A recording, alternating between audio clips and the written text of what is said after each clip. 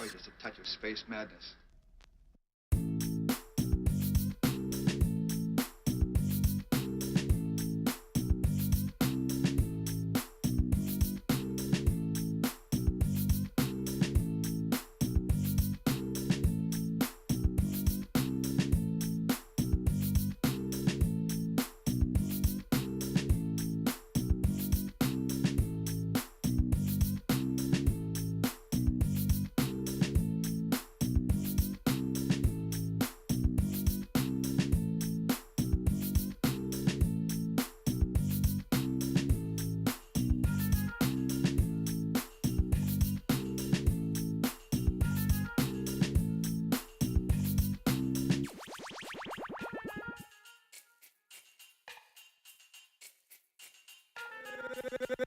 Gangsta Boogie.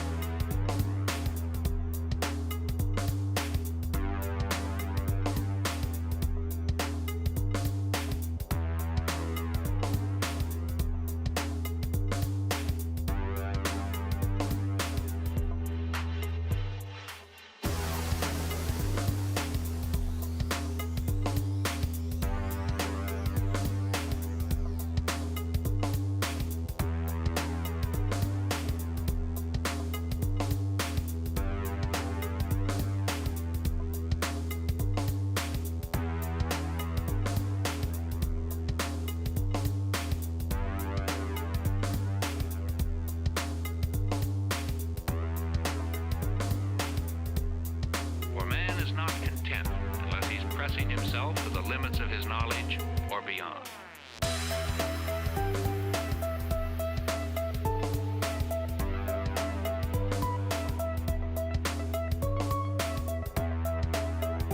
Beyond. Limit.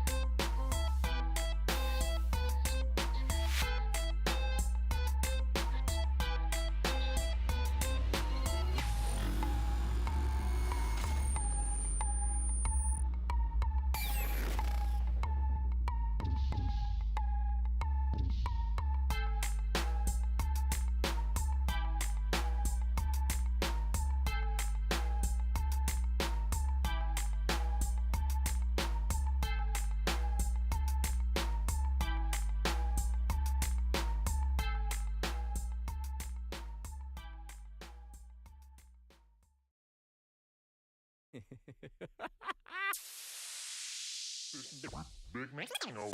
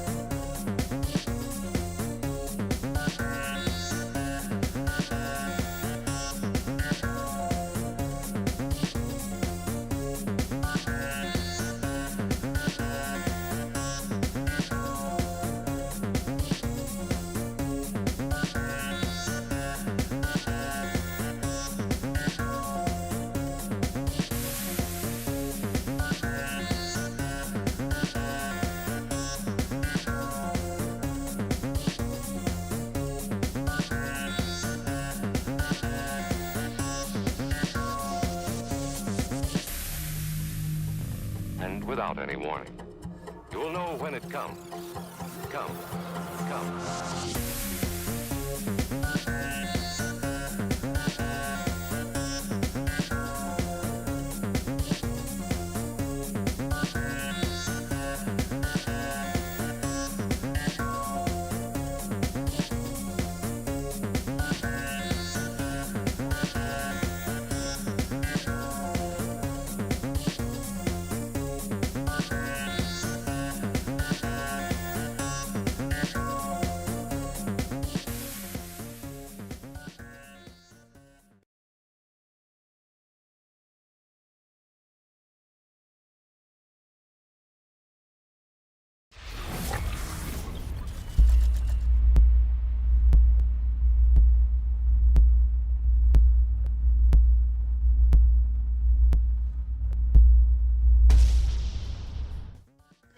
Hello and good morning, or I should say good afternoon, everybody. We are gonna take 3 on the Novice tournament finals. Let's actually see what we have over here. I'm clicking on the button and we're ready to go. And by the looks of it, we do have Hannibal Lecter with Coupe, Joker on Kublai Khan Mongolia, Sauron on the Chandra Gupta, Tyler Durden on Montezuma. Voldemort is gonna be there, but I didn't check out his civilization. Hello there, everybody, and welcome to the Novice tournament. This has been a tournament that actually is quite late to reach its conclusion. We did have 2 tries before of the Novice finals, and we're going to need to see if the third one is going to be the lucky one. We did have quite a few connection issues in the previous one, so I do want to say it out loud. Disclaimer beforehand: if we do have it, please understand it. It is what it is, and hopefully we're going to get to actually see the game to its conclusion. Now, Necrotic, also hello there, ma'am, and welcome. Yeah, he is. Natro, hello there, sir, and welcome. Mustrat, good evening, sir. I do see Duke of Ducks. Good evening, sir, and welcome. We do have. Give me a second. Oh my God, scrolling up. There's so much text. Emily Brukenhofer, good evening, sir, and welcome. Don't get me wrong. I'm not complaining. I'm just saying I need to scroll up quite a bit. And hello, sir. Hello there, sir, and welcome.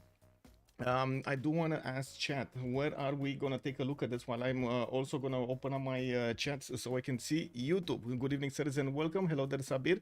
And I do have to say MPH did run into some issues today. We did get a new mod ID going, and we're going to need to wait for Jack the Narrator to actually sign off on the changes on the other one. We're going to need to see when it is going to be updated. I do want to ask chat, where are we going? Good evening, sir, and welcome. Where are we going, chat? Are we going left on Darth Vader over there on Ethiopia, or are we going right on Coupe, played by Hannibal Lecter? I do want to say also Palpatine is in the game with Greece, Pericles. We do have Voldemort on Hungary.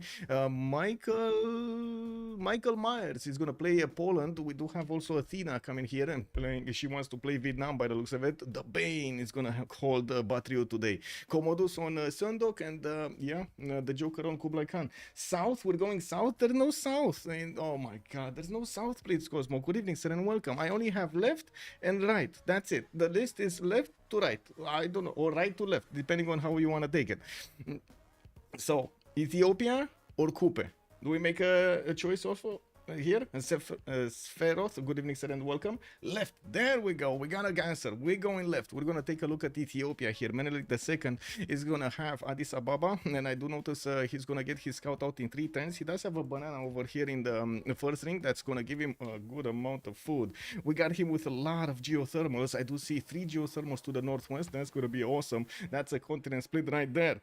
He does also have his, of course, city on a hill. He does get his face generation to convert into science and culture from the hill, from settling the city on a hill or on a resource. He might actually settle resources in other cities, so he can get that bonus also.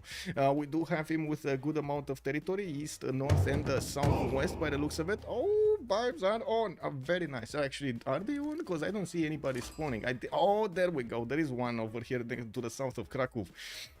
Also fictional villains. Yes, we got all of the bad boys over here in one lobby. Painter Q, good evening, sir, and welcome, or I should say good afternoon, sir, and welcome. These Pangea maps where you can't sail south, north. It's so weird. Hello there, sir. I love the emote, by the way. That what is it? Fusion 172 wave. Oh, hello. I love the emote, man. Anyway, so let's see. We do have also here Addis Ababa benefiting from an iron in the first ring. We do have his horse style in the second ring here towards the southeast. And I do notice he's going to have some city states to benefit from. La Venta northwest for some extra faith generation if he does get the first meet. And then Gazargamu for a little bit of production, which is awesome, towards building units. And we're going to need to see if he's also going to take one of these cities for himself. Usually the players, especially in FFAs, but also in teamers, when they do have city states next to their capitals, they do try to take them out to just, grab another city for themselves. And let's take a look at Sondok here. We do have Komodus with Korea that's gonna spawn. Where did he spawn? It's white. There we go. Gyeongju is here with extra culture from a banana tile. He does have a scout in 110. He just popped it. Some tiki hats around his cities. I do notice on the peninsula he has 2 of them, and he's going with the scout towards them. He is also gonna have enough hills for his Sewans. I'm actually quite interested to see where is he gonna place his Sewans over here. I'm pretty sure he's gonna try to get as many hills around it as possible. Usually, by the looks of it, he's also gonna have a decent amount of territory here to settle to the north and to the west side. The proximity to Krakow will cause some problems, although I do believe the timing for the Hawachas is about to it's kind of the same timing as the Wing Hussars, so we should see a stalemate between them. Now we're going to need to get to that point, and of course strategic moves, or I should say the tactical moves of the players, will count very much, not to mention their development phase, where they are and how did they use their bonuses. In Gwangju, we do have iron in the first ring. I do notice his horse style is second ring over here underneath the scout towards the southeast. And, well, we're going to need to see what is he going to do, if he's going to get to settle on the coast to maybe trade with somebody, even though I don't really see a possibility for him to do so. I mean, he can settle on the coast. Trading with somebody else, that is going to be an issue. We do have some city-states on the coast, though. Yeah, if he wants to go external, sure, he can do that. Also, multiple times the players are trying to get the advantages from alliances that they do only get if they do have an ally or an friendship over there. Also, okay, there we go. Next up, Batriyu. We do have it actually to the west side of Korea. Thanglong is going to get a scout out in 2 turns. We do have him with a barbarian camp towards the north, and he does have a warrior close to it. He might actually want to take that out quickly so it doesn't spawn more barbs, man. These guys actually tend to multiply very quickly. You need to take care of them. We do have Thanglong also benefiting from both of his strategics. No, actually one strategic. His iron tile is going to be third ring towards the southwest, very expensive, and I do see his horse tile is going to be second ring. That's easier to actually acquire. He's probably going to grow into it anyway just passively, but he does need the builder so he can improve it. And he does have a decent amount of 2/2s around his territory, fresh water from the river, not to mention a wonder here to the west side, Ikil. We're going to need to see his setup for Thuns and of course other districts around them. Usually Vietnam does really want to get the Thuns around each other so they can boost each other in the culture adjacency, so he just gets feudalism and everything else on the Civic tree much faster. We do have Jadwiga, also Poland over here. Krakow coming out with a scout in 1. I do see he already started not having enough tiles to work. He's using the rice tile to grow faster, and I do see he's using he's also working on other 2/2s. It still doesn't have his settler in production. Although I do have to say this is quite a strong religious idol spawn. 5 Mercury tiles in the capital city, or next to the capital city. Wow, that's a lot of gold over there and faith if he wants to. He's getting his holy site from Krakow in 4 turns. I do see he placed it on that iron tile he has to the north. He does have also a geothermal here, which is going to give him some nice adjacency towards campuses, using the mountains also for some extra adjacency. While usually Krakow, or I should say Poland, does like to go 2 cities, open up with 2 holy sites, get his religion quickly with a project, and then move and double his city count afterwards, or even go 5 cities as fast as possible before the first era starts. We do have Krakow also benefiting from a horse tile in the second ring towards the north underneath a scout, while I do notice more geothermals are going to be available for him to use their adjacencies and next to the mountains in the south. He will have a decent territory here. North, there is a river that he's going to get to settle on, and Gazargamu, possible city for him to get aqueductable, not bad. Not to mention he has a decent amount of mountains to the east side, a wonder to the north to get some extra era score, so it looks like he's going to have his second era, I should say, secured. I would say secured over here. We do need to take a look on Pericles. Let's see, on 4 science and 2 culture Pericles, we do have him on the western side of the map. Athens is going to pump out a settler in 3 turns, and yes, we do have him also with the mountains on the east side. Not that much fresh water as we've seen on other civilizations, although yes, we do have this settle on the coast towards the north, another settle maybe on the cattle tile, but this is expensive. He does get extra food, but then he's going to need to invest in these 2 tools that are going to be second and third ring, or not really great over here to get that city down, although I do believe he's going to want it. Also, another thing, he doesn't have a hill next to it, so his Acropolis is not going to get the extra adjacency from being next to the capital city. We do have a city center here though on the 2 grassland tile that he can settle, getting closer to his 2 tools. 2 horse tiles in the capital, 1 in the first ring, 1 in the second, actually a third one in the third ring over here to the northeast, while he's also going to have an iron in the second ring towards the southeast. His settler is going to pop in 2, and I do notice already there are some chats being sent here. Hannibal Lecter is talking with Tyler Durden. Let's see, Tyler is... Who is Tyler? Montezuma. Okay, so Montezuma is over here. Okay, they're talking about the western side here. So Tyler, Montezuma is talking with Palpatine and with Hannibal Lecter. Hannibal being Coupe. And yeah, Coupe did ask for a friendship here with Pericles. They could definitely trade on the coast if Greece is going to get a city there. We're going to need to wait and see who's he going to make friendships with. We do need to take a look next on Matthias Corvinus. That's going to be Voldemort. Let's see, Matthias Corvinus getting builder, moving on the gypsum. He does have an amazing amount of Pearl of the Danube tiles here. You see, he actually settled on that geothermal. He has 5 tiles, uninterrupted tiles, can be improved tiles with districts around the city of Buda because of that river bend. We do have him also with more geothermals towards the south, a beautiful +4 campus here next on that rice tile. Even though I do believe he needs the food, I don't think he's going to be caring that much that he's going to destroy that rice. He does have a triangle of possible farms here on the wheat tiles on the right. We do have him also with a possible Temple of Artemis. I do see the deer tile is over here southeast, and we'll have 1, 2, 3, 4, 5, 6, at least 6. I don't know if he's gonna get more. No, 6. At least 6 amenities in the capital. Not bad. Pericles will not get golden. That's what you think, then your dingo couldn't or I should say couldn't dark my hair. Predict whether the game will finish or fail on problems. Suco Supreme. We might. I mean, I don't know, man. We got over here. Woo! Cisco in the lobby. We also have BC Snell watching over everything. So I don't know. They might need to be careful over here with the disconnects. You know what I mean? Okay, let's see. Buddha, he's getting his iron in the second ring towards the northeast, and yes, I do see horses towards the northwest in the third ring, while he's gonna get an ivory settle over there in between the mountains. We do have also Mount Roraima quite far away from him to actually make use of. Good mountains, and I'm pretty sure he's gonna want to get on the rivers to get as much as possible his Pearl of the Danube bonus going. That extra percentage that you get to build the districts faster next to your capital across the river is just insane to make use of Hungary. We do have also him with some city-states, southwest Preslav, southeast Samarkand, and I do notice to the north he doesn't have any, and I'm pretty sure he's gonna try to figure them out on the map to see what he can levy and what he can focus on. We do have also to move to Montezuma, which is gonna be here. He does have a double continent split, and I do notice he's moving towards the next continent on the right side. Could actually settle aluminium or cattle, so he gets the extra food, not to mention has access to a deer tile, which is gonna give him more points of production on that city center.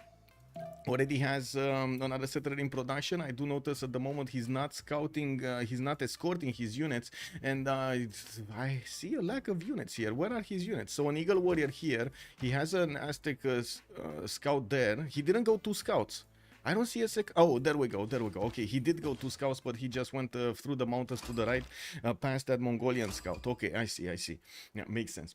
We do have Tenochtitlan with a horse in the second ring. He's actually standing with his settler on that iron tile on the right side, and I do notice Maori is trying to sniff away his settler. He's moving closer and closer to see, did this guy actually make a settler or not? Does he have a trader here? Can I pillage a tile? Maybe. Getting that that scout inside of the borders of Montezuma. Wait a second. I just clicked on, who is it? Is this Hannibal or is this Montezuma? This is Hannibal. He's friends with already Pericles. So Montezuma is their opponent towards the south. You do see how the map is actually splitting this up with the mountain range. Ooh, Aztec is going to need to find another friend somewhere. And I'm not that convinced he's going to find a friendly face in Mongolia here. Now we do need to move forward and take a look at other ones. We got Chandragupta, Sauron showing up in the game. Ooh, okay, let's see Chandragupta here. Panna getting his settler out in Fortens. He does have his horse tile next to the capital, and I do notice he's gonna have 3 of these iron tiles to the south. Whoa, what happened here? Let me come back to the image. Paititi in the south. There's a Hungarian scout that might actually pick up that barbarian camp in the south. If only he would know about it. Panna, I do have to say, would need to settle non-fresh to get the benefits from Paititi. And I do notice he's totally ignoring it. He's going towards the north. Now, the biggest question is, and I want a chat to actually answer first, did he see Paititi or not? What does chat think? Did Chandragupta scout Paititi or not? No way he saw it. Ethel is calling it out. Good evening, good day, sir. Good afternoon. No. Okay, let's see. Is this one of those Halong Bay? Let's actually take a quick pick over here. Click on the button. Chandragupta. He saw it. He saw it. Civ6 French fan. Good evening, sir, and welcome. He did see it. Oh my God. I thought he didn't, but he did see it, and he chose not to settle towards it. Okay, I mean, he doesn't like that extra culture. You know what it is. I'm pretty sure he could have actually tried to do something like how to say greenery over there in the city if he wanted the extra population. We do have Panda starting to put down his holy sites. Calcutta is going to go for one soon. He does have a 3-1 base over there towards the north, across that river. And I gotta say, he settled right in the face of Ethiopia here. Now, we do have him with also decent amount of territory. East side, west side here. Oh, as west side, not so much. Hungary is quite close to him. We're going to need to see if they're going to make a friendship here or what. Because, yeah, Hungary is scouting around the territory of Panda here. And we'll get to see the capital city of the big Chandragupta in the game. Sauron is going to reveal his intentions soon. Now, we don't have a friendship between them. Actually, by the looks of it, Matthias Corvinus doesn't have a friendship with anybody at the moment. Let's check if Chandragupta has. Okay, second holy site coming out from Calcutta. He does have a friendship with Vietnam, so it looks like he will get to fight. Oh my god, what's going on here? He will get to fight Hungary. Hungary has a big problem. It's a barbarian problem. There are 2, 4, 6, 7 barbarian units to the southwest of Bura. It's an invasion. We do need to see the zombies getting to the city of Bura, and of course we're going to need to see the rock throwers coming out from Bura, getting their brand going, you know, the muscles, so they can shoot back at these barbarians, the invaders of their nation. We do have also in the cities of Chandragupta here, I do notice an iron tile in the southwest in the second ring. We do have horses somewhere, although I don't see them. They must be underneath one of the holy sites, and I'm pretty sure it's the one with the flat tile to the east of Panda. We will need to see if he's going to settle non-fresh towards the south, and I gotta, oh my god, we got a desync already. Wow, what happened here? Hungary is playing a deity game or what? Yeah, why are there so many barbs? They're coming everywhere. We got a war declaration. The Joker has declared war on Tyler Durden. That's Montezuma here, and the Joker being oh my god, he got his settler. Oh my god, he got his settler. Oh my god, it already happened, guys. It already happened.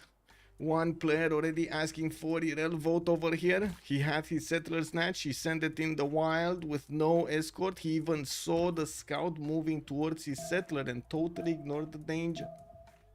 Totally ignored it. Yeah, well, it seems like the Joker here will have an extra city to settle. We're going to need to see where is he going to place it down, because I'm pretty sure he can keep on moving it towards his capital and get it down somewhere near, right, in his loyalty here. We do have him getting his other settler from Xanadu towards the south, and yeah, he's going to be very happy with 4 cities to place. Yeah, Joker here who does have Xanadu pumping out the builder. It looks like he lost his population because he pumped out those settlers and worked the 1-3s instead of getting some extra food there. Not that he has that much extra food. Usually the players do choose to go for rice tiles, buy them so they can work the 1-3s with no problem and keep on adding population points to their capital. It's quite important actually to get the city working multiple tiles, even if you do spend, you do sacrifice a few times for the rice tile to, you know, help you grow the population without that much production to put into the bill queue. Aztec is tilted. Yeah, Aztec is definitely tilted. Yeah. DMPC Snail on Discord for Irel vote. Wow. Wow, it's happening. It's actually happening.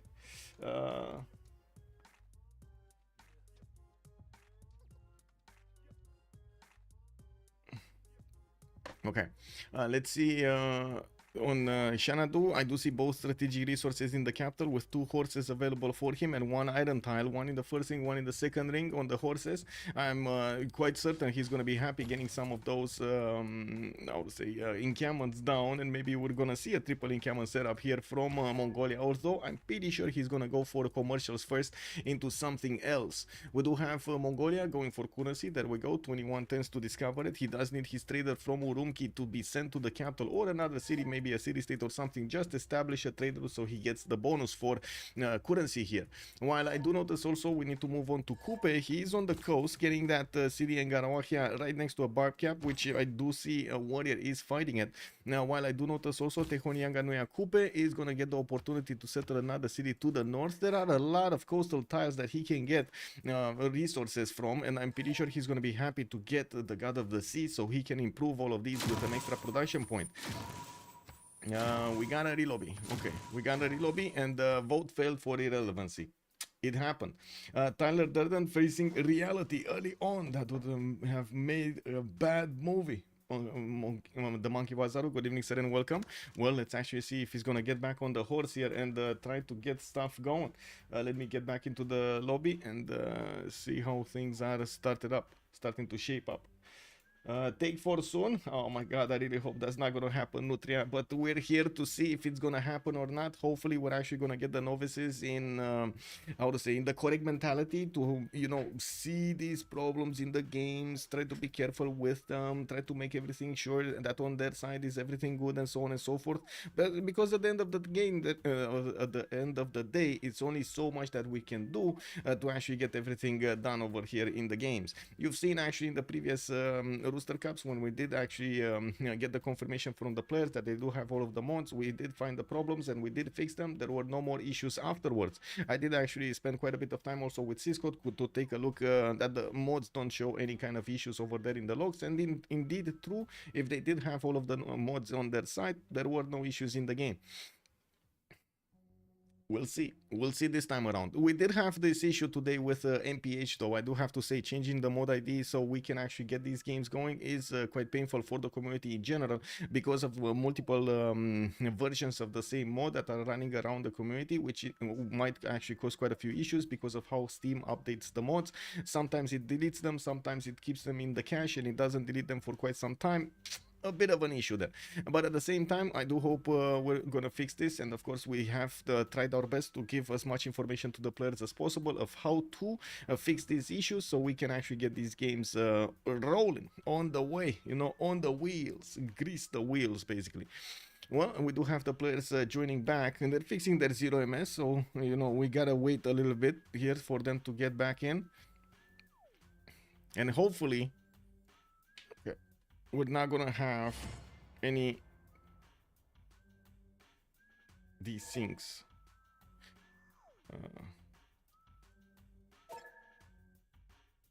Or at least I don't see him. Let me actually, I think I rejoin.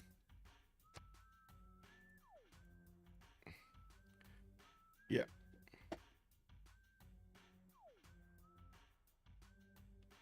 Yeah, he's not in. He was the...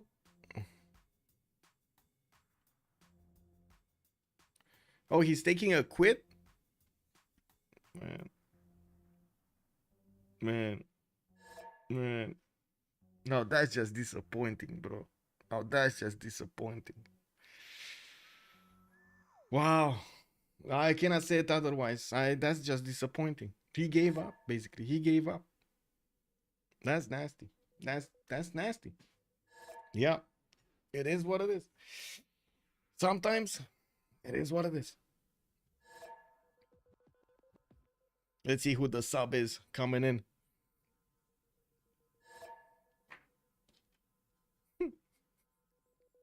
Wow.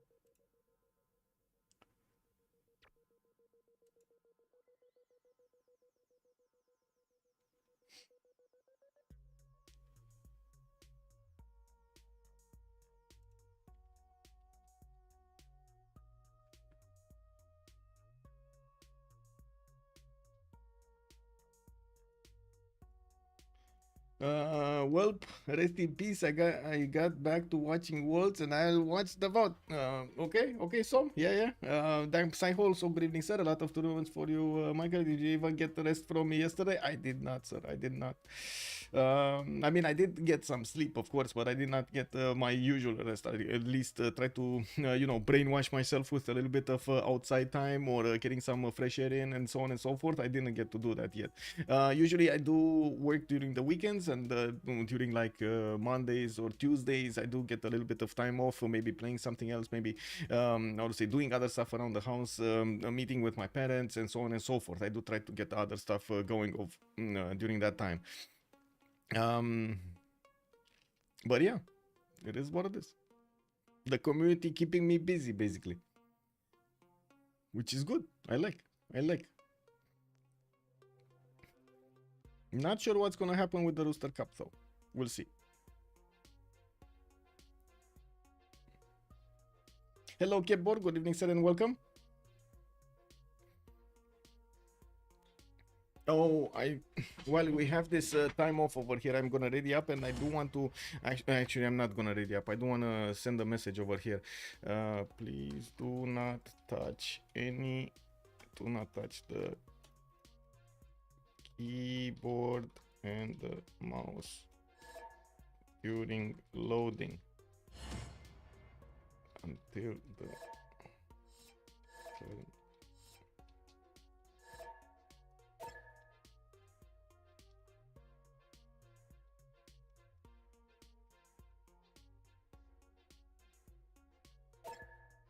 Okay, there we go.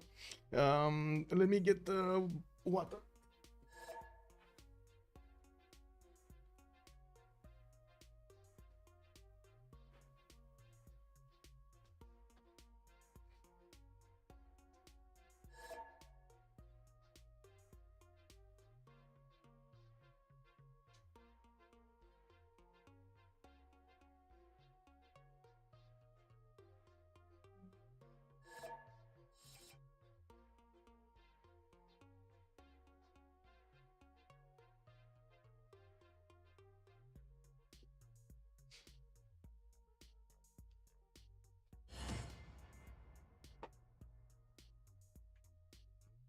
Just need to get some vitamin C in my system. Good afternoon, Kidler. Hello there, sir, and welcome. May I ask a question? If you want to start playing competitive games, where can you find those?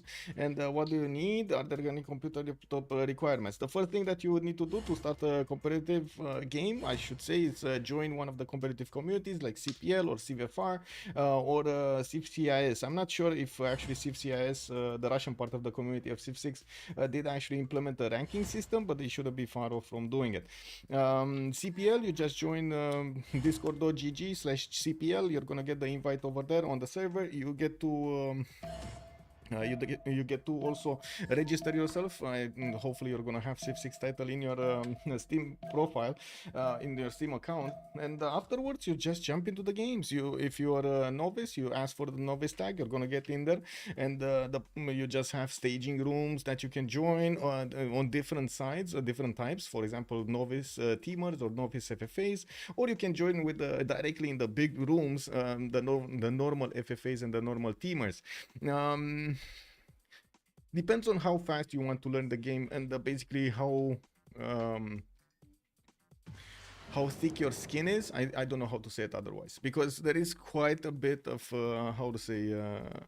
toughness that is required in the normal games versus the novice ones. If in the novice ones you do have most of the time like peaceful negotiations with your neighbors and so on, in the big games it gets quite a bit more aggressive than normal. You've seen the Rooster Cups, for example. Those are starting to become basically the representative of the normal FFA games rather than the Novice ones. We do have right now to take a look at how the Novices are actually getting there. Slowly but surely, they're making their baby steps to get there. Lord Zath, hello there, sir, and good evening. Good day, sir. In computer requirements, I wouldn't really say we have set requirements for the players, but we do have set requirements for the host. If you do actually want to host the game, you would need to actually check some pings, so you have a proper ping to New York, and also do some tests that does give us a readout about what your computer can do when it hosts. So basically the host does matter quite a bit, because it does the calculation for the spawns, does the calculation for the AI, and so on and so forth. Thank you, sir. Thank you, sir. Okay, we're back in the game here, and it looks like we did have that war declaration and the settler taken away from Aztec. We do have Busy Snail coming up with the sub, basically. She's gonna play today. She's clicking buttons. I do see an Eagle Warrior in 3 turns from Tenochtitlan coming around there, and we're going to need to see if she does have a city state to bully. I do see Johannesburg is gonna be to the southwest, and I do see Amani is getting in there. So I'm pretty sure this settler is gonna try to go to the south here to get closer to that city state, and of course start to trade with it. She's not gonna manage to get back the Mongolian settler though. This is not happening. On the coast, I do see Maori does benefit from horses in the second ring. He does already have turtles improved, and I do see a few crab tiles improved also. The monuments to get that extra culture going. And we do have a trader from Engarwahia going towards that capital city. I'm a busy snail playing on 2 PCs. Yeah, multiple hands. It would clearly be Novice. I can't play many evenings and days. Yeah, you should play as your heart desires. Basically, you have time for a game, jump into the staging. If it gets a lobby, there we go. You might try also some how to say, scheduled games. I do try as much as I can to help out with the tournaments. For example, Business Nail is doing amazing work right here with the Novice tournament, giving them the chance to get onto a ladder that is a bit separate than the normal ranking, and at the same time giving the time to the players so they can get their experience going. It's very important in this game to get a lot of experience. So many scenarios, so many cases that you actually will only learn how to deal with by experience, and not by somebody teaching you how to do, because they might not know what to teach you, because they don't know what you have encountered and what you didn't encounter. I do see also the Iron Tide in Tehonyanga no Yakupe is going to be on the right side in the second ring here, next to that volcano. Oh my god, we got another one desyncing. We do have 3-2 banana, and next to the capital to get that extra food, and I do see 2 of them. Okay, so let's see what's going on here. Who do we need to take a look at? Which Discord group is for not French?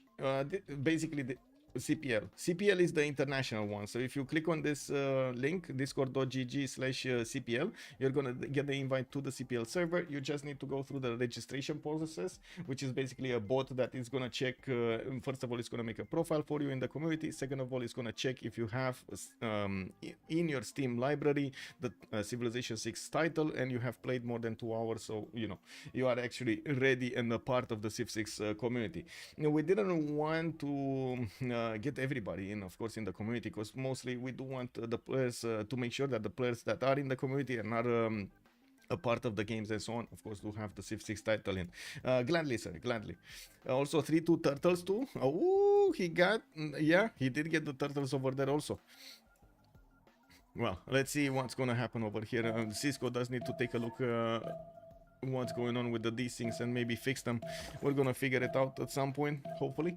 Well, let's take a look on the map and see how the players are playing their spawns. I do see the barbarians are pressuring Hungary into moving away from the capital. That's not gonna happen. We do have a big slinger there with the brand showing his teeth against the warrior. He's gonna throw a lot of rocks until that warrior is gonna get off the sheep. You know, get off my sheep, man. We do have an Indian scout also just watching what's going on over here in the city of Buddha, while the princess, the trader, is coming around from that city center next turn. Now we do have the barb camp also being attacked by by one of the Hungarian warriors that came back from the south over here to deal with the barbarian threat. And it looks like he's just one turn away from actually attacking into that barb camp and taking it out entirely, which is gonna enrage all of these barbs, but it's fine. Barbs in rage are fine. You just fortify your units, and the barbs will just keep hitting it without thinking. It's incredible. They have no reasoning. Now we do have also Hungary managing to get Debrecen to the northeast. I do notice he's gonna get some pull of the Danube tiles over there. I'm quite surprised we didn't see him actually going for that northwestern settle on that ivory tile. Yes, a bit more expensive, but it would have been worth it grabbing the amenity from the ivory, having a 2-1 base with also another 3 tiles that he could get the pull of the Danube and access to a 1-3-1 seal tile to get the extra culture. Yes, it's expensive though, quite expensive. Lots of land indeed. Also FIFA General, good evening sir and welcome. I think my Red Oxon is ready. Okay, there we go.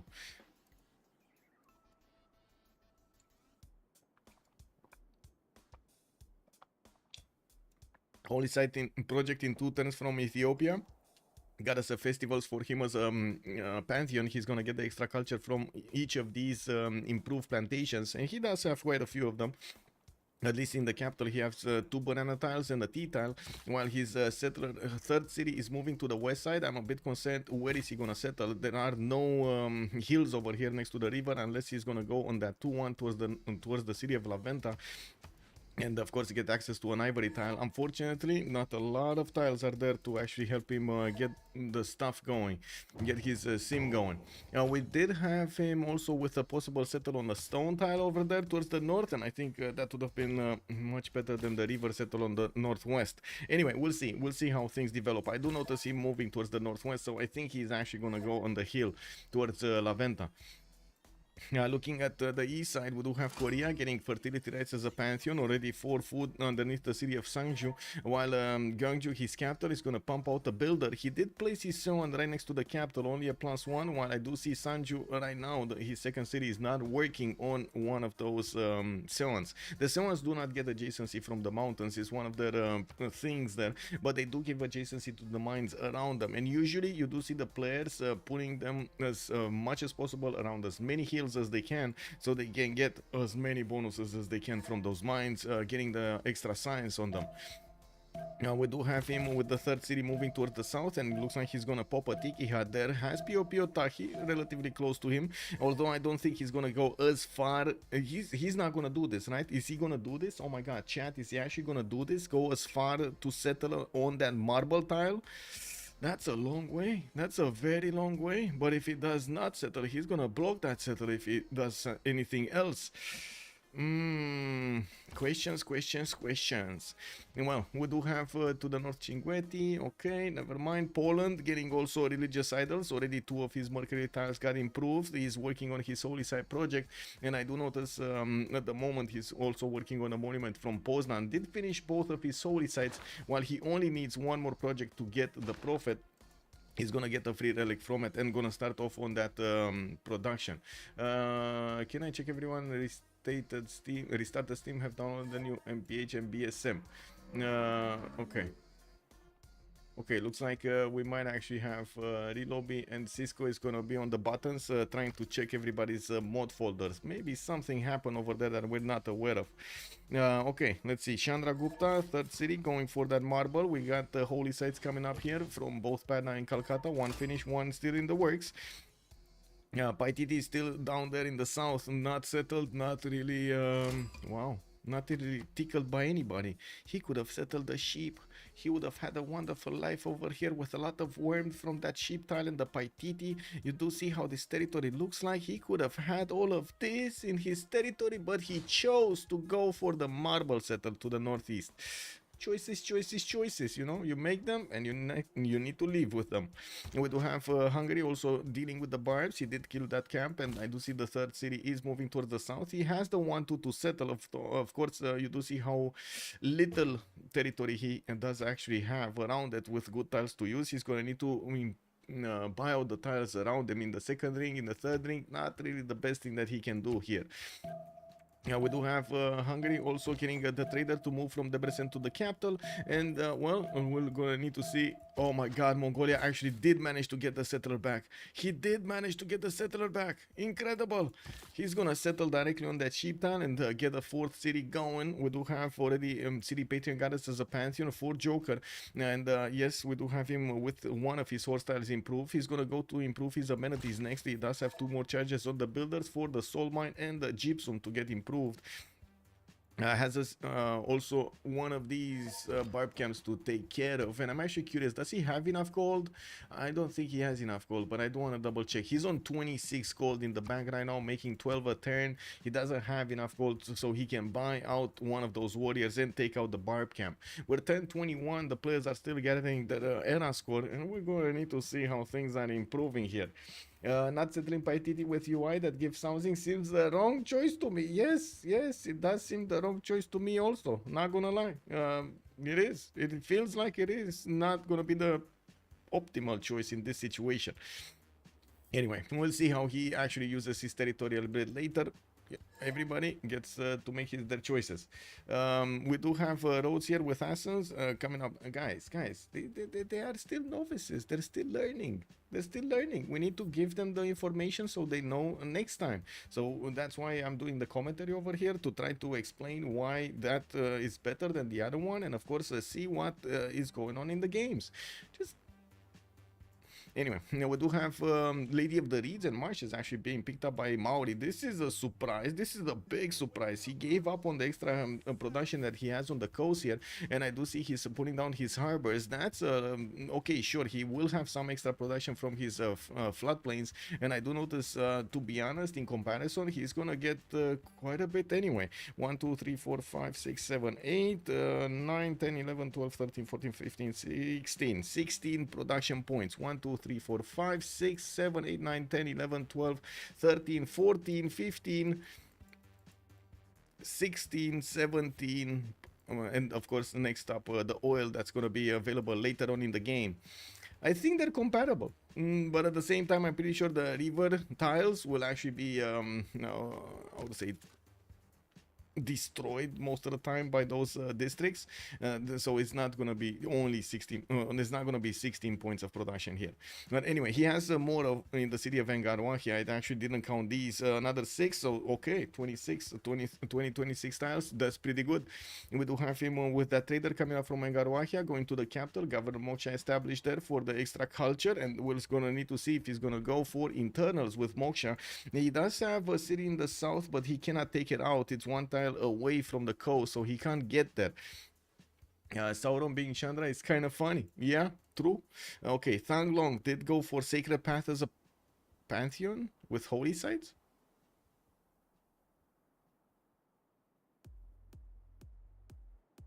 Okay, this is new. The Holy Vietnam cities.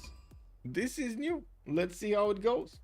Seems super weird to me. You can't even plant woods on floodplains as Coupe. You don't want to work those tiles. Yeah, you don't really want to work those tiles. Yes, true. Yeah, that's very weird to me also. And I'm pretty sure the tiles that would have been on the coast, getting the extra production point on them, and also the extra food from the lighthouses would have made this amazing tiles to work anyway.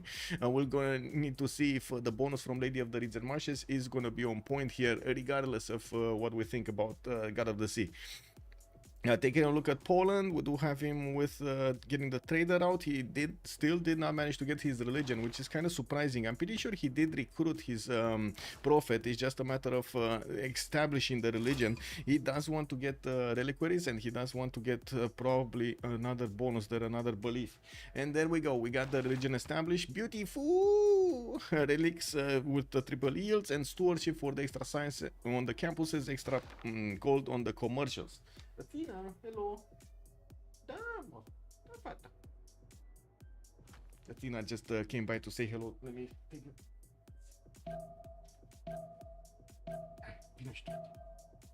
Este uști. Oh, she's gonna sit here with me and take a watch. I'm putting her in the basically in the baby cradle here in my hands. Also, Poland still on 2 cities, so slow. Yeah, he's gonna start making those settlers soon. I was expecting him actually to immediately start working on those settlers, but it looks like he does want to get the monument from Poznan. And the cat just stayed here for a little while, and then poof! Yeah, you don't control me. I do whatever I want. Yes, yes, Athena, yes. Oh my god, she's actually watching all of the birds that are outside over there. She's watching the skies. I think we actually have some of those, how do you call them? Those seagulls? Seagulls, I believe they're called. I don't know why. They're probably migrating or something. Anyway, we do have Korea settling Gangneung, and I do notice he blocked his settle on the marble tile there. Did he even see the Pio Tahi? Wait. Did he see... Oh my god, he did not see Pio Tahi. Okay. That's a very close city to his opponent, though.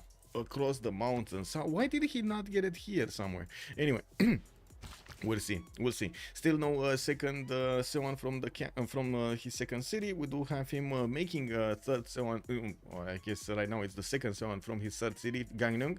It's just gonna take a while to get there, and I do have to say he did at least this time place it around 3 hills, but still it's not gonna give him that much science adjacency. Only 1 science adjacency. Reload next 30 isn't going to be okay. If there is, I think he wants to say if there isn't. Okay. Oh, okay, there we go. We got a reload. Good afternoon, Lancer. Hello there, sir, and welcome. Yeah, early stream. We got a Novice tournament going on, and we did have it scheduled a lot earlier. So yeah. Let's see.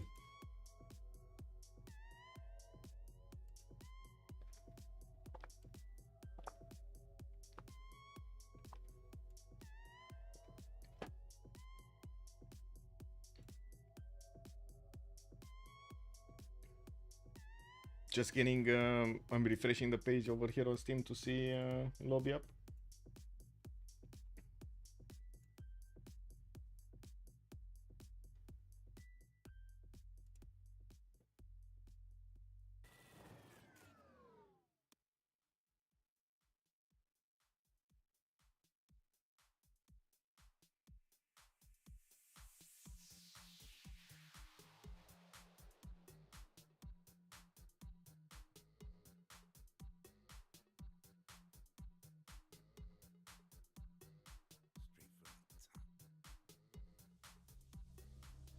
Oh, there we go. Lobby's up.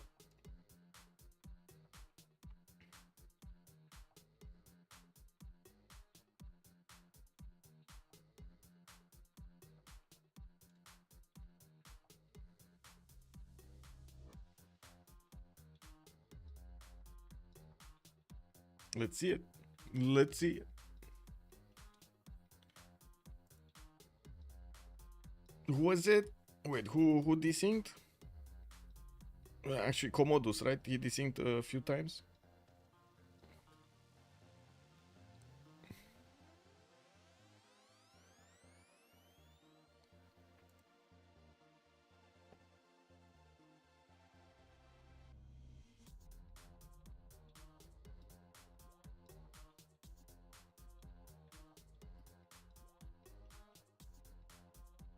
Is there some old prediction still hanging? I think I actually finished, but let me see. Oh yeah, I didn't finish the one yesterday. So Poland won. Poland won. That's yeah, that you're correct, sir. Poland won. And I guess we should actually put a prediction on for are we gonna get this game to conclusion or not? Slash prediction. Let's see. Start the prediction. Are we going to see the end of this game? Yay or nay? Let's actually see. Submission period, let's put it for 15 minutes. It should be enough, right, to think about your choices here. And it looks like Athena just wants to be in the spotlight right now.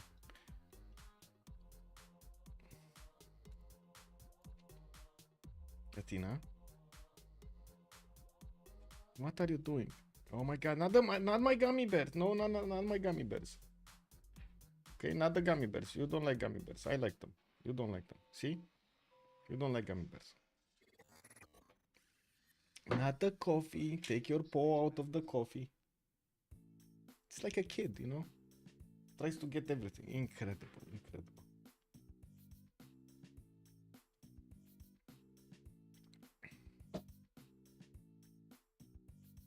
Still need a few players to join. Busy Snail and Voldemort here.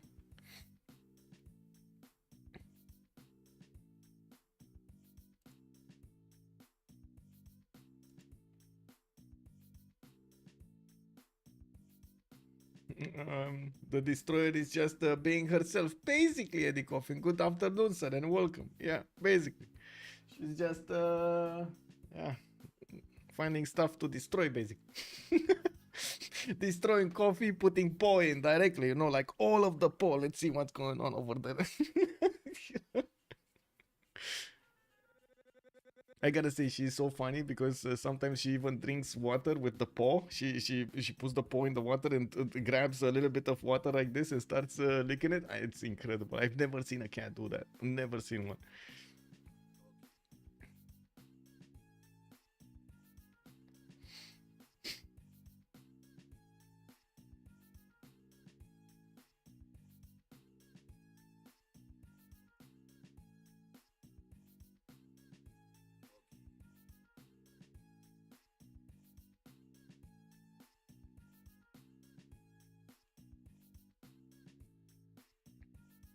Okay, gonna probably need to see their. We need to wait for them to check their mod and stuff like that. That's why we're waiting a bit more.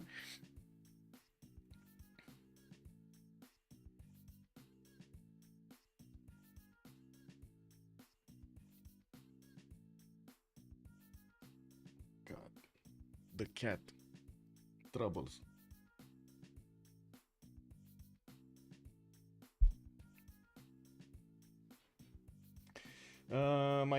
My first cat used to do that. Oh, nice. I mean, it's good to know that the other cats are doing it also, because I was thinking, oh my god, I spoiled her too much. Oh no, bad examples.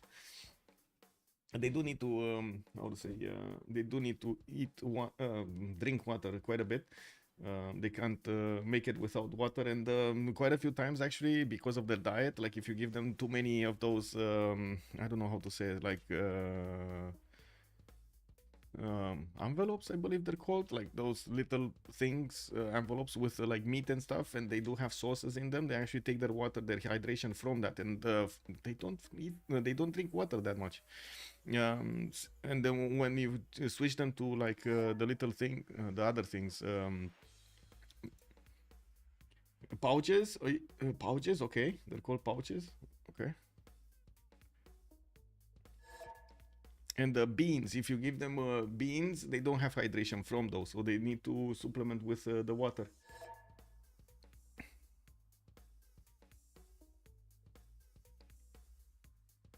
Wow.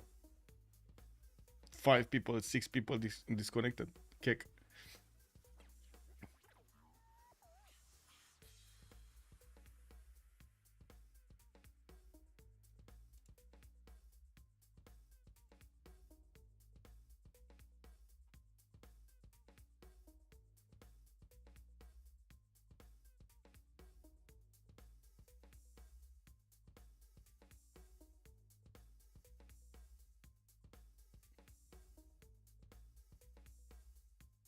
Mod problems? Yeah. I'm not in the chat with Cisco to know exactly what's going on, but I'm pretty sure he's trying to take a look at not only the mods but also the logs to see exactly what's going on and where is the problem. We'll see if he manages to fix them. That would be nice. That would be great, actually. That would be amazing.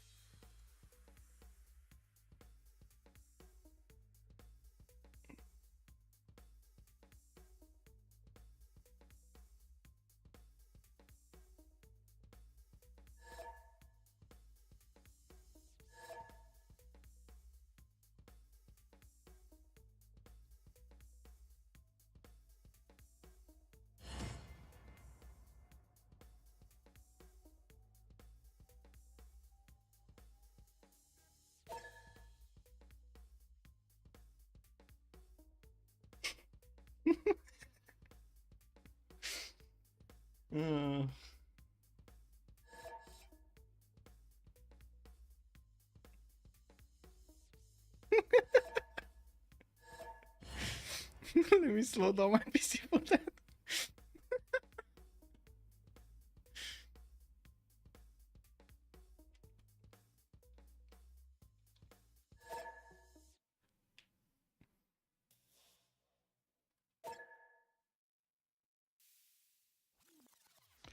Can you ask ChatGPT what could cause Civ6 BBG game desync and disconnects, and which logs and exactly what in the logs to look for? I mean, I can ask, but I don't think it knows.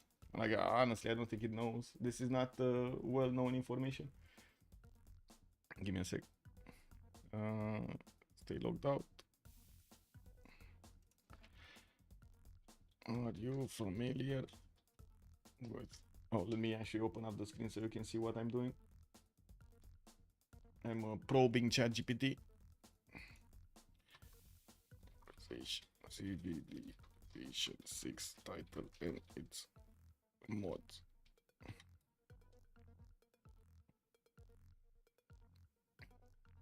Okay.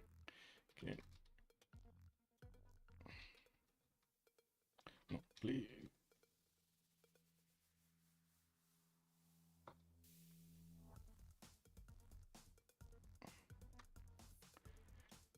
As the things and mod issues. Wait. Okay. Oh, detail. I put an extra S.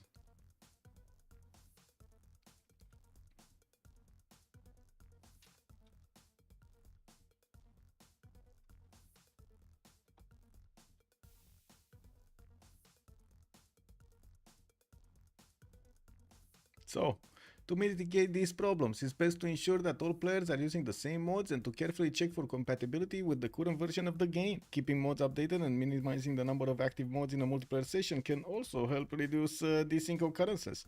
Use the same mods, check mod compatibility, limit the number of mods, keep mods updated, test before playing, fall back on vanilla if these things become persistent, optimize network connections, ensure that all players have stable internet, reducing latency. Okay, use the in-game tools.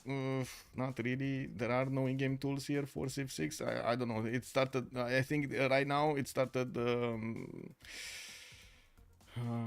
Anyway, you know what I mean. This is not. We don't have this. I mean, sure, we have like a menu that we can turn on and off a mod, but it's more complicated than that. Let's think like this. It's a lot more complicated than just turning it on and off, especially with the coding or how Civ6 was made. Even if a mod is turned off, it still appears active, unfortunately, in the coding, and it can interact with the other mods while the game is on. That is a big no-no. That's why we actually ask the players to unsubscribe from any other mod they have in their workshop. Let me double check if I have any 0ms, and it looks like we're about to go in here. By far, you can significantly reduce the chances of encountering these things. What was community resources? Utilize forums and communities to... yeah, well, I mean, we're doing this anyway, right? We're sharing the experience. Yeah, just copy paste. What could cause Civ6 BBG 6? Why BBG 6? Game desync and disconnects, and which logs and exactly what in the logs to look for. Okay, let me loading to the game, and I'm gonna take a look at that afterwards. I'm actually curious myself. I'd love to see one game with multiplayer community playing in vanilla. Yeah. I mean, we did have one, right? We did have one last year. I did organize one because we did have the Civ Give, and they wanted to have basically like a special. Oh my god! Somebody clicked the button.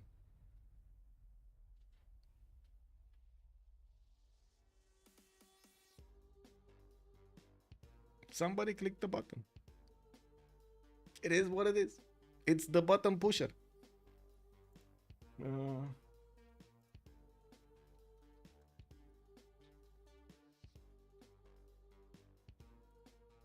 Okay. Well, let's alt F4 this. Hello.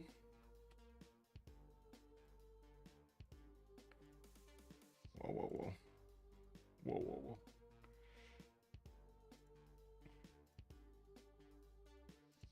Okay, let's get back to ChatGPT here. Where was it? Hello, game? Close? Oh my god, the game doesn't want to close. I'm gonna force it closed. There we go.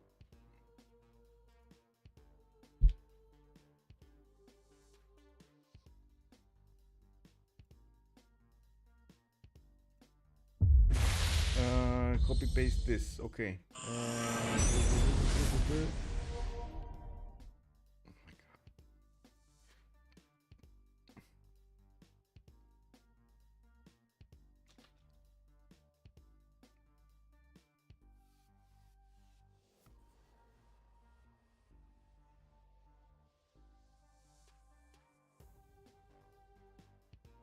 It would be interesting to see how different meta is in vanilla compared to BBG. Very different, extremely different meta. G2552, extremely different because of the governor titles. The governors are so chaotic in the first one versus our version, basically. Let me get this.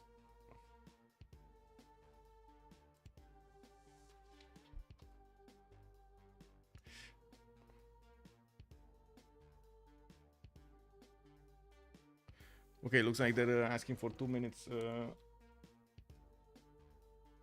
So they get a fresh turn. And I join afterwards.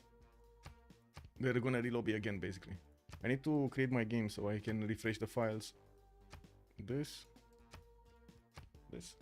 Okay, let's see ChatGPT.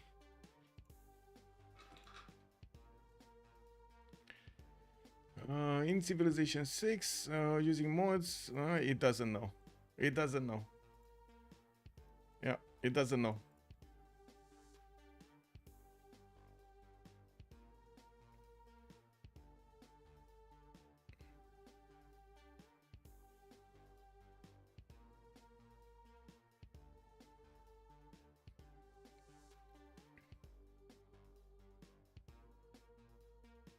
Net message debug is another one, and Lua log.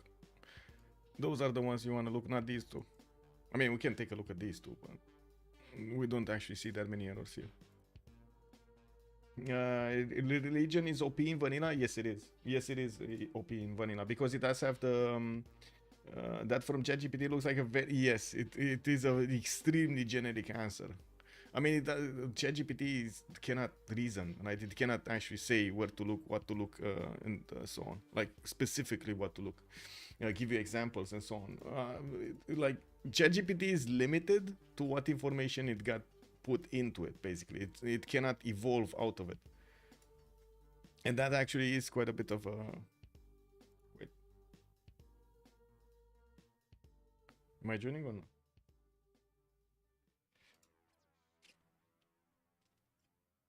Having tiles with sometimes only one food and zero production is a hard start. Yes, without BBS or BBM, it's extremely hard to actually play vanilla. I mean, extremely hard. It's much harder to play vanilla and expect, I would say, same land quality between the players versus this version. Like the better balanced maps, it's doing God's work over here.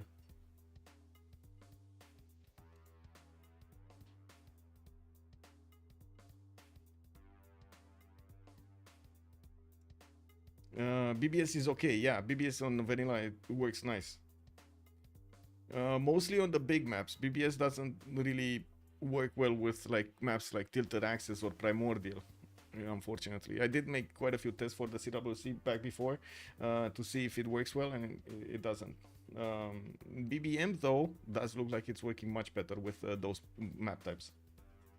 Seems like they fixed the issue basically.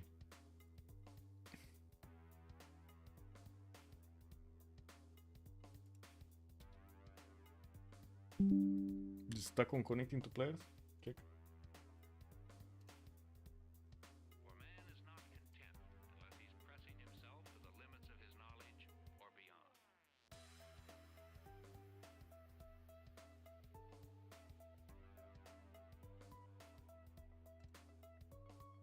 Oh, they're going new map? Okay. Oh, they're restarting the map directly. Okay, okay. What is BBM? Is better balanced maps mod. You can actually find more information about it on the CPL.gg website. Let me actually give you the link. There we go. I thought that yesterday's game would be a shit show, like a third qualifier. I was pretty mild for it for winner takes all, and surprising that players didn't gang up on Poland. Yes, I can only say yes. Yes, And I like the third game a lot more than the finals.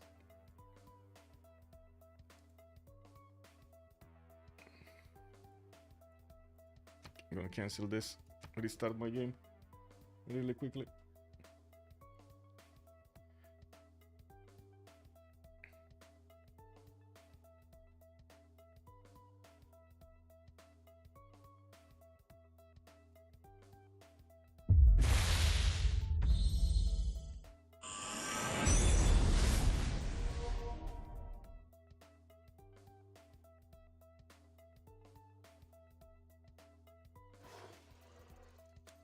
Okay, let's get the message. One map.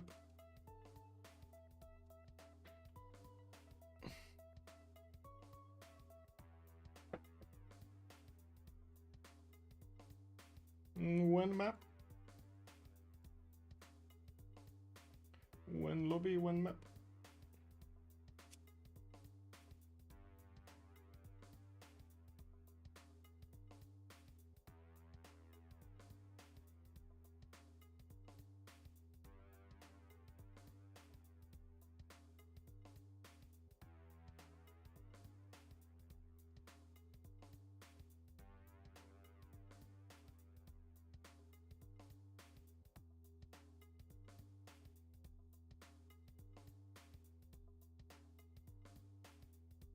Is this gonna be the new game?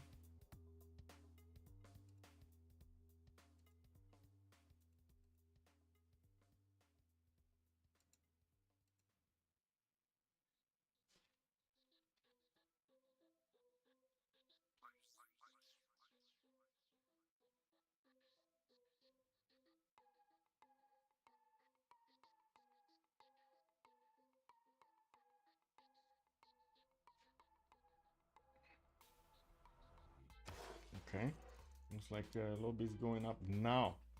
How long has this relobby been going for? I mean, they did get a relobby. I double loaded. Somebody clicked a button and I double loaded, and now I'm waiting for a new lobby, new map, new lobby.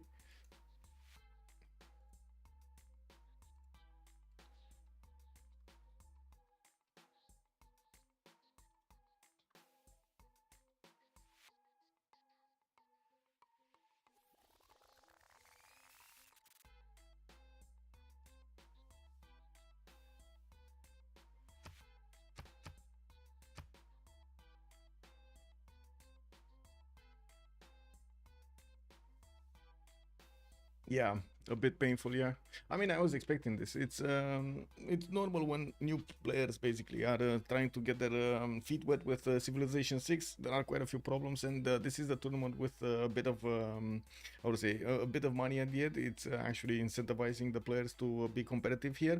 Now the question is, will they actually get through these choices quickly or not? And what do we have here? Another lobby. Let's see.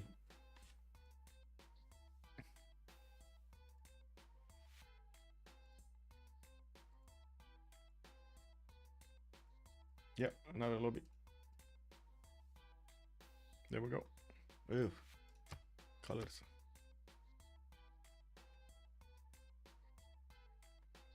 What, another disconnect? What?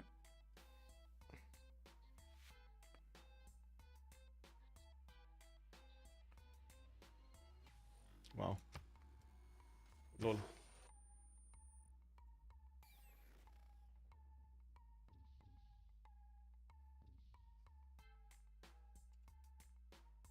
And another lobby. Ew. What is this? What?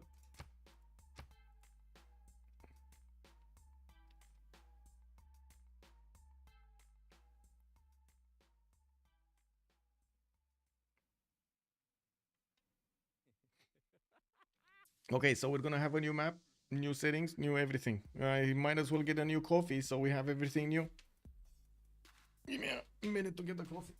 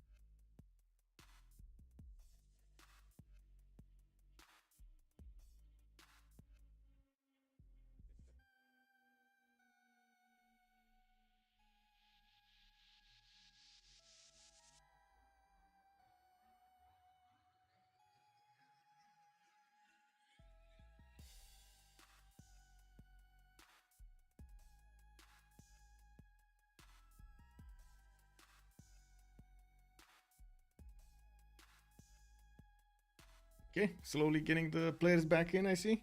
And when I say slowly, it is quite slow.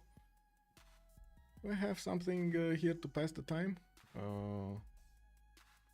Mini pipes. Woo. No. Don't want to install it.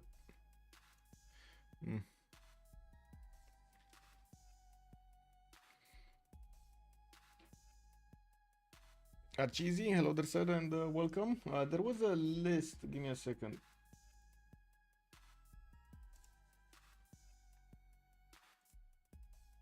I need to find it. Give me a second. This chat.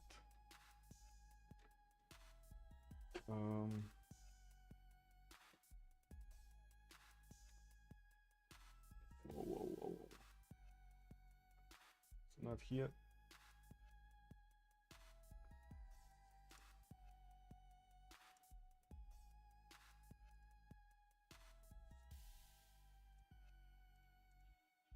Oh, found it. This is the list. Can you hit C? Yeah.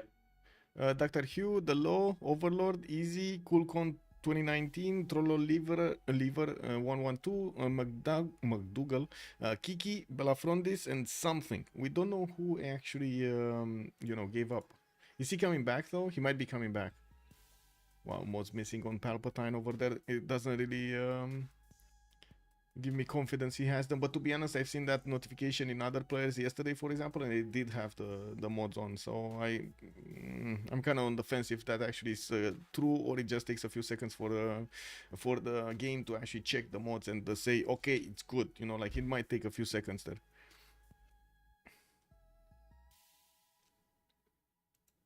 Oh, I think coffee about to get ready. Oh.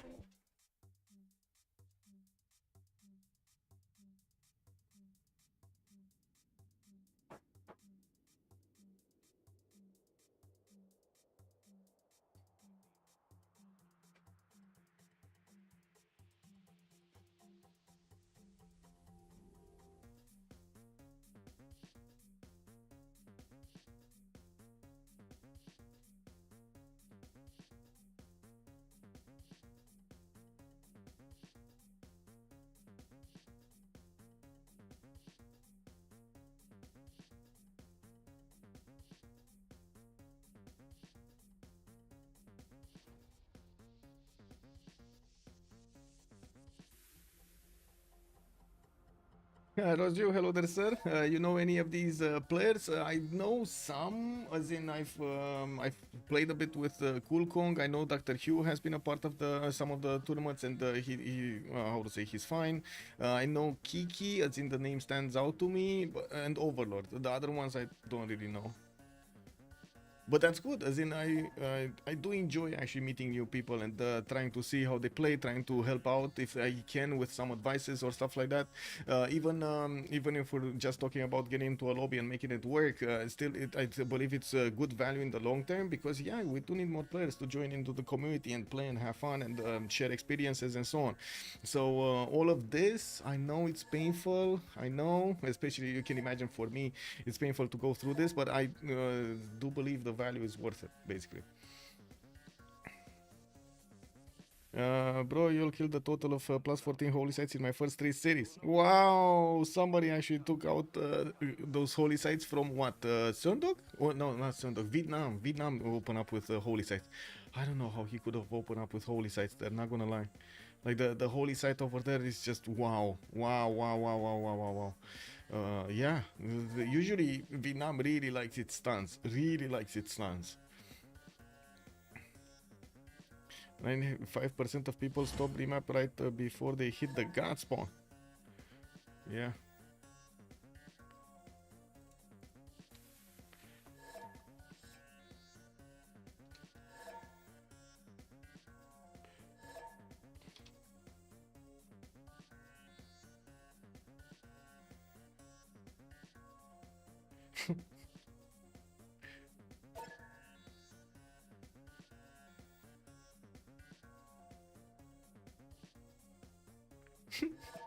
We are cursed necrotic. Ah, it's fine.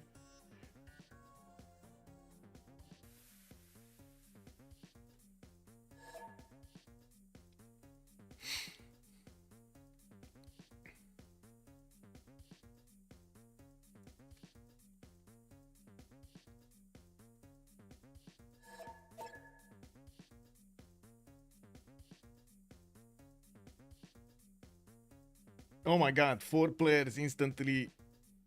Oh my god, this instantly disconnected to restart their Steam because they didn't. Oh man. Oh, this is incredible.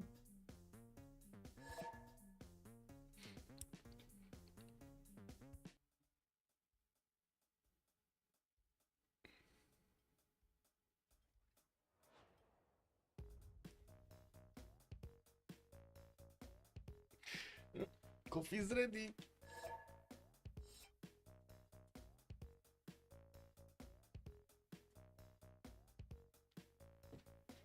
Ce-i dus acolo? Ce-i acolo? Ce se vede acolo? Ce-i acolo? Ce-i acolo? Ce fac mult acolo sus?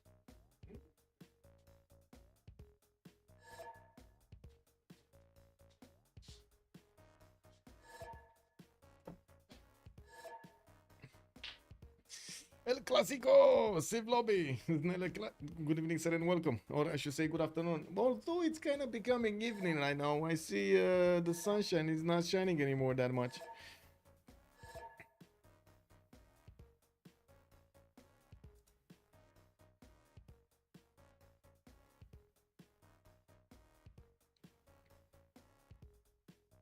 Oh, they're gonna go 9 players, okay. Shiny Gary Dos, good evening, sir, and welcome. Did someone have the wrong version or something? I don't know exactly the details, but I do know. How to say? I only know one thing. I know about the player that did actually, how to say, click while loading, and we found him out, and we told him please stop it because it breaks the game. As in, it doesn't let us load. It double loads some of the players in the game, and that's exactly what happened earlier. Now Cisco is gonna figure out if we do have any kind of mod desyncs or discrepancies over there in the folders. I hope, and that's why we're doing this, so we can flush out any kind of error, slow and sure. This is legit cursed. Oh yeah, you came back to. So wait, you left on a break and you came back on a break. So yeah, you did. I'm not going through the hassle of finding a sub and getting them to get the correct mods. Yes, yeah, totally understandable. Necrotic, totally understandable. You want me to sub in the game? I play game.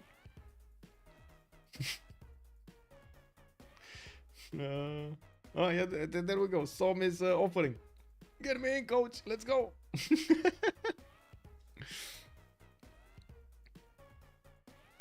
This is the lobby of Busy Snail's troops, basically. Star Spanky, bună ziua domnului, bine ai venit.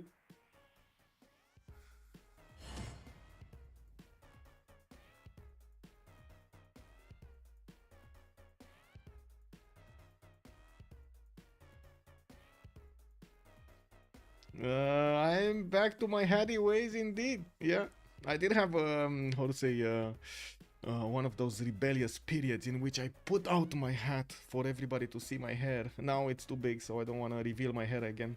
Yeah, it is what it is. I'm gonna need to go and cut it, but I lazy. I think I'm lazy. Kinda. Yeah, a rebel teenage phase. Exactly. I was very rebellious. And my head is starting to rebel also, so I'm gonna need to take it out entirely. Well, not entirely, because I can't stand it, but sure.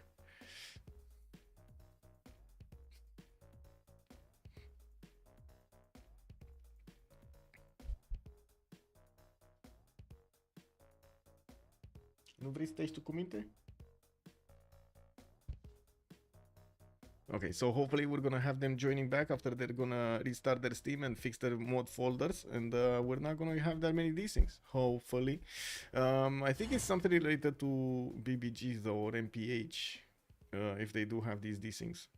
But anyway, we'll see.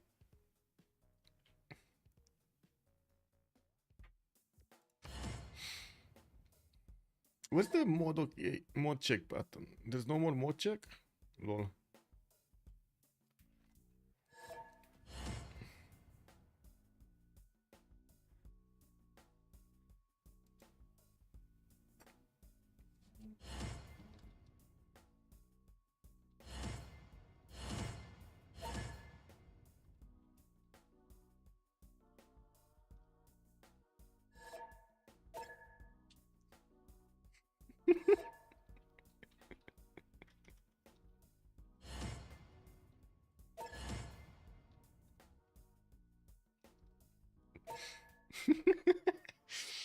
No mode check because MPH ID on new MPH doesn't match. Oh, I see. That's the reason. Thank you, man. Thank you. That's good info right there. Yeah, testing the troops here.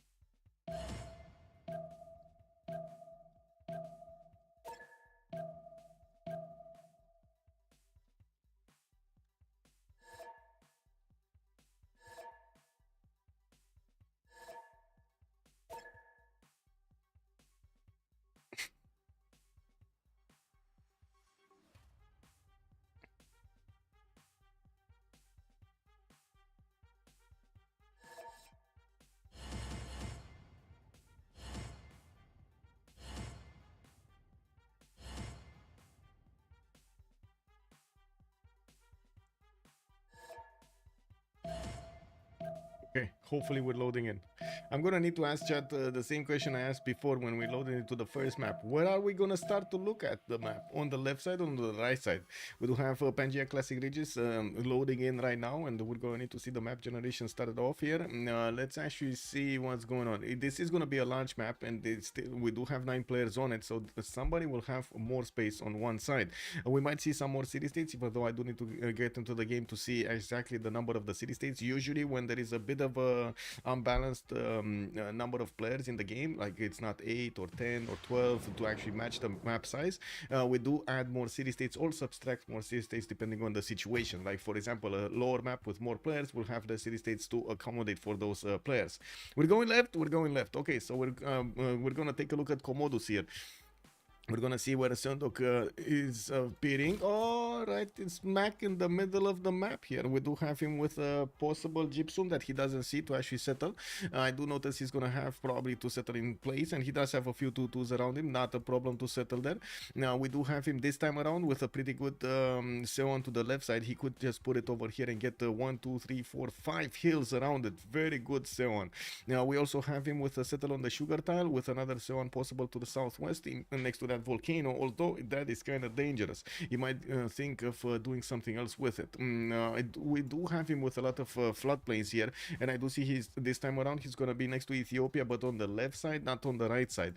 We do have northeast also, west side, I mean Voldemort, but quite far away. I doubt that they're actually going to fight at the beginning here. We do have Korea also benefiting from an iron tile to the northwest, and he does have horses to the southwest here. With his scout being pumped out in 3 turns, will have the ability to meet a few city-states in the north. So that's going to be La Venta and Venice. Nothing extremely good, but still he's going to get some extra points if he gets to first meet on them. We do have to move forward towards Menelik II in between the mountains, has his hill next to him, and I do see Coco tiles giving him the extra gold. We do have him with a pretty good settle towards the northwest on that geothermal fissure, which is going to put him directly in the face of Korea, while he has another geothermal fissure to settle to the south. That's not going to be a hill, and I don't think he's going to settle on it. We do need to see if he's going to settle the Cocos, though, and that's going to give him access to a banana tile to the southwest to get the extra food, and does have multiple tiles for his campuses over here and or holy sites next to the mountains, and of course using the geothermal for some adjacency. We do have him also with horses in the first 3. How did this hit it? How is he sinking first? Man, this is not. Oh my god, man.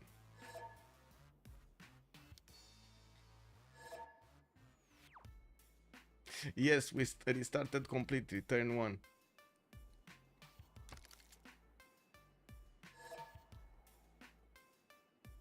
Okay, let's see what Cisco has to say about this. We'll wait for Cisco to tell us what he says about this.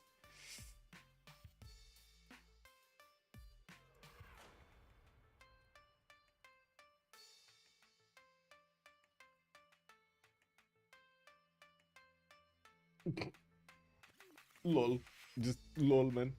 Oh my god. Anyway. Can you show Coupe? Yes. Coupe is here. Tehoniaga Noia Coupe has two tiles around them. Good drift tiles. Nice campus over here on the horse tile. We do have him with multiple freshwater cities. Dalol in the south to actually get going. And oh my god, multiple people this. Man. Oh my god, man.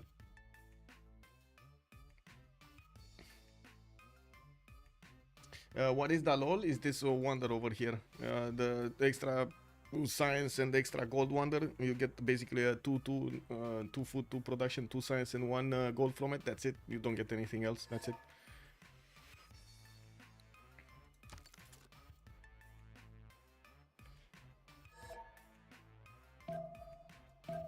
Wait, Joker settled and he settled off fresh? Who? Where? Kublai, Mongolia? Oh my god, he settled on fresh.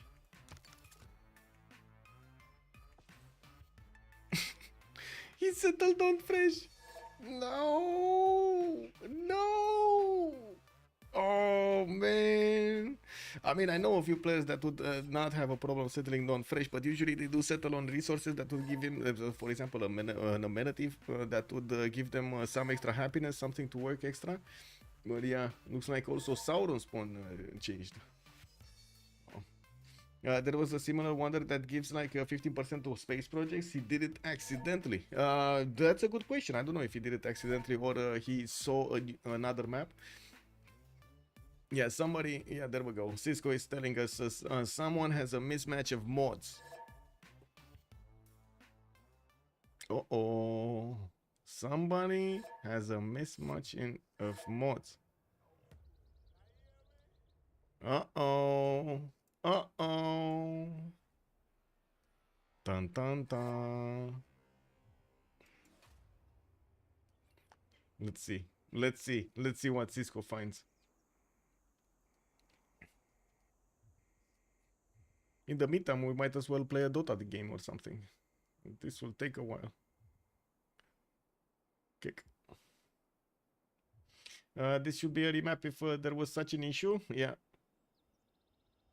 Yes. Or a remap, not a remap, sorry, Duke of Ducks. Relobby turn 1, basically.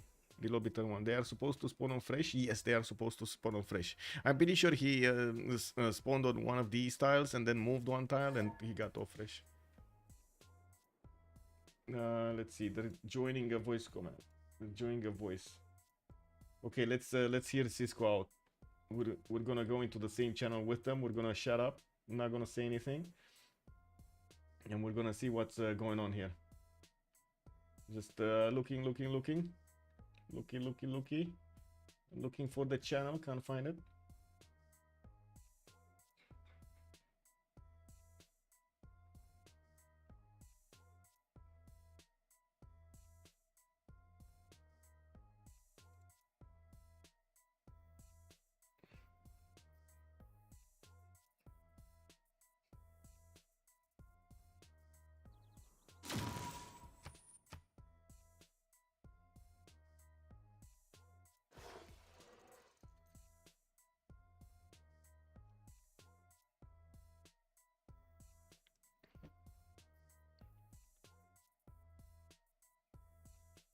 Lobby Sim is the name of the game. I've Spy. Hello there, sir, and welcome. Yeah.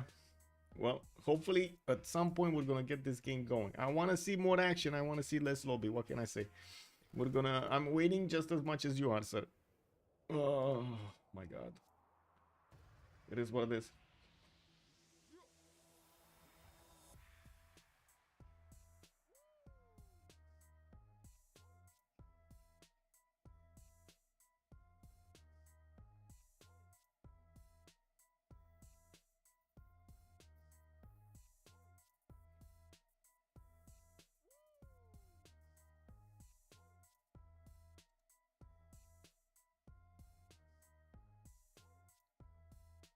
Did they get into a channel? I'm trying to find them. Oh, they did.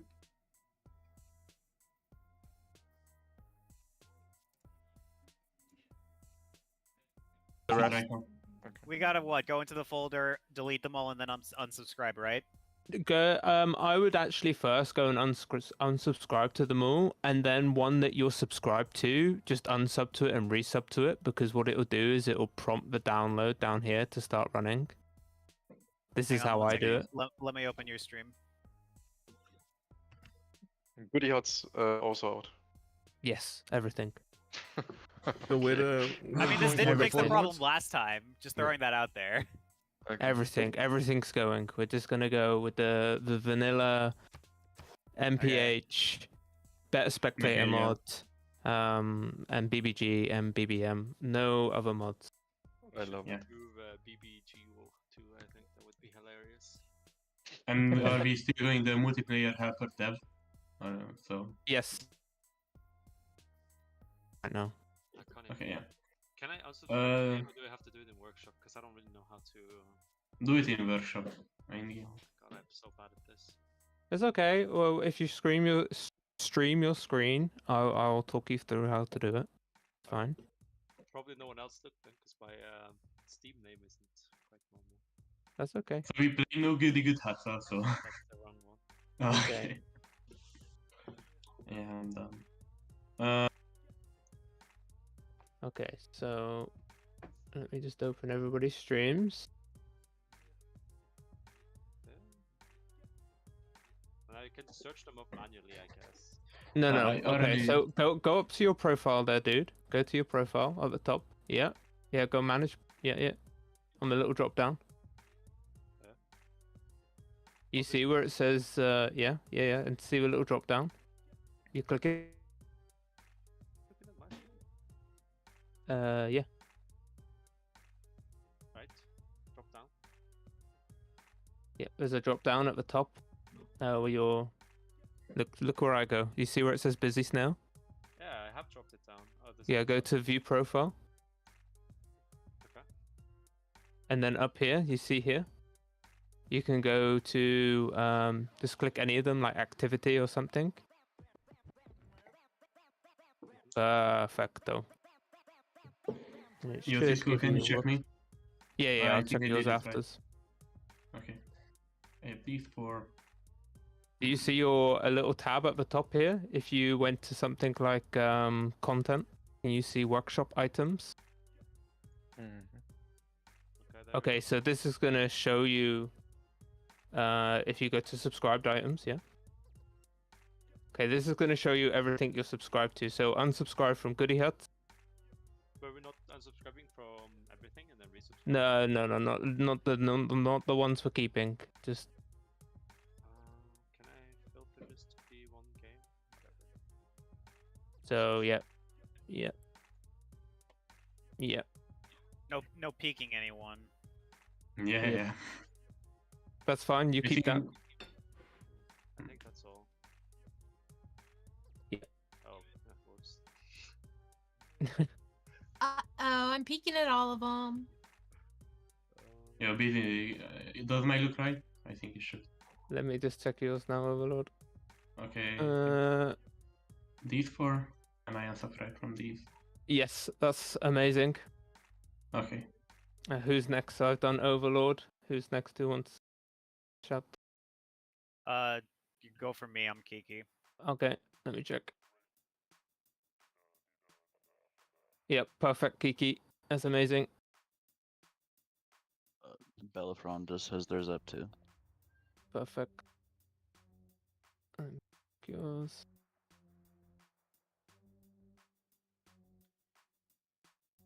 Do I have to restart Perfect. Steam, or is the game fine? Yeah, restart Steam just in case, please.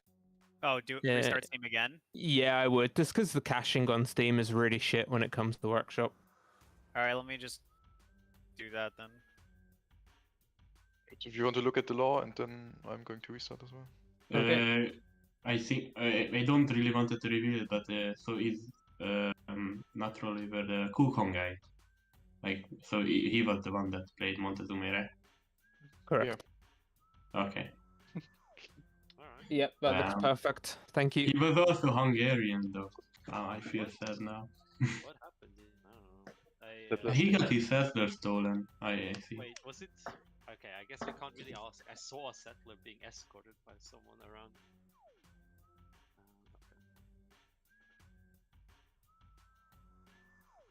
Was two Michael. times in a row the first on my own continent.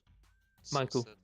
Yes, I'm trying to Are you okay? fix the folders, but Steam for some reason really wants to download two MPH versions. Really And, wants even to. if We found the imposter. I deleted the thing, and I didn't desync, bro.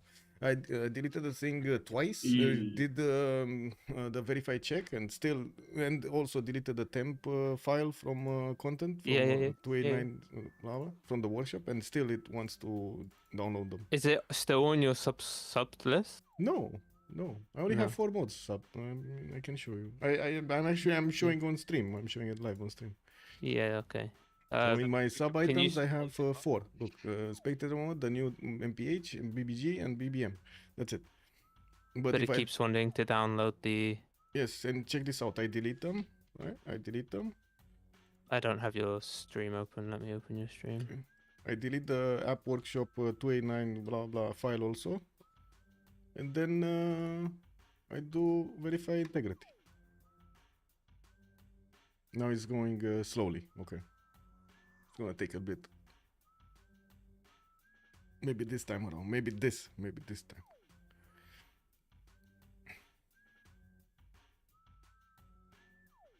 Yeah, I'm quite hurt about the MPH issue, if I'm honest with you.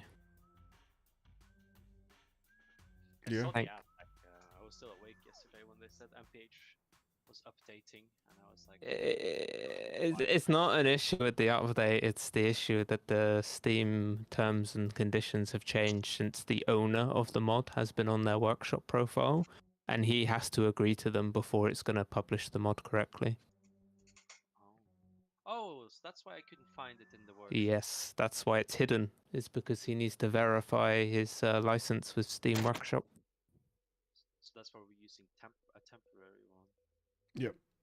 So that's why we're using a temp one, yeah. And because the main issue is because the mod has technically updated, but it's not pushing the update to everybody, which is causing a big problem. Which is why I again made a temp one. Third time it downloaded both MPHs, even if that one is not even on the workshop. Show me.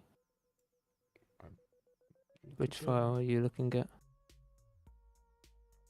It doesn't look like you. Oh, you do. Is it this the 2? It's the 156, no? I did like 3 times this. And it still doesn't change. And what is this? No, double? wait. This is another double, and it's not even full. This should be MPH, but it didn't download properly. Yeah, I don't know what your mods are doing there. Maybe exits. This is MPH, right? This is MPH core 1. That's it. Yeah. Oh. That's the new one. Okay, this is the new one, and check this out. This again. You've got the old one there too. Yeah. Doesn't want to delete it. You have the same issue? Basically, when they checked my mods, they asked what mod is 056, ending on 056, because I had unsubscribed from MPH, the old MPH, but it was still there. Okay, somebody on my... So I also have the old MPH on my thing. I can't get rid of it. Somebody on my stream was telling me to close Shut down Steam. Yeah, then get rid of the folder. Yeah. And the file. Okay, let's do this. Let's delete it. This. Okay, let's restart Steam. I'll do this same thing. I'm just deleting the folder. Then restarting Steam again.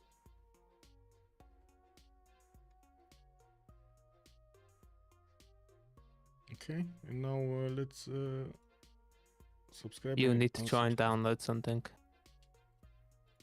Yeah.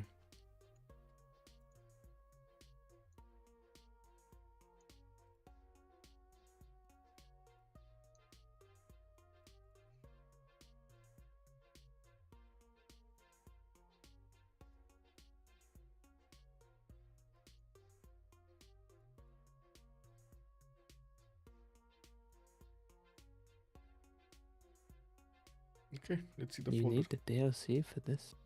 Yeah. Okay, now folder is empty. Yeah, it's downloading. You see them downloading. Yeah, updating. Let's see. Yeah. Can everybody check that they don't have the old MPH folder? Yeah, mine's Oh, fine. what's the number that it ends in? 596 or something like that. Okay, now I have 4. Now I Yeah, have 4. This method worked. Oh yeah, Perfect. I'm clear. Perfect. I'm gonna put Everybody the else check thing. to see. Give me a sec. Yes. I'm gonna put the steps in the channel here. And close Steam. Yep. Remove the folder there. Remove the file there. Then open Steam again. Unsubscribe. Subscribe. One said that Steam had a caching issue. Like nobody really believed it, but it has a serious caching issue. This happens to us every time we update a mod. Like every time we update a mod. There's, I know. multiple versions I running hate around it. for a week. What does it end on again? Sorry. I can check.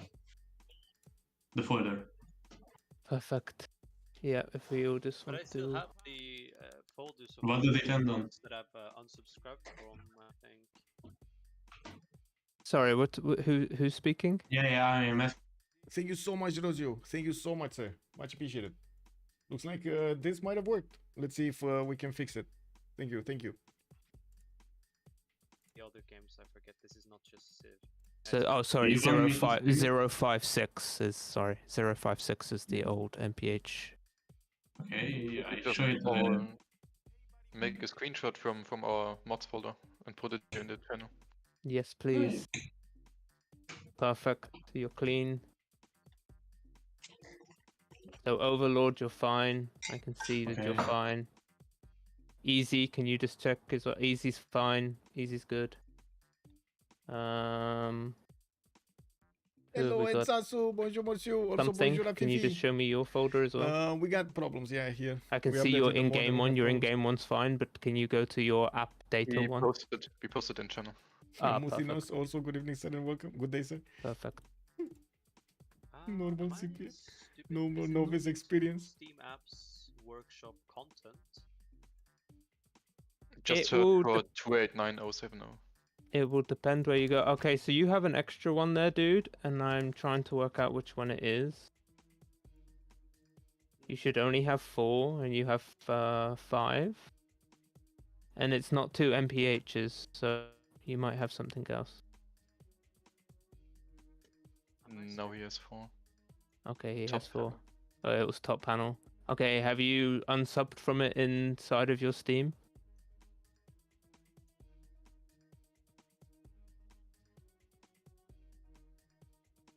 I'm not sub to it. Okay, then do what Michael said, which is to please close down your Steam, delete the whole folder, and then restart your Steam. And the file. Which The one was Civ main again? file.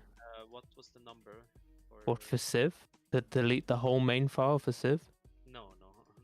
To find the workshop mods, the file. Oh, it's a So you go into your Steam. Yeah, go to Steam 289. apps and then workshop content, and then the file is 289070. 070. Okay. No, I still have the old ones here. Okay, so you need to do what Michael did as well, which is close your Steam and delete that whole folder. Delete the 289070. The folder, not just the contents? Nope, the whole folder. Delete the whole folder. And the control file, which is in App Workshop. In the main actually workshop folder.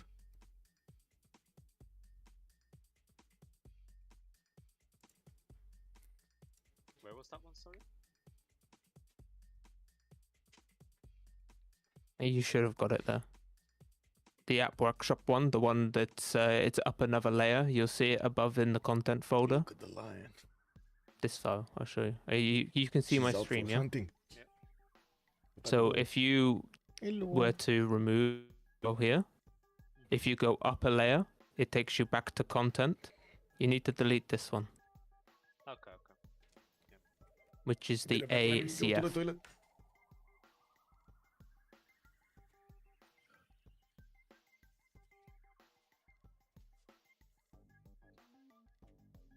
This turned out to be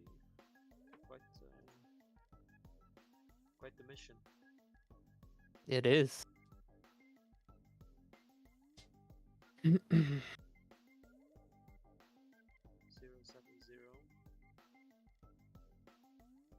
To get your files to start downloading again, you need to go to a subbed item. You don't have to go to any of them or all of them, and just start unsub and resub to one of them. It will auto download all the other ones you're sub to. I'm not even able to delete the file. Wait, hold on.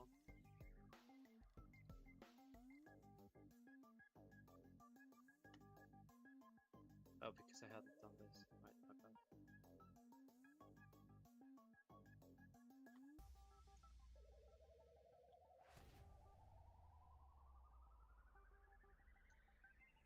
That's that one.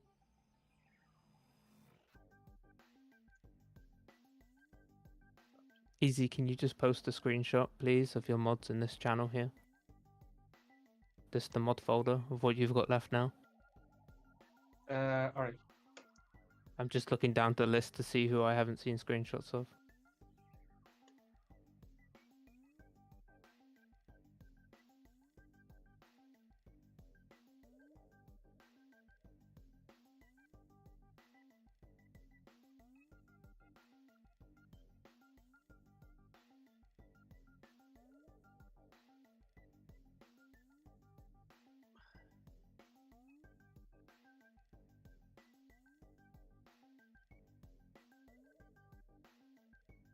Thank you very much.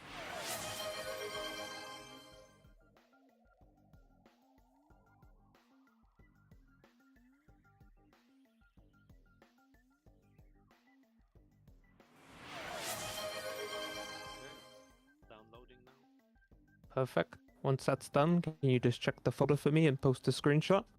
And then I think we're ready to cook. By the way, that fast map, guys, everybody had such insane spawns. Like, I have not seen spawns like across the board. Maybe I don't know. Maybe Greece, you probably had the most lackluster spawn for me, but everybody else was just insane. Like, Who do you think had the best? I don't know. It's actually hard. I think you all had good spawns for different reasons, but Hungary, man, the lakes that you had were absolutely crazy with that one trial toke. Thank you. Can I ask, like, oh wait, no, I won't review it. You're not supposed to ask who the player is. Yeah, no way. Oh, my cat actually wrote stuff. Michael, do you want to put up a lobby in them while we There's the picture in Teamer 16. Perfect. Okay, so we are all down to 4 mods. I know we don't have extended policy cards, and I know there's no extra huts, but we would really like to get this game done for you guys for the opportunity to win some money. So Busy Snail is going to give you the order now to join the lobby once Michael has popped it up. He's just popping the settings in now. But you're going to have no extended policy cards. You're going to have no extra goodie huts. Basically the real experience. The real experience, yeah. Michael, can you just do the CSs? Yes, but I need to know the CSS. Yeah, that's fine. Just give me the list and I'll do it. Okay. No spectator mode. Why do we not go no BBG, by the way? No Adam, BBG? what was your question? That's a recipe for disaster, sir. No BBG. We tried it multiple times. Whoever's gonna pick good saves is gonna win the game. Yeah. Michael, I mean, check there DMs. is. Yeah, plus 10 combat strength is insane, but like the movement. Like, I don't know, Cyrus is really strong. Like +2 movement or something. Every unit, if you just surprise war somebody. Oh wait, with bunkers. Whenever I played it. Michael, I'll sort them all into type order. It'll be so much faster for you, by the way. Yeah, it's fine. I'm getting... Oh, he's cooking. He's cooking. Yeah, it's fine. Okay, if you would all like to, I guess, leave the channel now. Busy Snail will greet you in. Okay, bye-bye. Good luck.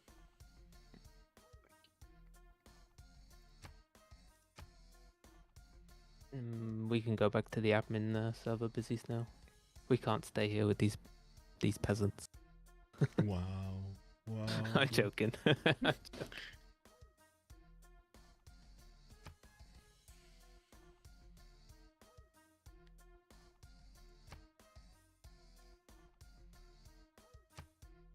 Alright, so I can go ahead and start sending the... Not yet. I need to join. Sorry.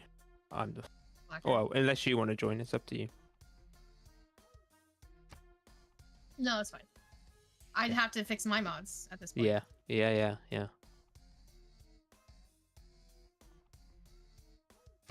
Give me a second to boot up the game then.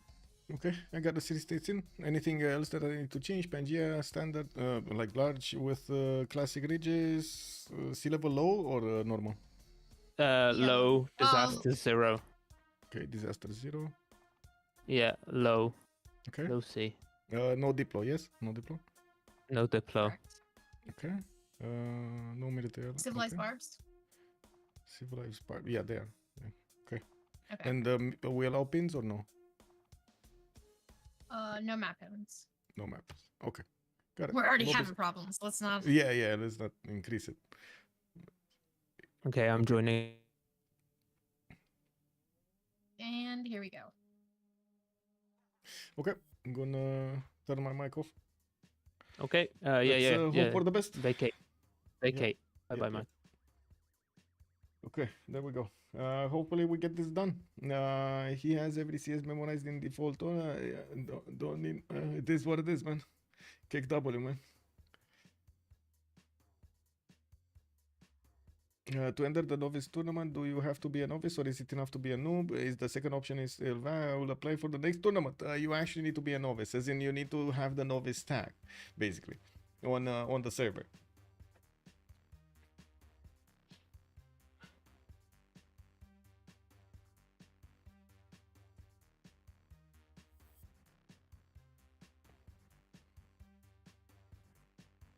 Incredible gameplay, yes, Ethel. We're clicking buttons like madman over here.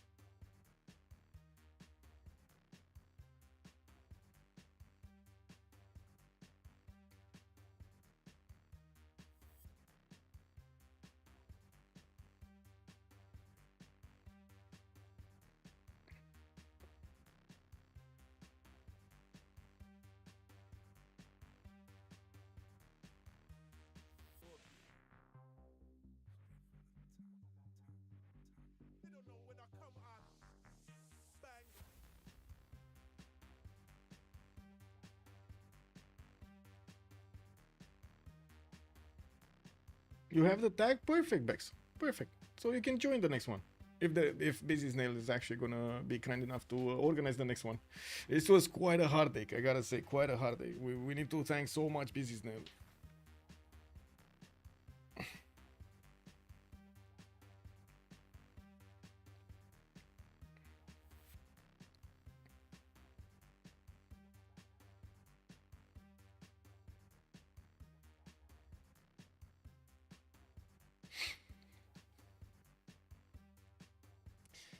Pedrin, hello there, sir, and welcome. All of those novices have more than 1,000 hours in the game. Well, playing single player is still basically novice in CPL.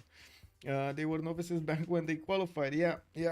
Yeah, it's been like a month over at this point. Yes, I do know, but still, 1,000 hours if you played single player and you didn't play the multiplayer version, that's just not gonna translate well. It really doesn't translate well in a multiplayer experience. Knowing how players react, knowing what signs to watch on other players, knowing the Civ's power spikes, where the timings, having experience with all of the other mechanics that we're using in the games. It's just not the same. Not the same. I've played so few multis. Like, remember, this game hasn't been really designed to have a thriving multiplayer competitive community. We designed the multiplayer competitive community, as in CPL, Civ6, the communities, the admins, the players that did give us so much feedback about the settings and the rules and so on. And they always poked around to see exactly what breaks. So we do know basically from them what do we need to change.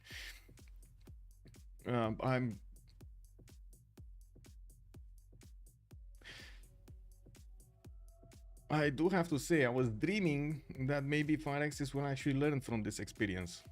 They did not. They did not. You can't really force learning on somebody, no? It is what it is.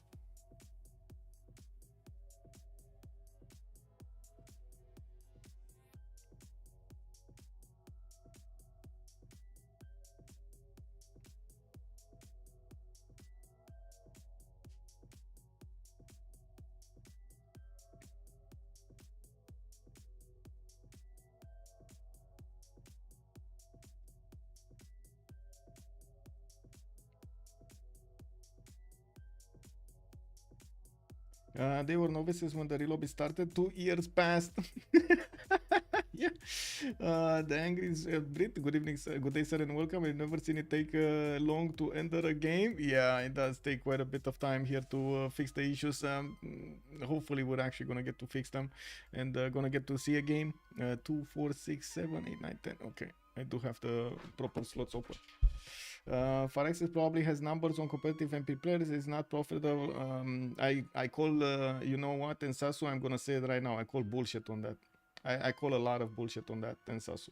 A lot of it. Like, if anybody would actually have a sense, an economic sense of how things are going on right now in general in the internet community, that is not how they would react. I call a big bullshit on that one in Sasu. Big one. Because a thriving competitive community actually sells your game. It does. So not designing it to actually sell your game, that's them losing money, not them making money from other sources. It's them losing a lot of money, like a lot, and I'm talking like millions per year.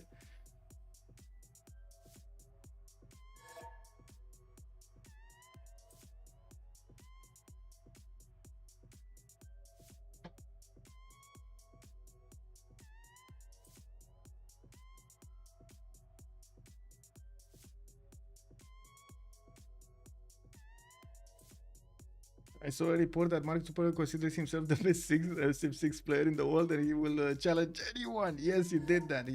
Yes, he did say that. I don't know. I mean, he did say that as in we saw it on the news somewhere. I'm not sure if he actually said that or not, or was that just a paid thing? Close slot. Okay, I closed. Done.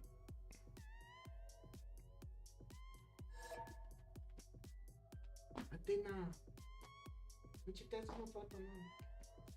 Cine facem aici?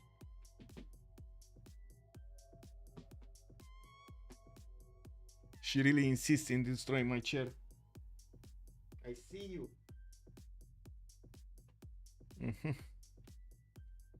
Gladly.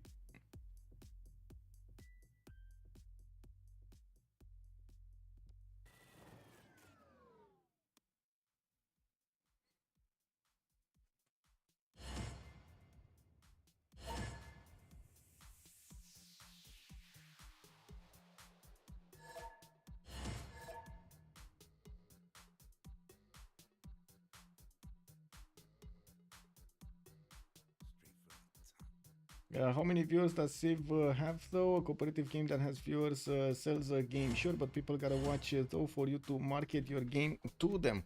Well, depends on how you count the viewers, Toby. That is a very good question, but it really depends on how you count viewers, and also depends on how the game was made. Because we are not managing to get that much Steam going, and I'm, yes, pun intended, because of them. Like, because of all of these problems, right? There aren't that many people that would have the patience to take a look at like 1 hour, 2 hours of a Robbie simulator and seeing every other game having disconnect issues and so on and so forth. And even though we do our best in the multiplayer community to fix all of these issues, try to see where they're coming from, and also figure it out how to tell the players what to tell the players that they need to do so they can fix that issue. It's something that is solely relying on us. We don't have, I don't think we have any kind of support from them, even moral support, you know, like yay, we have a community somewhere that loves us. You know, I know some of those players, when I play with them I got completely destroyed. Yeah, both ways. Yeah, goes both ways. Yes.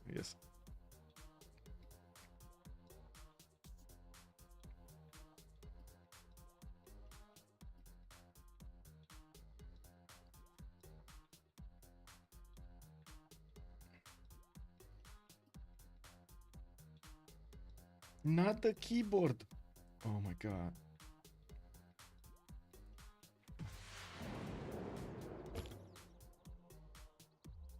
Okay. Map revealed. At least they hired community manager now. That's not from the community. Yes, Sensasu. Yes, they hired the community manager that is not from the community, and she cannot really do anything other than just relay stuff. How is that a community manager? Anyway. Let's actually see what's going on over here. We're going left or we're going right, sirs? What are we going for? Seondok on Commodus or Hannibal on Coupe? Where are we going? Right? We're going right? Okay, let's go G. Coupe. Let's see Coupe. Where is Coupe? On the coast somewhere? Yes, he is. We do have him next to a tobacco tile. He could try to settle it, but I'm pretty sure he wants the fresh water, so he's gonna settle in place. I do see him benefiting from another city on the sheep tile northwest, and we do have him pumping out a scout from the capital to see his surrounding area. And we do have him also with a lot of coast to go for towards the south. He's gonna have probably an ally in Hungary in the south, so they can trade with each other on the coast. There's a decent amount of territory here to keep on spawning cities, one, at least 2 to the northwest, and another 2 to the southeast, and then we're gonna see Hungary actually settling some of these cities over here. I do see he's gonna have some inland cities also to go for, and not that bad forest and rainforest around these floodable tiles next to the rivers. We do have him also with an iron in the second ring towards the north, and I do notice his horse tile is going to be next to the coast there in the south in the second ring, also quite inexpensive to go. Tira on the keyboard, yes, she's trying to press buttons everywhere. What can I say? She's actually right now staying right underneath the camera and trying to put her paws below the keyboard somehow. I don't know. Oh my god, and she's taking my gummy bears again. No gummy bears. No, these are my gummy bears. Go find yourself your gummy bears. Go, Athena. No. Athena, get out of here. Come on. Get out of here. Go get your gummy bears. Oh my god. Eating my gummy bears, man. Let's take a look next on Joker. Let's see what Joker is doing. Xanadu, we got him with a scout in forward. Looks like he's going to have some geothermals. Nice continent split here on the left side of his capital. We do have Antananarivo, a city state that he could take over with some few horses there. And I do notice he's going to have a decent amount of fresh water around his territory. We do have him in between Poland on the left side, Krakow, and I do see to the southeast we're going to have Vietnam here. I really hope Vietnam is not going to start off with his holy sites here. Athena!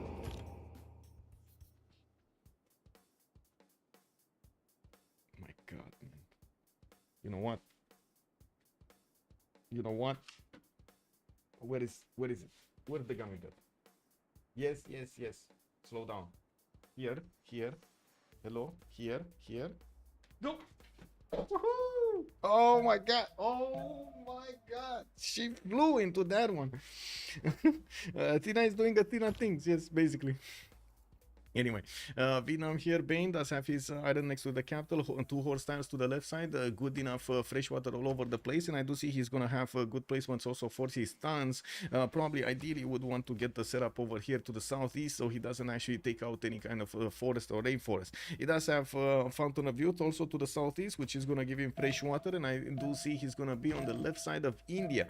In Trang Long's capital, we do have him with the horse's second ring, iron first ring, and I do notice he's gonna have a good amount of 2/2s around him. Has the 3/1 base underneath, and of course we're going to need to see if any barb is actually gonna disturb him. There is a barb camp to the right side, but I do see a Greek warrior is about to get next to it and will start bonking it, taking it down with his big bat. Looking at Jadwiga, we do have Poland over here with Krakow benefiting from a spy style, a 3/1/1, and he does have a scout coming up in 110. Has a good second settle on that geothermal, giving him a bit of extra science there, and of course will get to place a +4 campus next to it. I'm pretty sure he's gonna start off with holy sites here, and we're going to need to see how quickly he can get those running. I do see a cattle settle also to the south next to some bananas that he's going to get the extra food, access to silt tiles for extra culture. Pretty good spawns, pretty good spawn. We do have him also with an iron tile next to his capital, first ring. I do see a truffle tile that lacks a point of food here, and of course the spice tile is also lacking a point of production. And we do have him also with some horses on the left side, which are going to be second ring and third ring. He does need to actually buy them out if he wants to use them. Moving forward towards Pericles, we do have him on the eastern side of the map, already benefiting from some beautiful cocoa tiles here in the city of Athens, getting some coffee and bananas. Oh, doing the banana split. We do have him Palpatine here, getting his scouts out, and yes, he does have cocoa tiles to the left side for that extra gold, while I do see he's going to get ivories over here towards the north to benefit from some extra amenities. This is gonna be another continent. Athens did settle on the red continent, and we do have the purple one to the north. He's probably gonna take this barb camp for himself. He does have India as a neighbor, and also Trang Long as a neighbor towards the southwest. I don't really count Mongolia as a neighbor, even though of course if he does actually go past these mountains, past the cocoa tiles, he's gonna expose his cities to the Mongolian attacks. We do see also him benefiting from iron for second ring, horses second ring also, and of course his scouts are starting to move around everywhere to find their settle spots. Not to mention pop some tiki hats or something. We do have Hungary here with Matthias Corvinus. Let's see what's going on. Where is Matthias, and why don't I see the great green? Okay, there we go. Buddha could have had the opportunity to settle on a tobacco, settled in place with a 3/1 base, and I do see he's pumping out his settler in 6. He does have access to an iron tile in the first ring and horses in the first ring as well.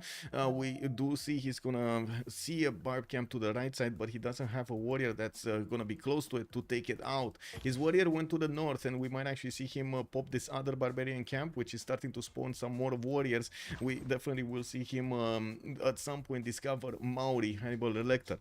I do see his iron and horses first ring. Okay, fine. He's going to have quite a few coastal cities, and I do have to point out the Pearl of the Danube bonus is just not going to be great this time around. He does have a 2/2 base to the southwest on the hill, or I should say a 2/2 on the hill there. That's the only tile that he could get the bonus for his Pearl of the Danube, and I'm pretty sure he's actually gonna go for, or he should go for a Gavron Plaza on that tile. What are you doing, Athena? What do you mean? God, if you actually hear bag sounds, it's Athena having a bag. So tell me if it's gonna get annoying. I'm just gonna take the bag away from it or send her to the other room or something.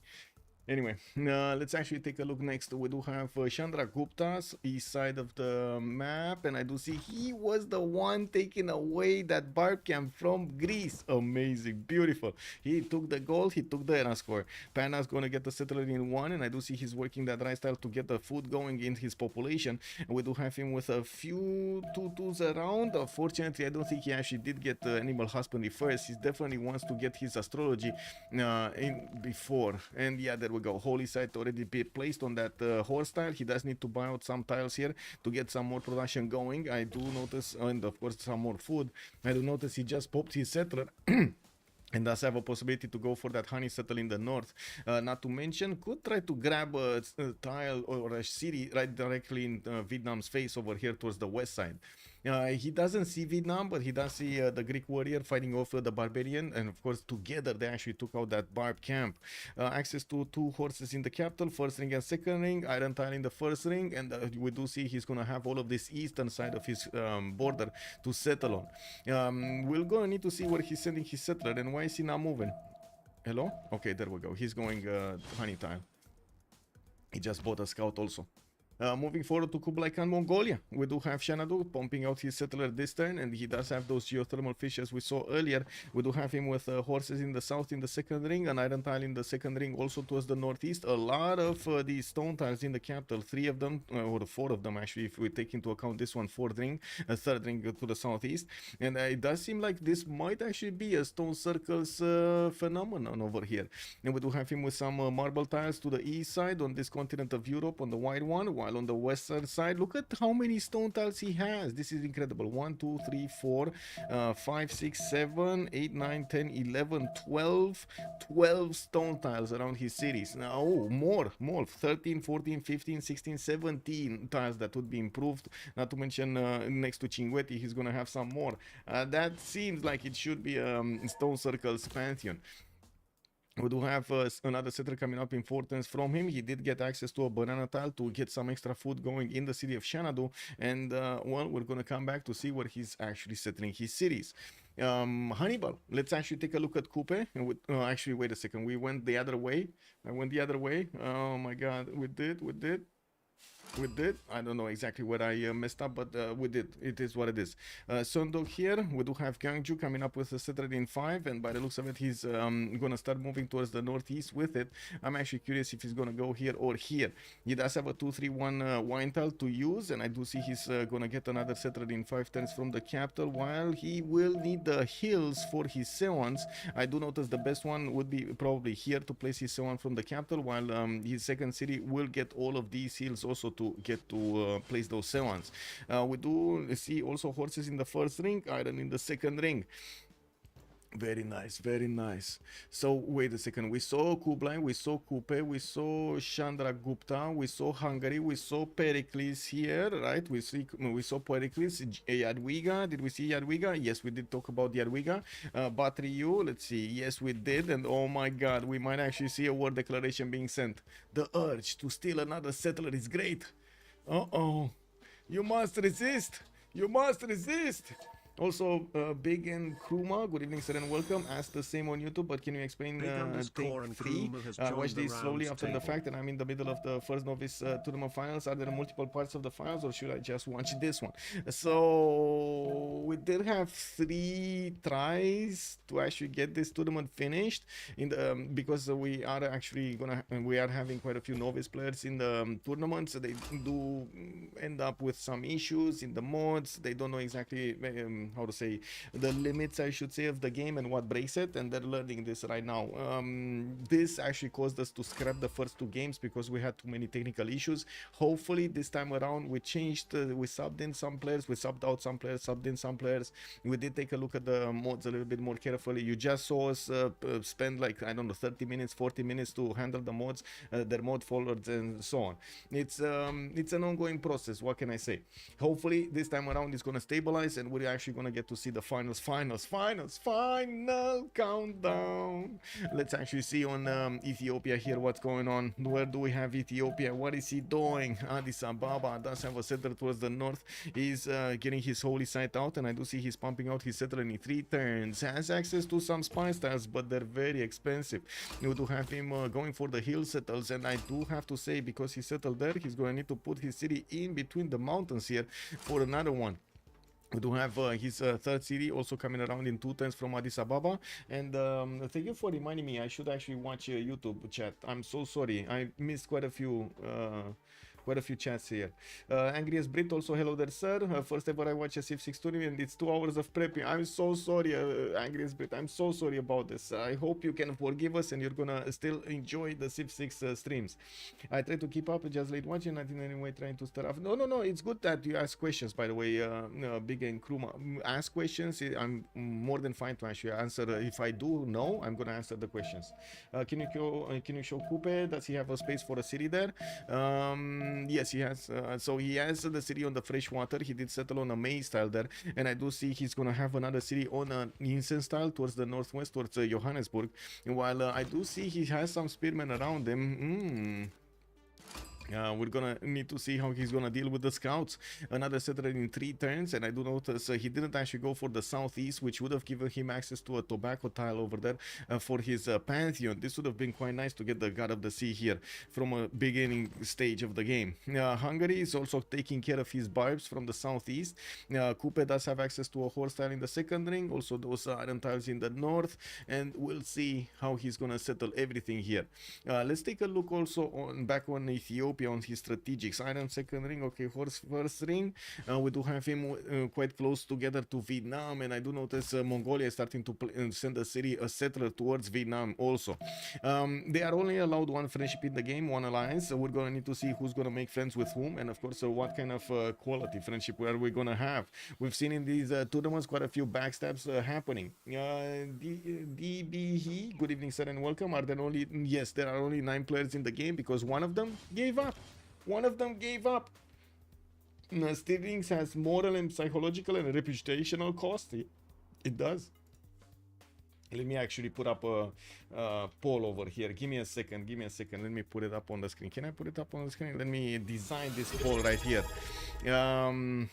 What do we do with the ones giving up? Primer. Luking 89. Throw Coupe the Navigator. Wait. Give them a cookie. Slap on the wrist. Make them walk on fire. Joke. I need to actually no. Release them into the wild. Oh my god, it doesn't let me to the wild. There we go. Let's see what chat has to say about this. What are you gonna vote here? What do we do with the ones giving up? What do we do? We give them a cookie, we give them a slap on the wrist, make them walk on fire, or release them into the wild? What do we do with them? Let me actually put the yields up here so we can take a look how they're progressing and getting those science points and the culture points. Ooh, I did see Note 32 says, you ain't touching that. Yeah, there we go. Let's actually take a look at the chat also on the screen. Feed them to the lions. Wow, kicked up. Saps, hello there, sir, and good evening. Luke King, thank you so much, by the way, for the prime. Much appreciated, sir. Yeah.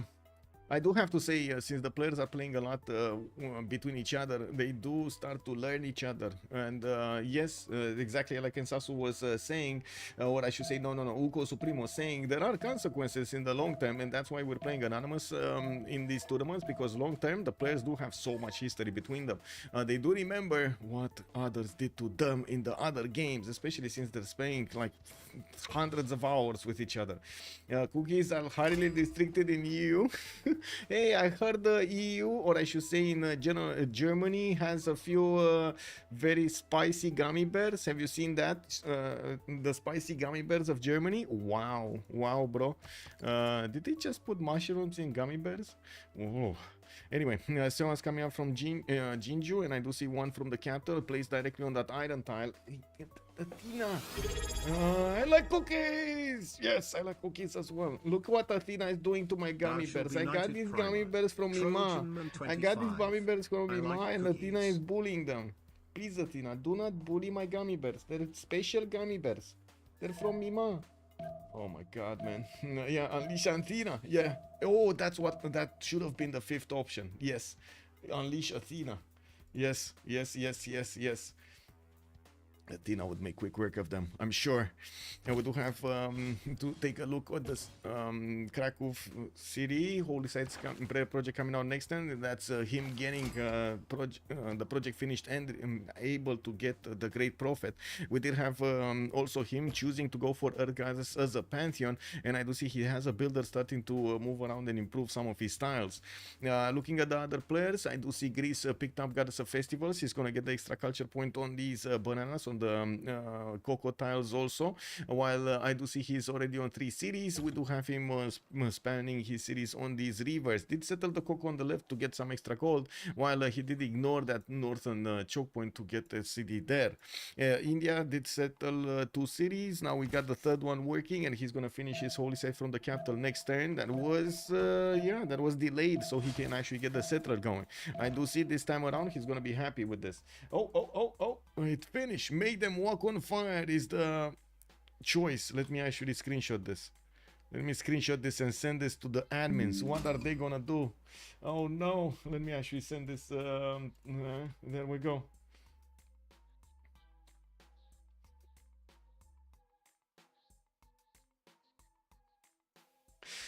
Would vote for it for sure. Yeah. I mean, I totally forgot about the Athena nuclear option, you know. It is what it is. Anyway, let's actually take a look over here. Thang, we do have Vietnam with 3 cities. He did manage to get his pantheon. That's going to be city Patreon. Oh no. I mean, I guess this is fine, right? Because the Thans are not actually considered as a first district. So usually you do get the 40% off in the next one, as well as the half cost Than. We're going to need to see what is he going to choose here to do. We did have the trader already connecting Hualu to the capital. We don't have yet him discovering early empire, so he doesn't have a point in his governors to actually set to place one in his cities. Now, or did he get one and he's placing it in a city state? No, he's not. No, he's not. Anyway, to be honest, I'm so happy that Vietnam did not start off with holy sites this time. Oh my god, thank god he didn't actually start off with holy sites this time. It's not the base game, guys. Not the best game. Not the base game, I mean. Check Ethiopia settler. Ethiopia settler. Where is Ethiopia settler? Here somewhere. What happened? He did settle his 3rd city. Do you think he had a 4th and he died? I don't think so. As in, it doesn't look like it actually died. We do have the monuments coming around. He did finish his holy sites and working on the next ones. He has 2 of them and slowly getting the great profit points. He's on well, he did manage to finish a project and he's on 15 right now. He should be on 2 profit points per turn. He does need to also get his shrines, and usually you do see instead of monuments the players going for shrines because they start banking up on more faith and they do get closer to establish their religion. Something like, for example, choral music would put you back on track instead with the culture per turn that you need. The monuments, though, yes, they are quite useful at the beginning to get to the civics, the later on civics, although as a faith civ you don't actually go that crazy with the monuments at the beginning. You do want to invest in your faith generation so you can actually have a good faith generation during the monumentality golden age. Coupe is the one talking in chat here. What's going on? So he did get 3 cities. He put Kawihia here, and it looks like Hungary with Korea were right next to that settler. Maybe this is what they're talking about. Maybe this is what they're talking about, right? The Barb invasion is coming from Engarawahia. Yeah, we do have 5-6 of these Barb units next to Engarawahia, which is only 10 city strength. I do notice Athena again wants to get into that spot to do some mischief over there. Can you like settle down, please, miss? Please settle down. Oh, World of Tanks shrine before monuments. Whoa, I see bad. What? Anyway, the World of Tanks in this game, I mean, it is what it is. Mr. Breaking News, also good evening, sir, and welcome. Yes, I mixed up with who is talking. Okay, Commander King, much appreciated, sir. Good evening, good evening. We do have monuments also coming around from Coupe. He did choose to go for God of the Sea and has that extra production lined up on his coastal resources.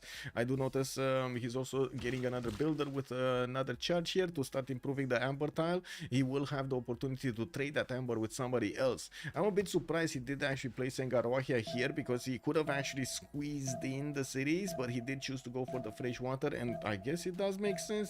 in some sense, no? And we do have Mongolia also opening up with commercials. He did choose to go for God of War and Plunder as a pantheon. He's getting a campus out from Ulaanbaatar, and I gotta say, 2 commercials into 1 campus, not gonna be that great to get the district discount. We do have him getting his stone out improved, and well, I do see he did improve his horse style towards the south of Xanadu.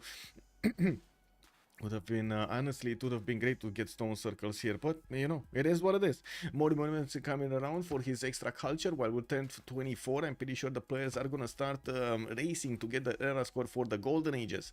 We got Commodus here missing 3 points, Bane is missing 6 points, we got Yadwiga missing 2, Pericles missing 1, I do see Matthias Corvinus missing 7, Chandra Gupta is gonna miss 4, Kublai China is over the necessary points, and Kupe is also missing 7.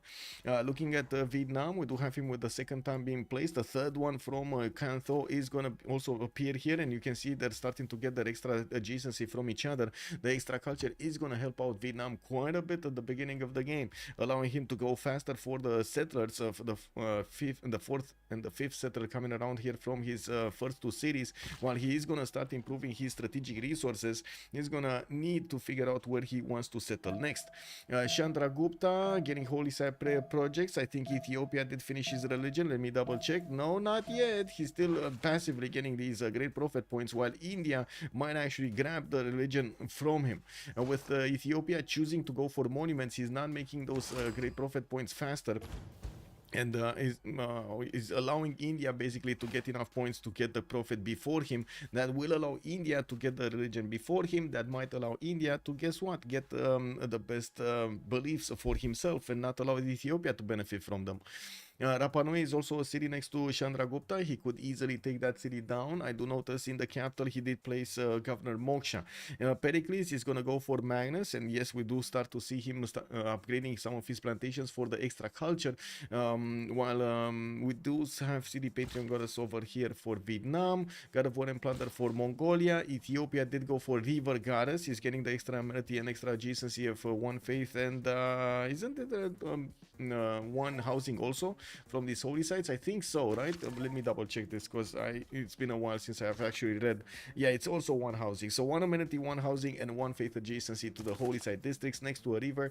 And we do have Moksha establishing in Addis Ababa, and we'll see what he's going to do over here with the traders. We do have Hungary getting religious settlements. He's going to get more production towards his settlers when he's putting them in the build queues, and also will manage to acquire more tiles while he's settling cities. 2 extra tiles will be acquired over the normal 6. We do have him with builders coming up from Györ, which he did settle on geothermal fissure. I do notice he's not really using the Pearl of the Danube bonus, or not that easily. First of all, the commercials next in his capital haven't been placed across the river right next to the capital, so he doesn't get that one. The city of Pex, though, does have that boost going. Athena, stop it. Gonna take this away from you. Yeah, there we go. What are you gonna do now? Athena? No need buildings. Yeah, the general no, the Suns do not give general points. He needs to either get God of War and Plunder to put 1 point on these, or get the buildings. Usually the players do go for barracks quite early on to get those general points going, and most of the time actually the Suns are used for their adjacency in culture rather than anything else. You do see right now Batriu is on 9 science and 12 culture, while he's starting to put down a few campuses here. That's going to be a +3 next to the geothermal and those rainforest tiles. Xanadu also gonna get Magnus in the city center. Krakow did get his religion. That's gonna be reliquaries with stewardship. And India did go for choral music and tithe. He basically took away Ethiopia's religion here. We might see work ethic being picked up here by Ethiopia, or maybe even Feed the World. I do consider Feed the World is a very, very good belief. Even if you're not in the tundra, or even if you don't need that much food, mostly because you can get an extra district slot basically over the normal one because of the extra food and the housing. Welcome, Muzrat. Welcome back. Right on time. Can't stop, won't stop. Yeah. Oh my god. Red Hot Chili Peppers, it is what it is, man. Yeah, Vietnam should hit first general for sure. Let's actually see. Nah, nobody's making points right here. I don't see anybody else placing down his encampments at the moment. Korea, 4th city, 5th city coming around. We do have him getting Moksha in the capital for that extra culture, and I do see he has a few builders that will start chopping. I'm actually curious if he's gonna try to put more mines there or not.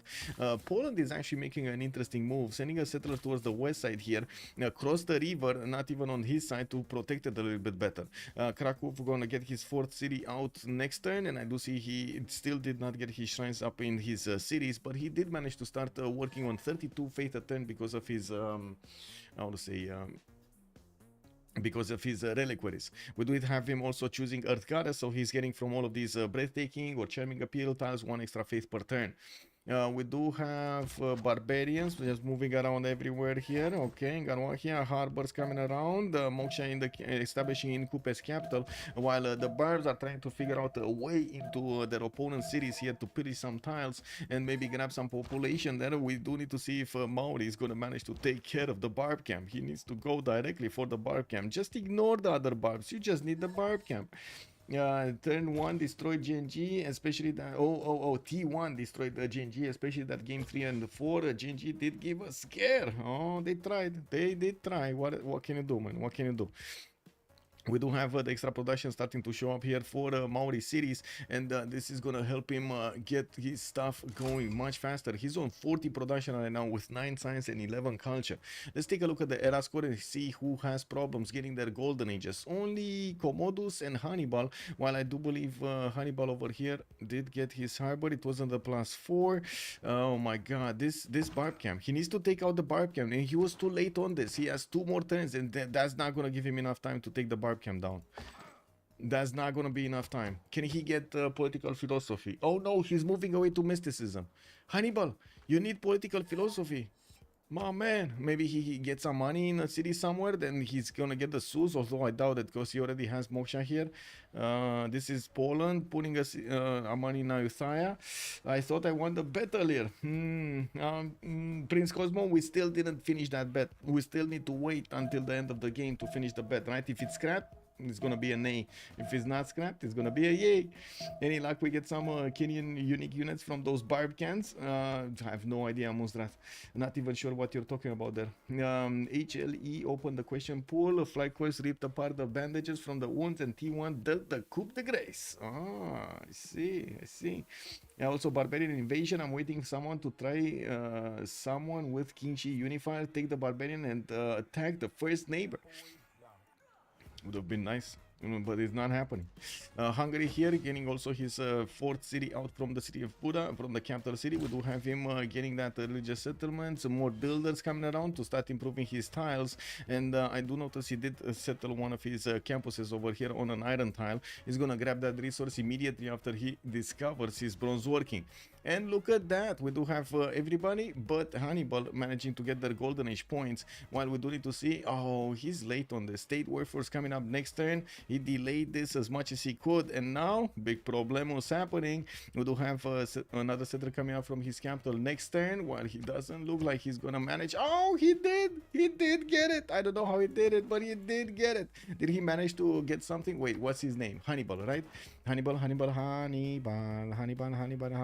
Yes, he got Johannesburg. He got Johannesburg. He got the extra envoy in there, and he got Johannesburg. Yeah, very nice, very nice.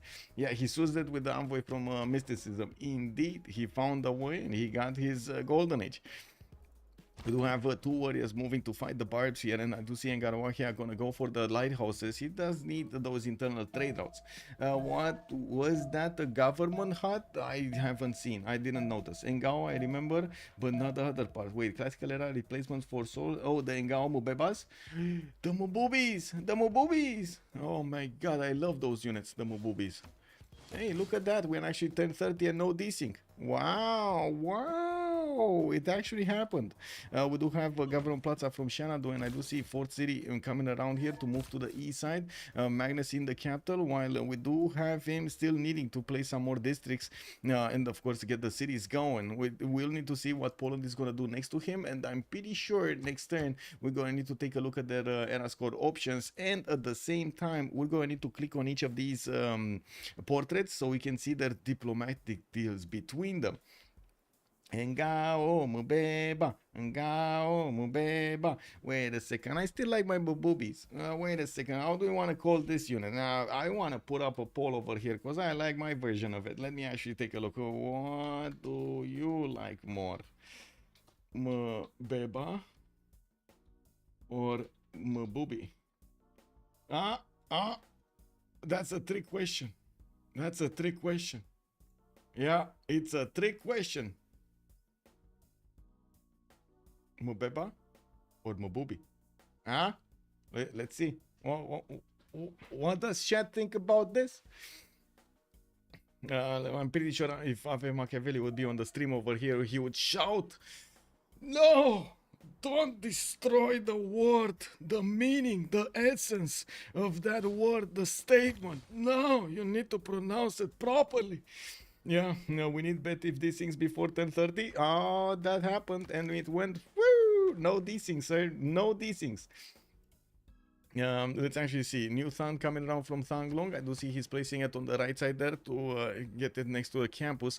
He does have his Gavron Plaza also placed here next to those suns. And look at that culture, man. 11 science, 21 culture for Big Battery U. And that's without pen, brush, and voice. Not yet. He didn't select it yet.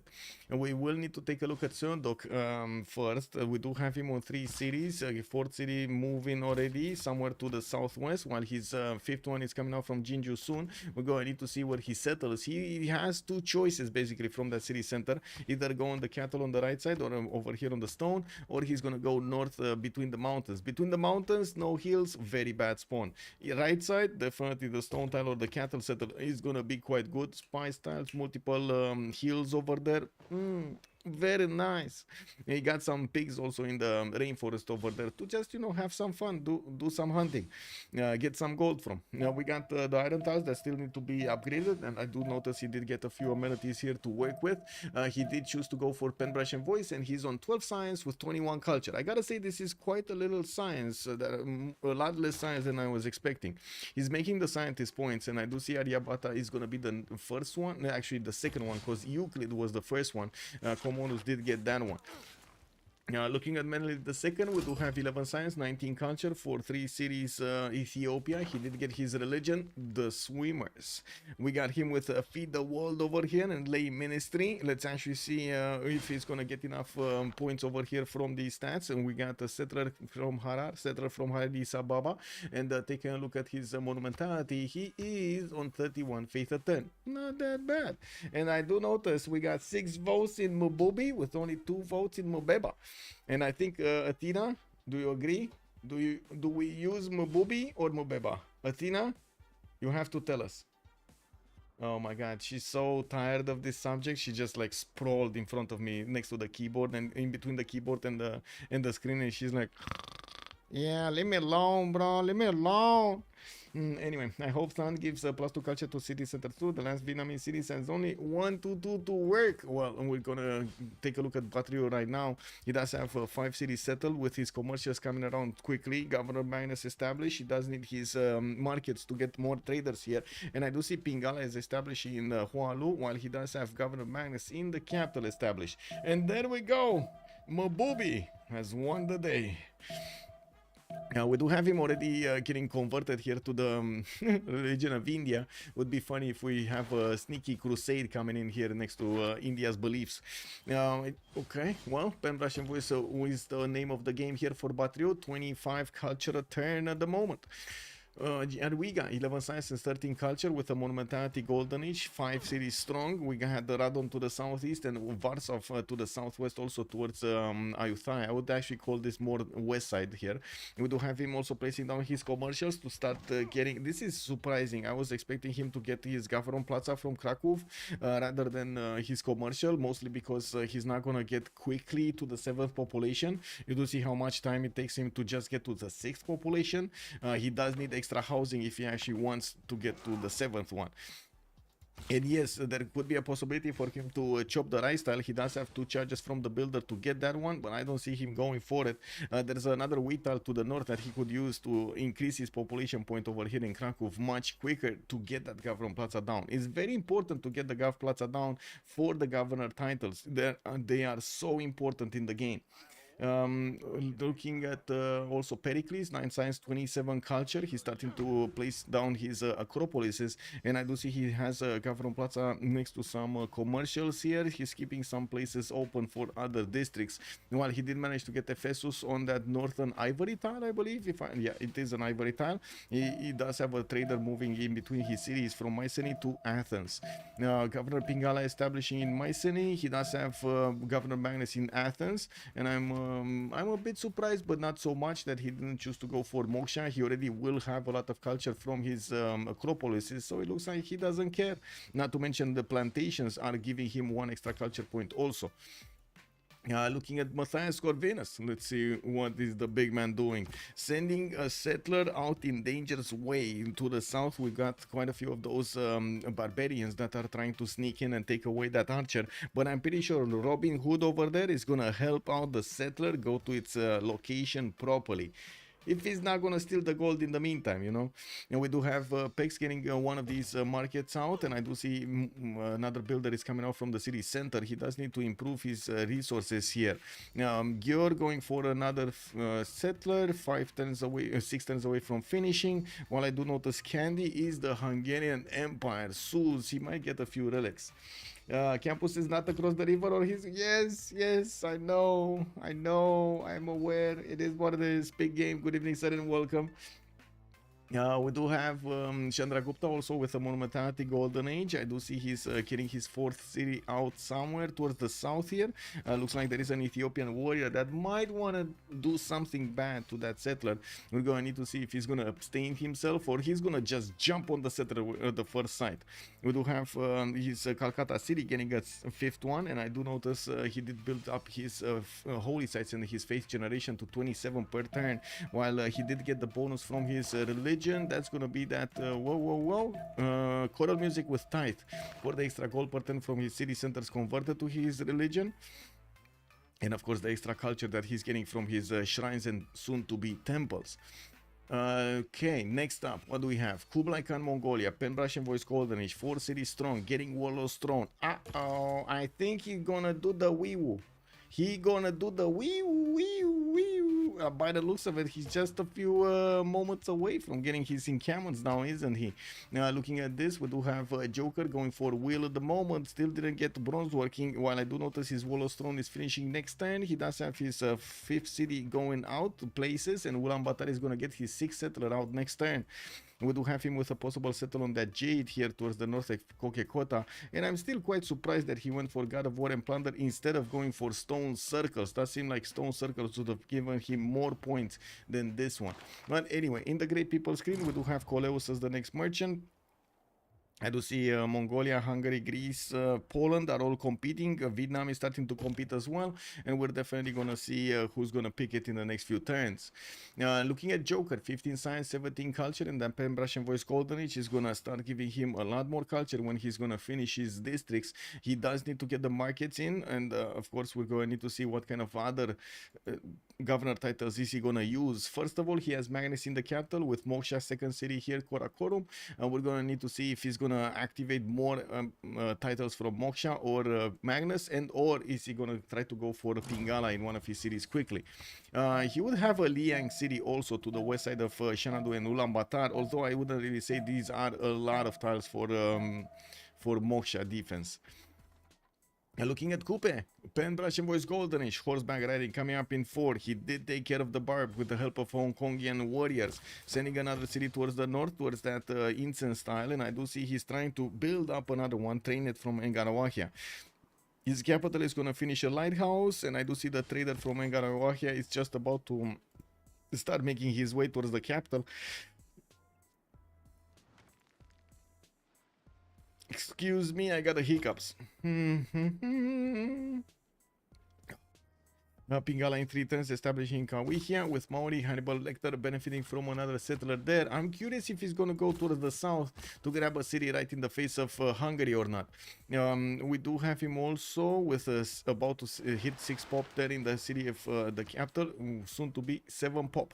We're going to need to take a look how he's going to try to get everything done here. Okay, Pingala second city for the extra science. He did choose earlier Johannesburg towards the northwest, and of course we're gonna need to come back later. Taking a look at the production hues, though, I do see Batrio is 50 points of production while Hannibal is on 52. That means they're very close to each other, and we will see a lot more points from Vietnam when he's gonna start finishing his markets, getting his traders out, and of course connecting all of his cities. He did manage to do very well to get this setup going with the tons. Usually you do want to have them in a triangle, but this works as well. We do have Da Nang here with a commercial coming up in 6 turns. That's Paris in the rainforest next to the river, while I do see Cantho did only build one of those tons, and of course one of his campuses there. He does need the 4th population for the next one. There still are cities to settle towards the south, southeast, east side. I wouldn't really say so. And of course, this is about that time that we need to take a look at their friendships here. Who is friends with whom? In Cameron, actually quite early from Korea. We do need to wait until we're going to see the friendship. Hypatia has also been picked up by Korea, and he does have a forest fire in the capital. That's going to increase the fertility of those tiles. And also Hypatia is going to give him 1 free library and 1 point of science for each library from this moment on. Now we do have him with a friendship with Poland, so he's gonna have friends here. That means he's gonna have an opponent in Hungary, an opponent in Maori, and I do see to the east side also Ethiopia is gonna be an opponent. He does have a city that's quite exposed to Poland, but also at the same time could allow him to get a Reina going in there, so he can trade with Poland and get some extra gold per turn. Menelik II, let's actually see his friendship. I'm pretty sure it's not with Poland. We do have him getting audience chamber in the capital city. We might see him making friends with Vietnam. No, he's actually friends with Kublai Khan, Mongolia. Okay, to the north. He has the northern border. Okay, let's see. So Jadwiga was friends, okay, with Korea. Pericles? Who is he friends with? He's on 5 cities right now, getting commercials. So 6 cities, 7th city coming out from Mycenae and Athens. And we got him with a friendship with, over here, India. Uh-oh. Wait a second. Did we not check Batriu? Batriu's friendships? I don't think we checked Batriu's friendships. And I don't think... Wait a second. He can't get a friendship. He's all alone. Against everybody in the lobby. Redid Jadwiga. Modo 44. Oh my god, man. Jadwiga. Okay, Jadwiga. So it's not a we, it's a V. Okay. Jadwiga. Pericles, the guy that will be nuked. The destiny of all cultures, civilizations. I don't know about that, man. That sends a very terrible message. Beasley, good evening, sir, and welcome. Why do these novice savages have to get up so early? I mean, you get further in the day if you wake up early, Beasley. You know? You get... Oh, what happened to Bane? Just a random disconnect?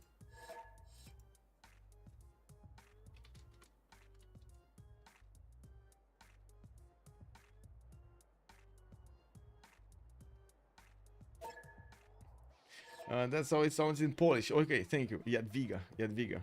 Yeah, he crashed. A random crash. I don't know.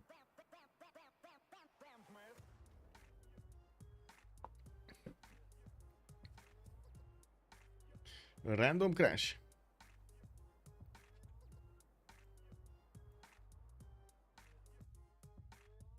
Oh, live. Good evening, sir, and welcome. Let's go, T1. T1 for the win. Sven also, hello there, sir, and welcome. Did they actually win? Did they win? Did they win? You're talking about the League of Legends tournament, right? The League of Legends Twitch. Let me see. League of Legends Twitch. Can we see something? League of Legends Twitch. What is it? What is it? It's on the... Wait, it's not there anymore? No, I must have it here somewhere. It's not Blast Premiere, ESL. Oh, I see it. Never mind. It was right in front of me. Somebody was commenting the other stream. I gotta say, I always was wondering if I could comment, for example, on Dota 2 games, because I would definitely want to do that. Like, you know, just use the game to spectate. Surely this won't lead to 15 different re-lobbies. Hopefully not, Ethel. Hopefully not. Hopefully not. Riot Games. Yeah, I see it. There's one dude from like Kedrel that has quite a few. I'm watching him right now.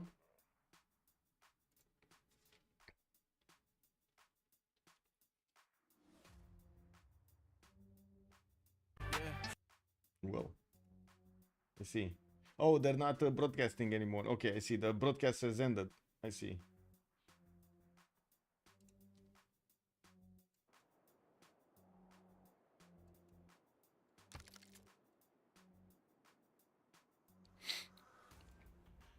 Ooh. Kedrel is good too. He's one of the official co-streamers. I see. Okay, cool.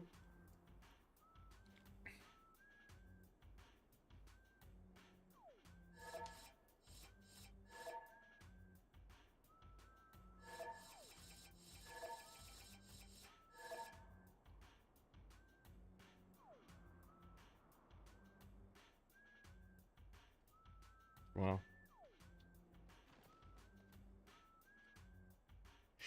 He's an ex-pro player. Got it. You could commentate house painting and I would listen. Oh my god, DBs, I can do so much commentary on house painting. Can you imagine talking about all of the textures of the walls, the windows, the details of the reflections in the room, the feng shui that's inherent in every room, the sound of the room, how do you hear it, how do you sleep at night, what noises are you gonna hear, and how do you design them to be better? Everything needs to connect, exactly like in Civ6. Yeah, the paint drying. Yeah, I mean, you gotta watch those, how to call them, the waves in the paint, no? How are they gonna get going? Anyway, we did take a look that Vietnam doesn't have a friendship with anybody. I think of Matthias Corvinus here also made a friendship with Coupe. Let's actually take it. Yeah, we do have him with a friendship with Coupe. And then Sauron, I'm actually quite curious. Did he make a friendship with Greece? Because he definitely didn't make a friendship with Vietnam. So I think Greece is Palpatine over here is going to be the friend of Sauron. That sounds like a deadly combination. Can you imagine having in the same game Sauron and Emperor Palpatine friends? I mean, I don't know. That sounds like a recipe for disaster. You know what I mean?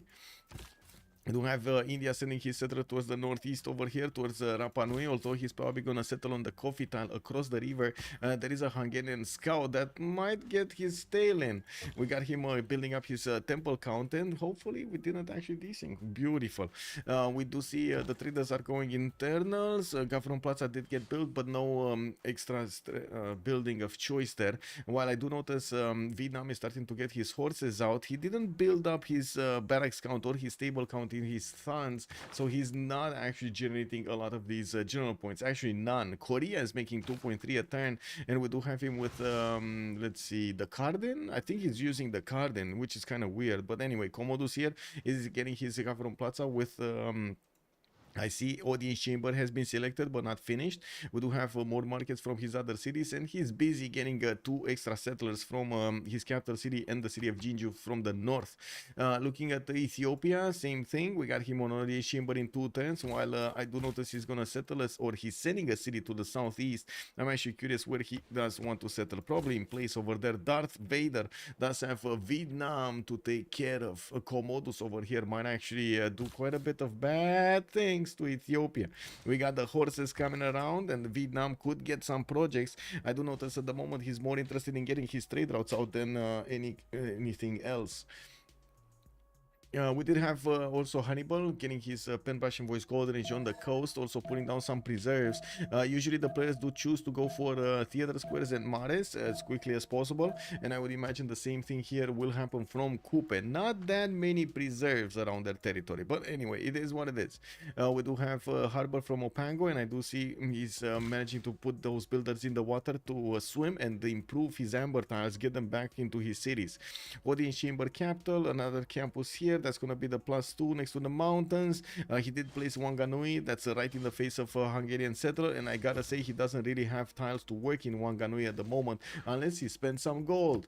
He does get 24 gold a turn, and he should have enough to buy the tutus if need be. Not to mention he does need the builder to get the fish. He does have 77, so in 2 turns he should have enough gold to buy a builder and improve these tiles next to Wanganui, which is going to give him good enough tiles to use in that city center.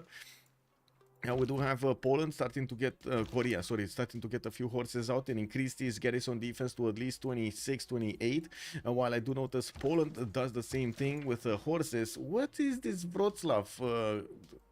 What? Wroclaw city past the city of Warsaw?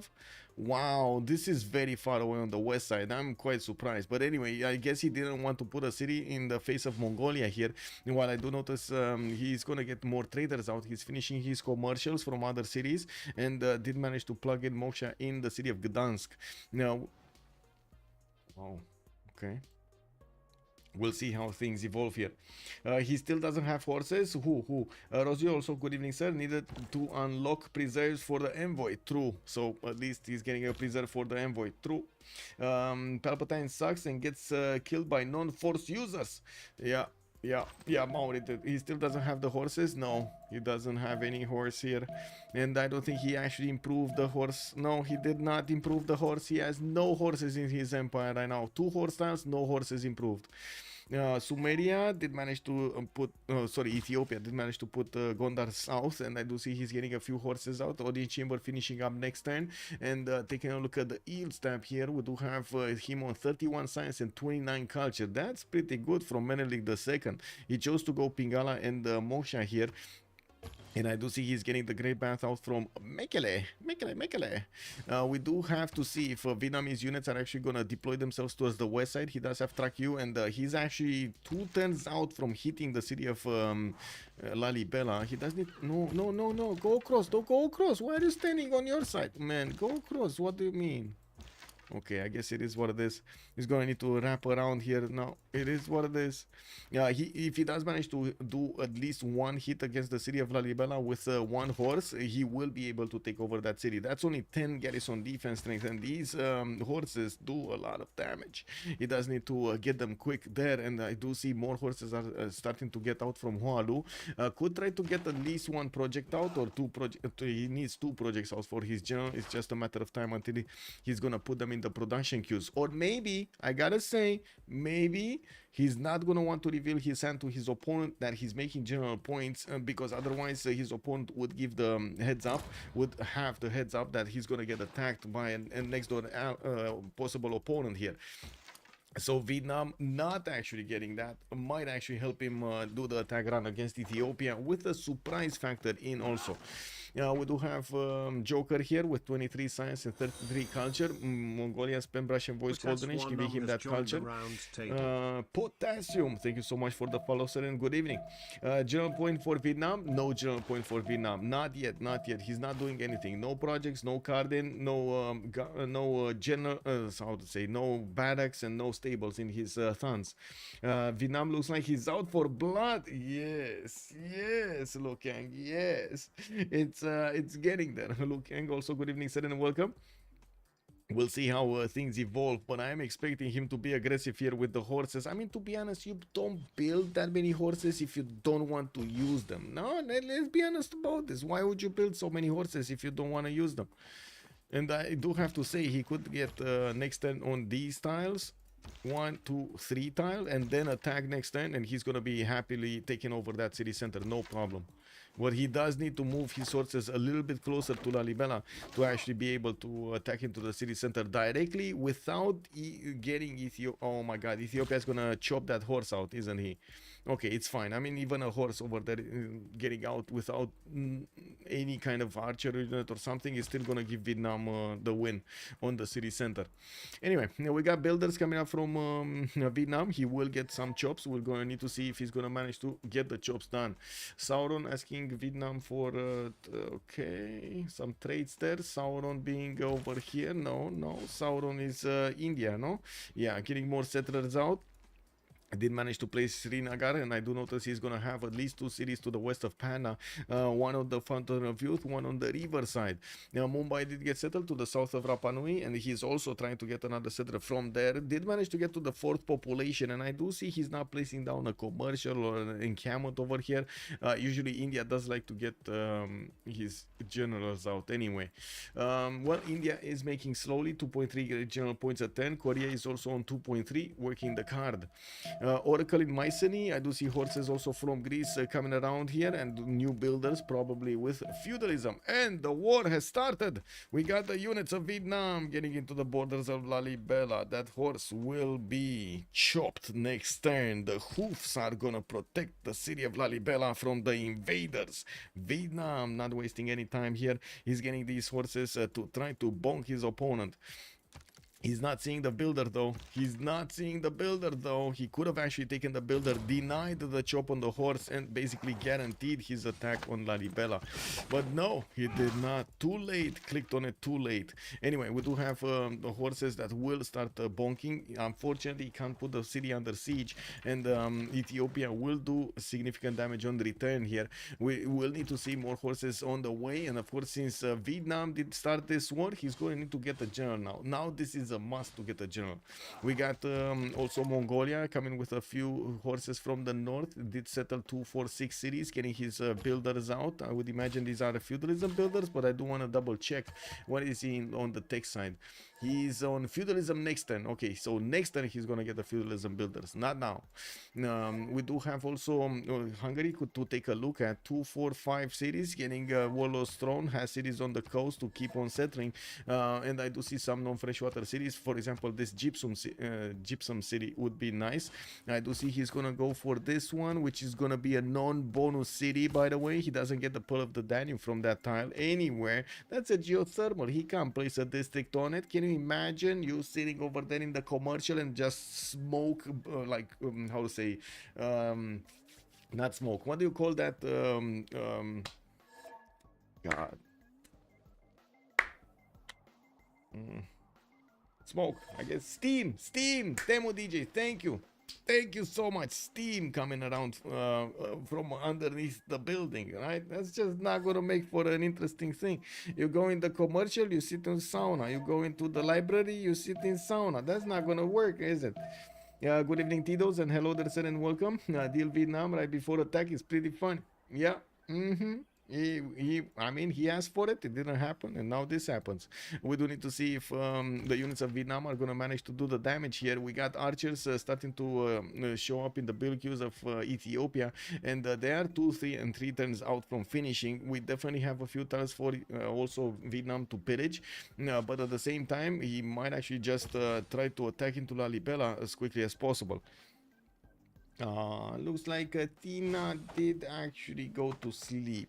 Oh, she's basically like all over my desk right now, everywhere, just like flattened up everywhere. Good deal for Vietnam. Yeah, there was another map, or I'm wrong? Yes, there was another map, sir. We did need to fix the mods, and we did get onto a new map. Wait, where is he retreating? Vietnam, come back. Oh my god, he's retreating back into his cities. What did he do? He didn't do anything. He got a builder, one chest builder, that's it.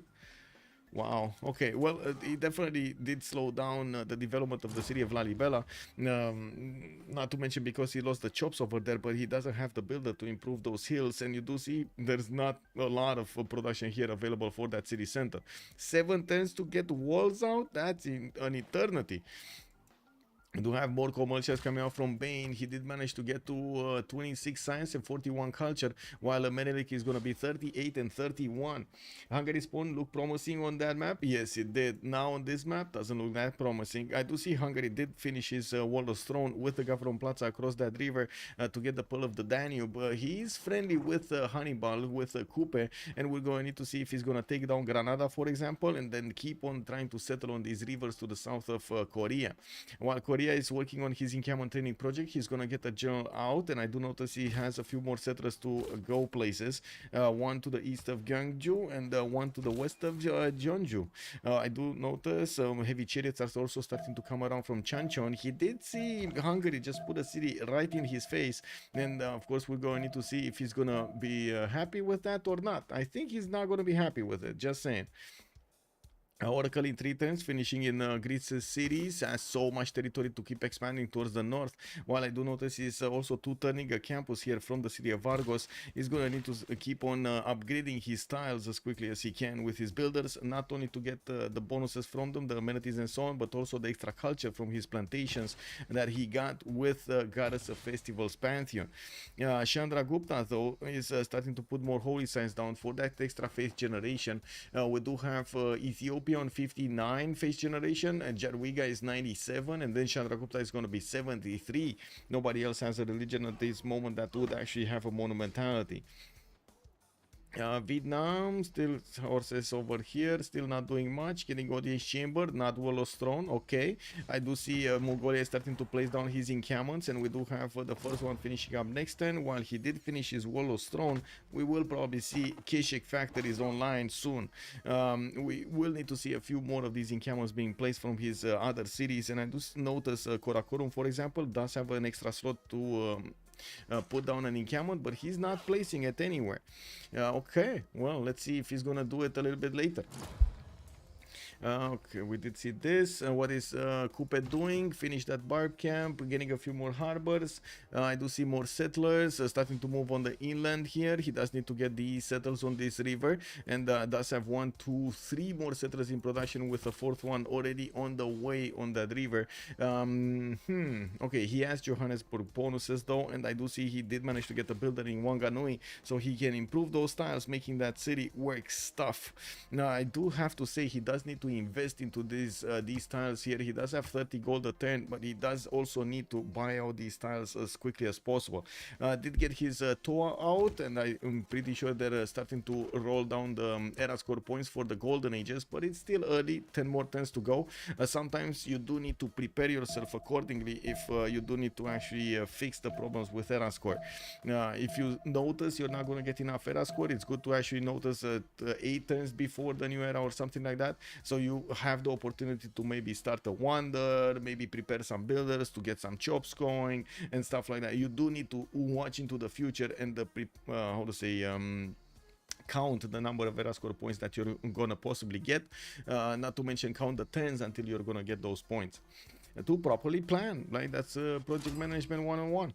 We do have Sparta here getting his campuses out on the east side with 3 adjacencies. I do see Odin Chamber from Athens in 1, and yes, we do have builders from Ephesus. Moksha is also going to establish there in the northern city, while I'm pretty sure Palpatine is going to start to increase his culture generation quite quickly. At the moment, we do only see him on 53. It's not that big culture at the moment. 23 science and 53 culture points. I'm pretty sure he's going to need to chop some more of his tiles. This is one thing that he didn't do here, and he does need bronze working if he wants to chop these rainforest tiles. I do see he's getting his feudalism builders out, and of course we're going to need to see what's happening here between Ethiopia and Vietnam. Still nothing. Hey, not the... Hey, what are you doing? What are you doing? Calm, stay calm. Stay calm, okay? Okay, stay calm. Yes, stay calm.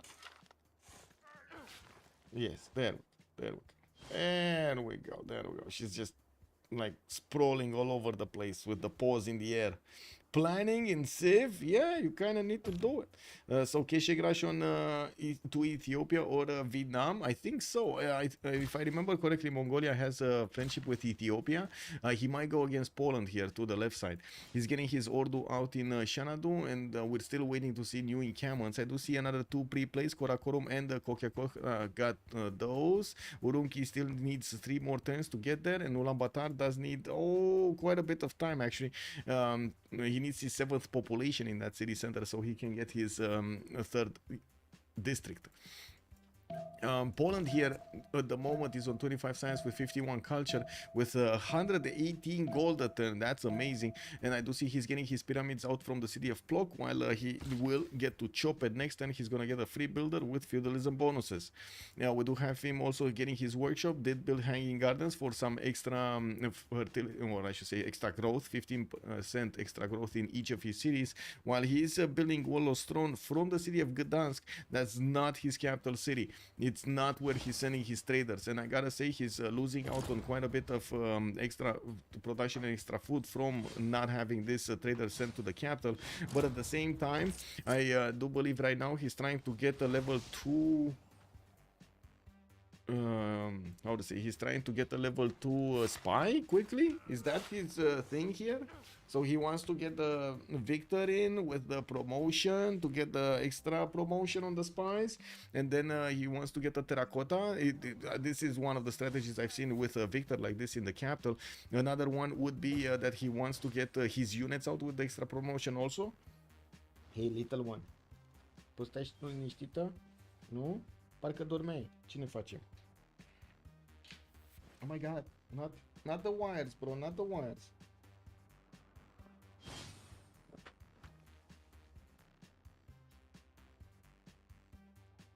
It is what it is.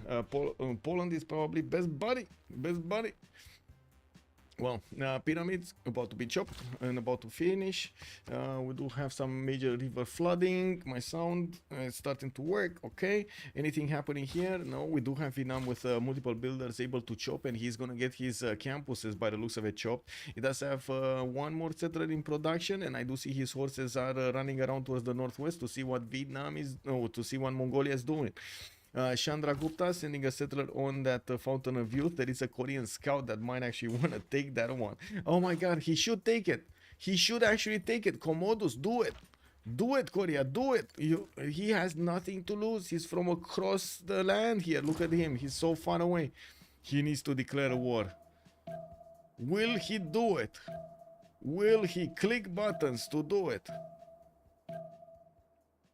Athena. Hello? Hello? Hello? Hello? Massage? Massage? Toe massage? Toe massage? Yeah? Okay. Let's see it. Will he take it? Click button. Yes, click button. Athena, click buttons. Click it. Click it. Oh my god, she's actually going to click it. What are you doing, Athena? He's not clicking buttons.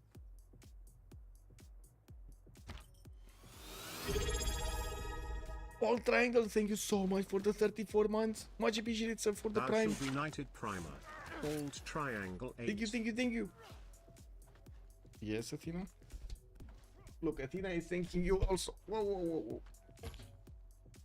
God, and like a wrecking ball. She's like a wrecking ball. What are you doing? Oh. Meow meow. Exactly, meow meow. Little one.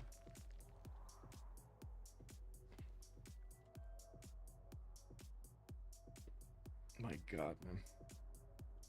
Restless cat. Anyway, we still are watching this Korean scout trying to take the Indian settler. He's watching, he doesn't know how to pick it. We do have more settlers also coming around from Vietnam, chopping them out, and I do notice he has an army of builders here helping him get this production going. While he did put a few horses towards Mongolia, I don't think he actually is aware about the dangers from Mongolia. 34 science and 49 culture at the moment for Kublai Khan. We got engineering coming out in 3 turns, and I gotta say he does need to finish quickly his encampments. she's probably gonna chop them and get them done quickly. Might even use the veteran card to get them quickly. Industrial zones coming up from Poland. We got him with the temples going up here in 2 turns from the capital, also is hitting 10 population points. While in the ERA score screen, we're coming close to the next ERA. We're 7 turns out. We're gonna need to start looking at the golden age points. We do have Engaroahia also coming up here with that preserve, and by the looks of it, he did finish his mare in the capital. Oh, no, he's working on the mare in the capital. Athena, dai cu minte. What are you doing? Hi. Go down. Go play. Somewhere else, not here. Oh my god. Anyway, now we got the campus in Opango coming up in 2 turns, and yes, a new settler from Engaroahia is gonna be taken out. I'm pretty sure she's actually gonna move the camera here. Give me a second. I'm gonna settle her down. Give me a second. Hey, cheers. Hey.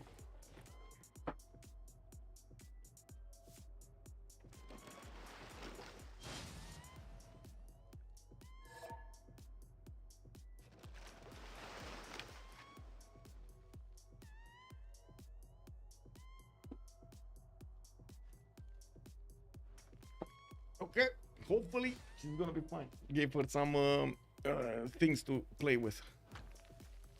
Okay, Encampment coming up in Wanganui. We got Changtown here also settled from Korea right in the face of Maori. While I do notice we do have a general here for Hungary. We did have him starting to get some points there. By the looks of it, Hungary is only on 1 at the moment. He probably got a project. India still didn't get one, and we're going to need to see if Korea is going to get one. Let's actually see. Did he get one? He did get Sansu. And I do notice Burika got recruited here. Themistocles also for Maori, but that's an admiral, not a general. Now we do have Zankian picked up by Hungary, and I do notice we're gonna have also Mongolia managing to pick up Ifadlan, while Poland is gonna get Marco Polo. Nobody getting a lot of them, just 1-1-1. Didn't I give you? Oh my god, man.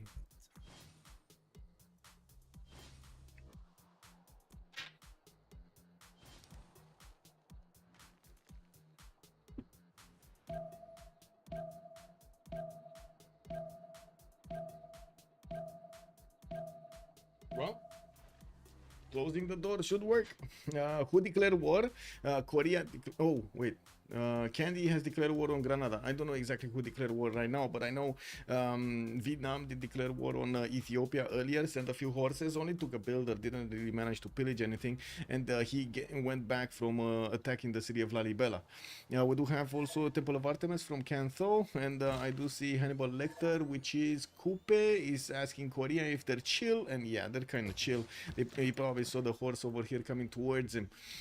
We do need to see what they're gonna do in the next era, since they're coming up on the switch of the era closely. We got Seondog missing 3 points to get there. I do to get his extra golden age. Menelik II did manage to get over the necessary points, and we do have him starting to place down his aqueducts for those industrial zones, extra adjacency, not to mention getting the housing in his cities. We do have also Bane with Dark Age, a possible Dark Age, 36 out of 38. Remember, first of all, he's getting his Temple of Artemis in the eastern city, which I'm extremely surprised he doesn't want to finish quickly with a chop. That would actually help him out more than just getting a market. While I do notice he's gonna need to actually get an archer to upgrade into a Voichen. He does have a unique unit, right? So he could actually use that one, but I don't see him actually using it. So yeah, kind of sad. We're going to need to see if in the next turns, in the next 4 turns, he's going to manage to get one of those Voichens out. In the text side, he's engineering in 1 turn, no, sorry, apprenticeship in 1 turn, and recorded history in also 1. Oh my god. Latina.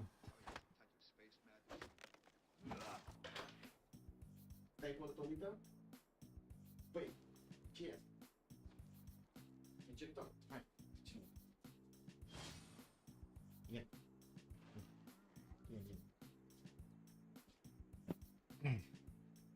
Yeah. I think it was Hungary on CS. Hungary declared war on a CS. Yeah, he's killing Granada. He's taking out Granada. And Athena is back.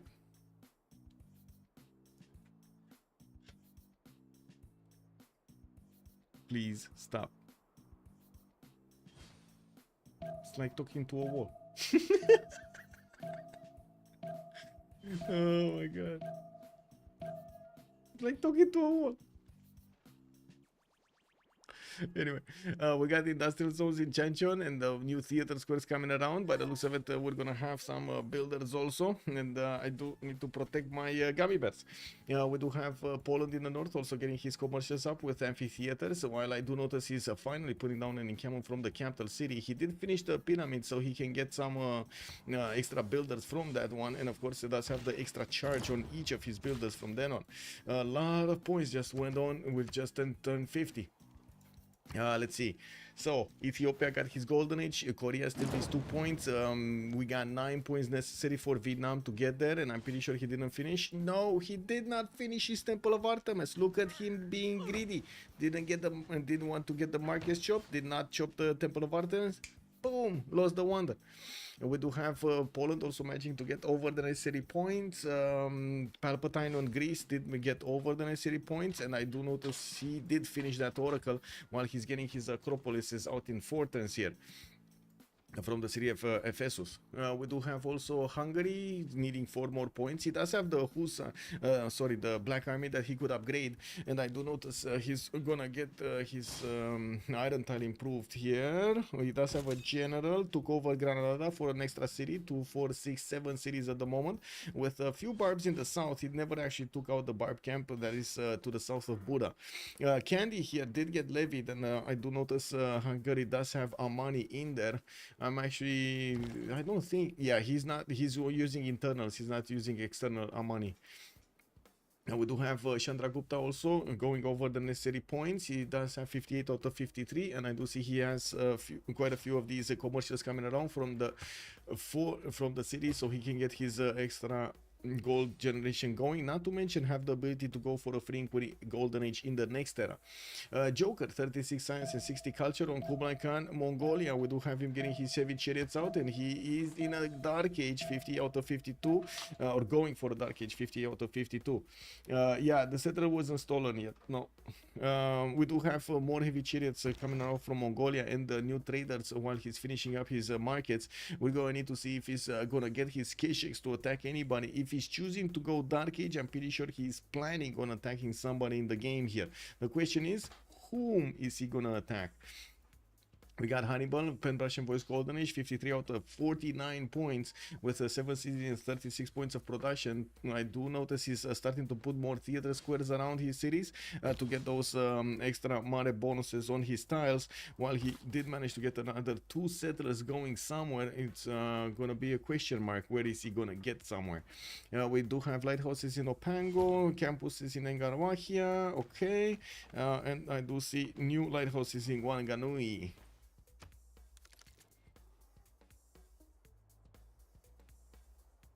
Okay, workshops in Plok, Krakow, getting his aqueducts done.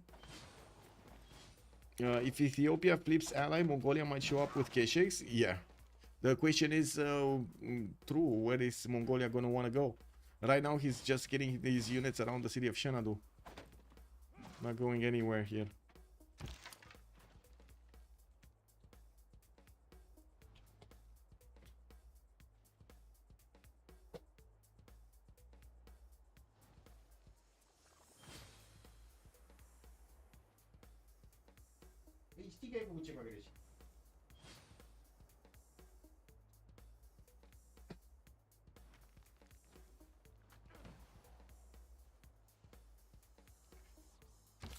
Oh well.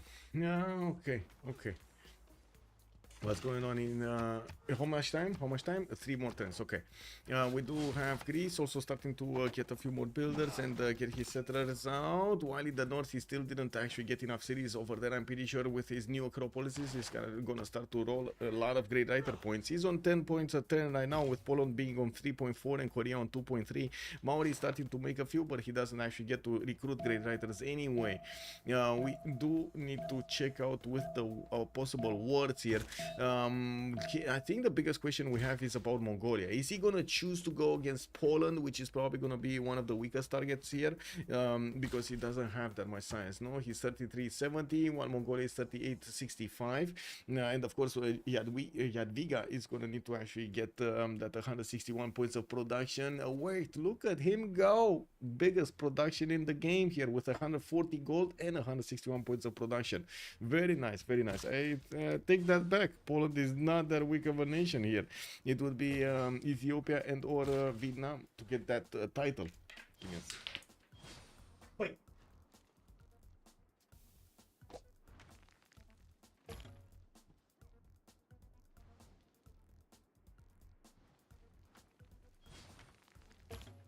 She's breaking stuff. It's unbelievable. She just wants to break stuff. Incredible. It's an unplayer game, yeah. Poland is top production. Think he goes Ethiopia? That's a good question. We're probably gonna need to wait for the Wing Hussar timing to see this. I do notice he's getting in camel training projects. We did arrive at the medieval Renaissance one, so these are the good ones for Wing Hussars in a general screen. And I do notice he's gonna need at least 2 projects to get there. While he does have 2 of these encampments, we do see him getting some more campuses here from Wrocław. And a few archers. I don't really see him going against anybody at the moment, to be honest. But anyway, he might be preparing. We do have 2, 4, 5, 6, 7 of these Mongolian heavy chariots. The question is the gold and the iron. Usually in the FFAs, you do need to be careful with your gold and iron when you do want to upgrade stuff. And they do cost you quite a bit because you're the only one that can actually get those resources and, of course, the monetary funds. Not that easy. He's getting his encampments out from his other cities getting built soon. While I do notice we do have him still in the Dark Age, 50 out of 52. In the tech side, he's 2 turns Divine Right and 2 turns Machinery. Not going for stirrups, or at least not now. Looking at how much time, we got 2 more turns until the next era. And taking a look at the era score here, Coupe did manage to get his. Matthias Corvina still needs 1 point. We do have also Jadwiga getting it. 41-49. It looks like Batrio is not getting his golden age here. That's a wah-wah. That's a big woof. Big wolf here. And look at that Reformed Church actually coming out now from Jadwiga.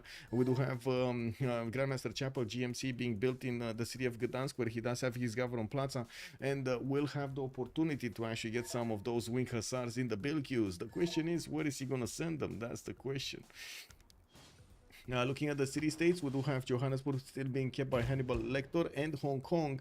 Voldemort is going to keep Candy. I do see Chinguetti at the moment is being contested. Yeah, Michael Myers and Darth Vader are contesting that one. Okay. Let's see.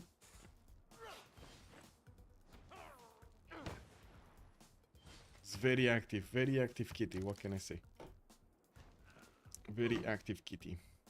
More markets from India. We do have libraries coming up here, and of course I do see Hungary just levied Rapa Nui. He did try to get that extra era score from it. Did he need it though? 48 out of 48. Yes, he did. He did need it. Now he secured his golden age. And looking at the Batrius, he still needs 6 more points, and doesn't look like he's gonna manage to achieve those 6 points. Sundog needs 1 more point, and we might actually see exactly what Hungary did over there. Maybe a levy on some city. Bane over here. Let's actually see. Does he have a city? He does have Mogadishu. It cost him 270 gold. No, that's not gonna happen. Does he have another city? Maybe a possibility. Maybe to Susa city, Preslav. That might be it. No, he doesn't have envoys in here. And we're 1 turn away, no? Yeah, we're a few seconds away, actually. Yeah. Oh my god, so many players actually not gonna get their golden ages. Oh my god.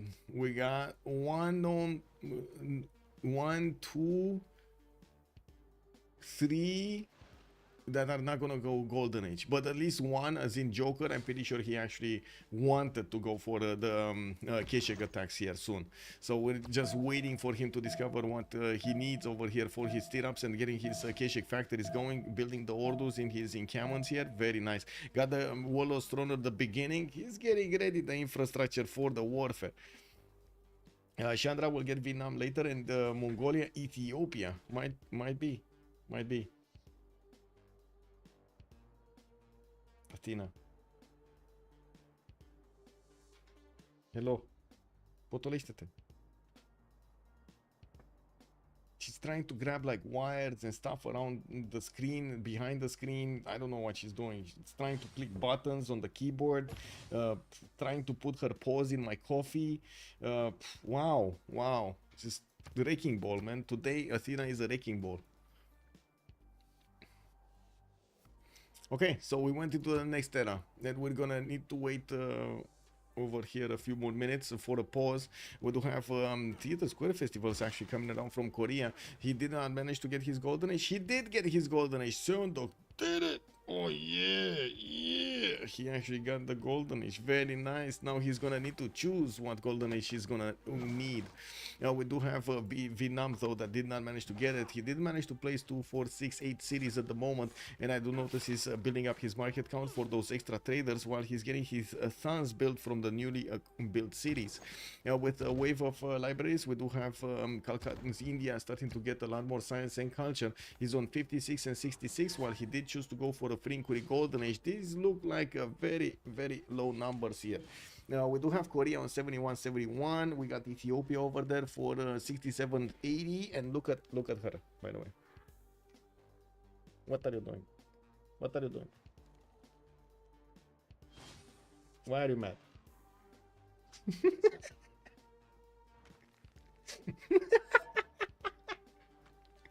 Wow. Make keyboard. Yeah, buy her a keyboard. Yeah, I need to buy her a keyboard. Dina, I need to buy her a keyboard. Oh my god, man. Oh man, normal age Vietnam. Yeah, normal age Vietnam. Yeah, we do have stirrups coming up next turn here, and I do notice Kubla is going directly for printing. I'm curious if he's well, he still doesn't have actually the stirrups upgrade for his units. In just a few seconds we're gonna have the pause here in 2 minutes, and we're gonna need to synchronize. Do I need to synchronize? Actually, it doesn't really matter, no? Anyway, let's go for the second one. Let's go preserves and recon. I go reserve recon. Okay, there we go, and be right back. 2 minutes. Let me actually check out my hand over here because she did manage to scratch it a bit. Ce faci? E bun cafea.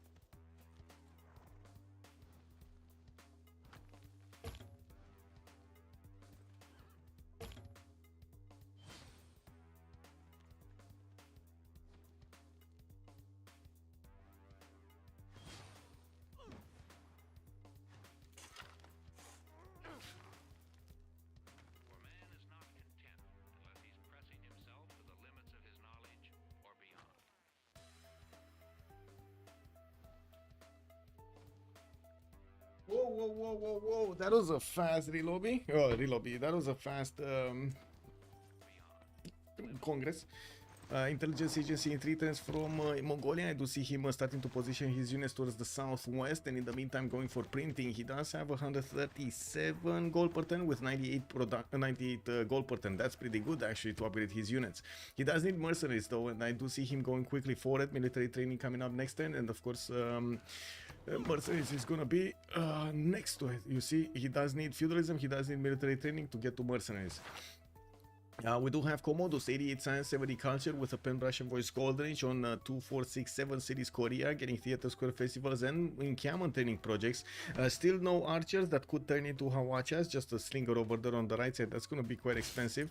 I do see him recruiting another scientist, and by the looks of it, he's not going to get one that's really important, but it is what it is. Ethiopia, printing coming up in 4 turns with Pen Russian voice, 2467 cities, getting a 1 night, 2 nights, 4 Harar and Addis Ababa, while he's also putting down more campuses here. He did manage to get a decent amount of face generation now with 70 science, 82 culture, 54 gold a turn, 133 faith, and 133 production.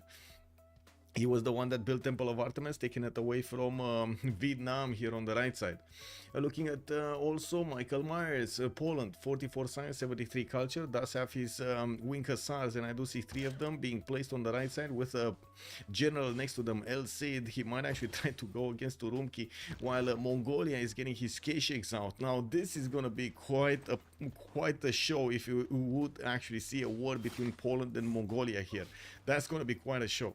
We do have also Pericles, 128 science, 118 culture, free inquiry, goldenish, very good stats on him. He's actually picking up the flag of the first one in the stats here, but he's middle of the middle of the pack when we're talking about points. More campuses coming around, quite slow to build, and I do see he's getting his markets for those extra trade routes. Has a few pre-builds with heavy chariots and foreign ministry from Athens that's coming out in 5 turns. We do need to see how many city-states does he have. Let's see, Palpatine here doesn't really have city-states. Palpatine, oh, he does have Ayutthaya only. Usually Greece does like to choose as many city-states, so he gets more culture per turn from them, like 5% extra culture. Michael Myers has declared war on the Joker. And we do have Mongolia here with that amount of units that still is trying to get to mercenaries and to printing. Does not have the upgrade button on his units to get them into knights, the higher strength units. And I do have to say he's gonna need quite a bit of time to get his K-Shakes out. 2 turns for intelligence agency to get the spy also for free from Xanadu. It doesn't have yet the possibility to get a level 2. And I do notice he did not go for victory inside of the city center. I also want to point out Governor Victor here from Krakow did manage to pump out a few wing hussars with the promotions on them directly, which is very helpful for him. Menashki Temple also coming out from Krakow. Oh my, very nice, very nice. Reina established in Warsaw to get his extra gold per turn from trading to his opponent, and I do need to see when Mongolia is gonna figure out where his opponent is attacking, because I'm pretty sure he knows it's not gonna be only one slinger coming against him. There need to be some wing hussars coming against him. Poland does have 119 faith a turn. That's not enough to buy every turn a wing hussar. He's going to need at least 3 turns actually to buy out a wing hussar. What is it, 280? I believe it's 280 or something. Stirrups next turn. Oh, he did switch. Okay, so he's getting stirrups and mercenaries at the same time. Has 566 gold, so he's gonna get to upgrade with half cost the majority of these heavy chariots that he built. And he does have a general for them also. We don't have Hannibal Barca here in Xanadu. The question is this city gonna remain alive? Yes. I think the answer to that is yes. Poland just doesn't have enough movement to attack into Urumqi this turn, even if he wanted to. And that's gonna give more time for the walls to... Wait, he just... Oh, he doesn't have limes anymore. Okay, well, that city at least got a bit more strength from the knight upgrade. And looking at the knights, they are dying attacking into wing hussars, especially with, I would say, Poland benefiting from a general here. Oh my, this is a problem. Big problem. Campus, 100% production towards buildings. You do get a lot more of these libraries and the universities built throughout this Congress, while we do have heavy calves getting a +5. I'm pretty sure the Polish wing hussars do benefit more from that than Mongolia will benefit from it. Looking at Matthias Corvinus, drums of war, 53 science with 46 culture. He does have, oh my god, these black armies settling next to College Fair, and I do notice he's getting a military engineer to create the pathways towards his opponent. If he does manage to make the bridge, the 2 bridges that he needs to actually connect his units to Chanchon, he can use his own territory here. Get the road here, get the road here, and boom, just go to Chanchon and feast on their cuisine. And there is a how to say, a great scientist here in the lands of Hungary that is also trying to see what's going on. More black armies are being placed in the build queues, and I do notice he has some on the west side of Korea's territory and in the south where he does have his general. Now we do need to see if he's gonna go on the offense soon or not, but I'm pretty sure he dedicated this era for that attack phase. We do have Sauron, also 100 science, 70 culture, with a free inquiry goldenish, getting his industrial zones down and a few more markets, while I do notice Wolo's throne is coming out from Pana in 3 turns. Now we do have Ahmedabad with a holy site in 8 turns, and well, we're going to need to see how things are going to evolve here. Srinagar, Hyderabad getting the shrines up for the extra faith. He's only on 139 faith a turn right now with 107 points of production. Joker, 52 science and 58 culture, got his stirrups going. We need to see the Keshek starting to come out from his series, and I do have to say even the Kesheks will need to be extremely careful going against the Wing Hussars. They are strong, but not as strong as the Wing Hussars. They do need to hit a lot of times to actually take down one of these units, and I'm pretty sure he's gonna need at least 5 or 6 to take on the Wing Hussars, especially since his knights are not even able to hit the Wing Hussar. They're dying if they hit the Wing Hussar, basically. Commercial hub investment coming out from Mongolia. Looks like it's gonna be Zudugan. Not sure exactly. Zudagwan. I'm not sure exactly why he's making those, but sure. Walls go up in Urumqi. Poland did attack. It looks like the knights of Mongolia are getting pushed back from that city center. If the walls are gonna go up, it's gonna be significantly harder for these Wing Hussars to pass through that city's defense. And of course, we're going to need to see if he's gonna manage to go through it or not. Has more Wing Hussars from his city starting to come around from Radom and Gdansk. Minashki Temple finishing here in Krakow. That's gonna give him the monks, no? And that's 2 apostles, no monks, no monks, no monks, no monks. It's the other one that gives him the monks. It grants him the 2 apostles, so he gets his I would say his religion for free. And I think Korea just got attacked. Yes, there we go. We got Hungary moving in with the engineer. I'm not sure exactly why he didn't build the road pathway here on the 2-1 forest, but at the same time you do see the Hungarian black armies are starting to get to position themselves next to Korea's city of Chanchon, being able to deal the damage directly against the city center probably next turn. Now we do need to see all of them starting to get over through the how to say, through the river terrain here into the cities of Korea. Usually Korea, what it does to actually defend himself against a possible attack like this is to have quite a few of those archers just laying around for his Hawacha upgrades. This time around I don't see Korea benefiting from those, even though he did have quite a few chops to use with the feudal card or a Gogi card to get those cheaply, and of course roll the production overflow into something else. Looking at Kupe though, we do have him on a free inquiry golden age, 110 science, 106 culture, getting his campus research projects going. Looks like they're starting to work on the competitive competition for the great scientist points, so he can get Newton out or Ip Khaldun out. Both of those are extremely important in the next part of the game. Industrial zone also coming up from the capital city. It's only going to be a +3 here, and I do notice his preserve is giving him quite a few extra culture points and gold points there. Let's see what's happening here, because this is quite important. Walls go up in Urumqi, while Poland is still benefiting from a significant amount of Wing Hussars here. He has 4, 5 with another, with a 6-1 on the way, 7, 8. Okay, things are starting to shape up to be a big attack here. Wing Hussars coming in also in Karakorum, one of them, and I do see the Keshek. Look at the Keshek, guys. Look at the Keshek damage against the Wing Hussar. It's just nothing. This is basically like getting a slap on the wrist. Not even a slap on the wrist is gonna do this much damage, really. Hungary is hungry for Korean barbecue. Wait. How do you call that pan? The special pan from Korea? How do you call that? He wants one of those pans over there. Wok? Is it a wok? Huh? Is it the wok? I think it's the wok, right?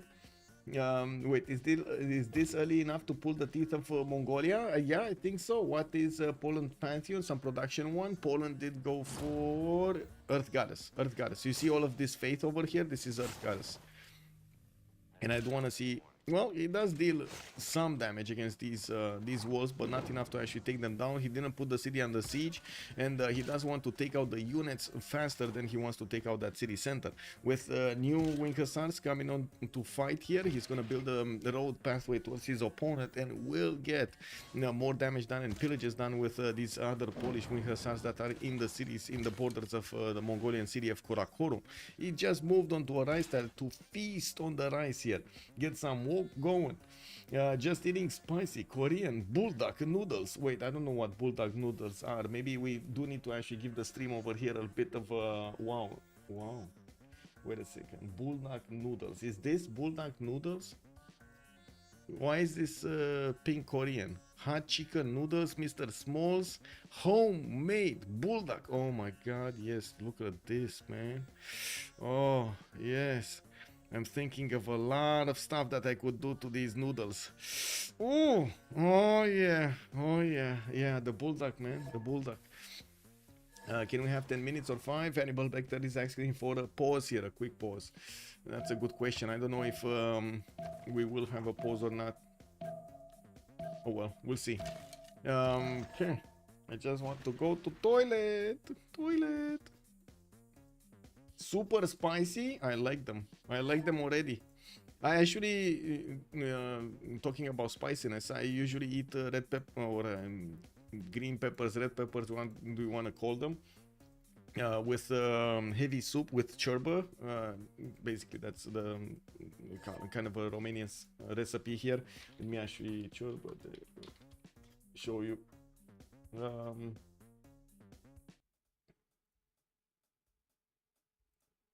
Let me show you pictures. It's basically something like this, with like meat inside and so on. Oh my god, it's so good with some peppers in how to say Zygar0K has joined the round table. In vinegar. Some peppers in vinegar and some bread. Oh my god, it is so good. It is so good. Unbelievable. I would eat this every day. Goulash, not goulash. Zagar, okay. Good evening, sir, and welcome. Nice stats on Palpatine. Rooting for the player who I know whose name shall not be named. Faceless rooting. Hello there, sir. And yes, very nice stats on over here on Greece.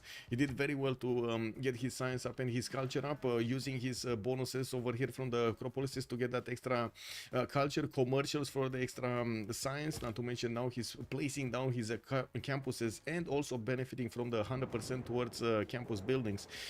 We do have the attack on Urumqi moving around. Looks like the units are going to be attacked next, and the Poland can deal the damage against these K-Sheks, two-shunning them quite easily. And I do notice he does have he's starting to bank on quite a bit of experience here on the Wing Hussars.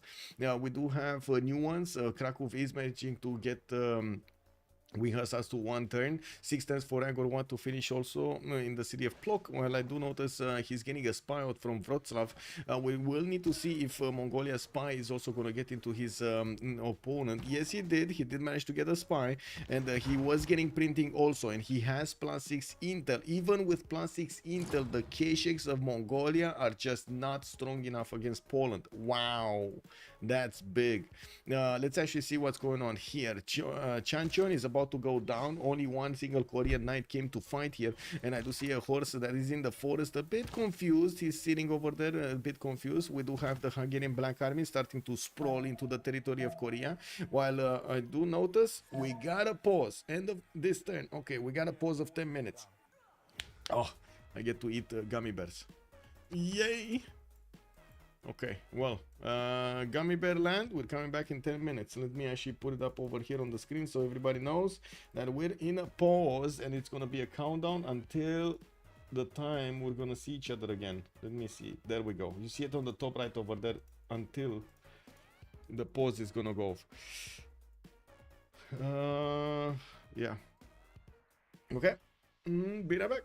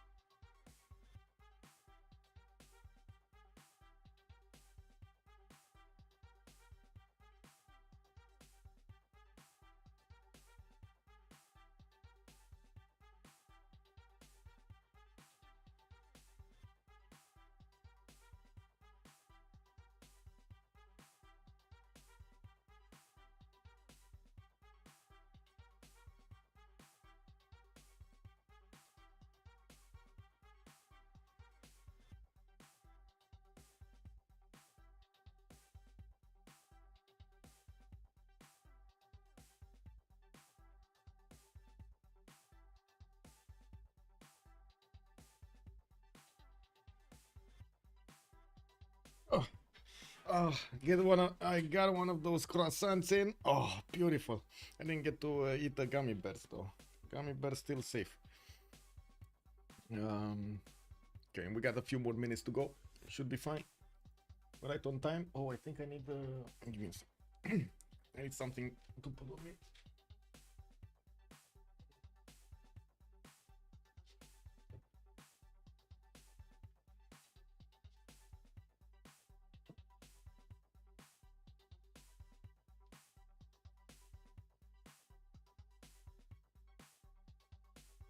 Oh, there we go. It's starting to be colder at night. Come on, let's what? Duck of ducks, what? What's going on?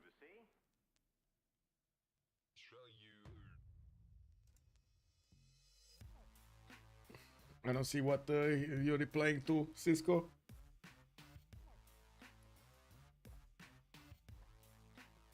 Oko Supreme was asking me, is Athena a manic depressive cat in a manic face? It might be. It might be. I gave her some food, so hopefully she's gonna calm down also. We ate at the same time, okay? I've heard cats will be content if you get them cat-sized versions of your stuff. They just want to do what you're doing. Oh my god, amazing.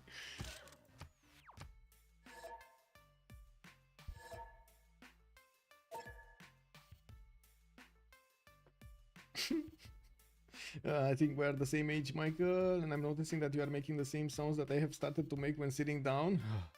Man, I know, we're getting old, bro. I know, it feels, yeah, it feels, yes, indeed.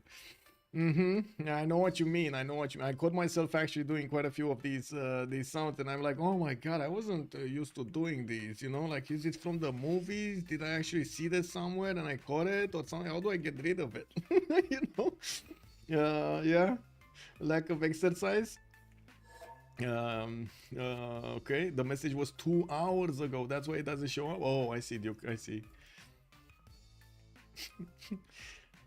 Yeah, I do need to get more exercise going. I worked quite a bit on my upper muscle mass, like on the hands, and I wanted to, because I had a few years in which I walked a lot and also ran a lot around the neighborhood. My feet were a bit too big, so I let them cool down. Tried to get some. I would say to shave off some kilos, and now hopefully I'm gonna get to remodel a little bit my body. Want to build more chest over here and more muscle mass on the upper body. I don't know what to do exactly about the tummy. As in, do I want to get 6-packs? Don't I want to get 6-packs? It sounds like a long journey to get 6-packs. You know what I mean? Did anybody get 6-packs? In how long do you get 6-packs? That's the biggest question for me.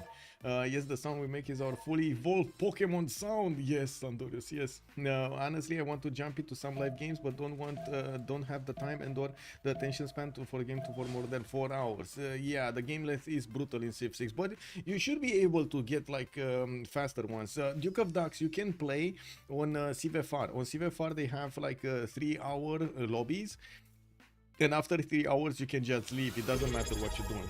Is cooking. Yes, it is. Project Cisco, thank you so much for the prime and of course the gifts are there. Much appreciated. Project_Cisco. You continue to press B. Yeah. Cardio is what you need to do against the sounds. Oh, Toby. Okay. 6-packs are as much as diet as exercise, man. Keeping a diet for me is like impossible. You know what I mean? I like my food, man. I like my shawarma. I like my pizzas. I mean, you know, the French fries, man. They get me all good. It is what it is, man. What can I say? I'm a sucker for good food. I don't eat that much, but when I eat, I want to eat something that I like, which is kind of a problem because I don't usually like, you know, small stuff. But anyway, Poland over here looks like he's retreating his units a bit surprisingly.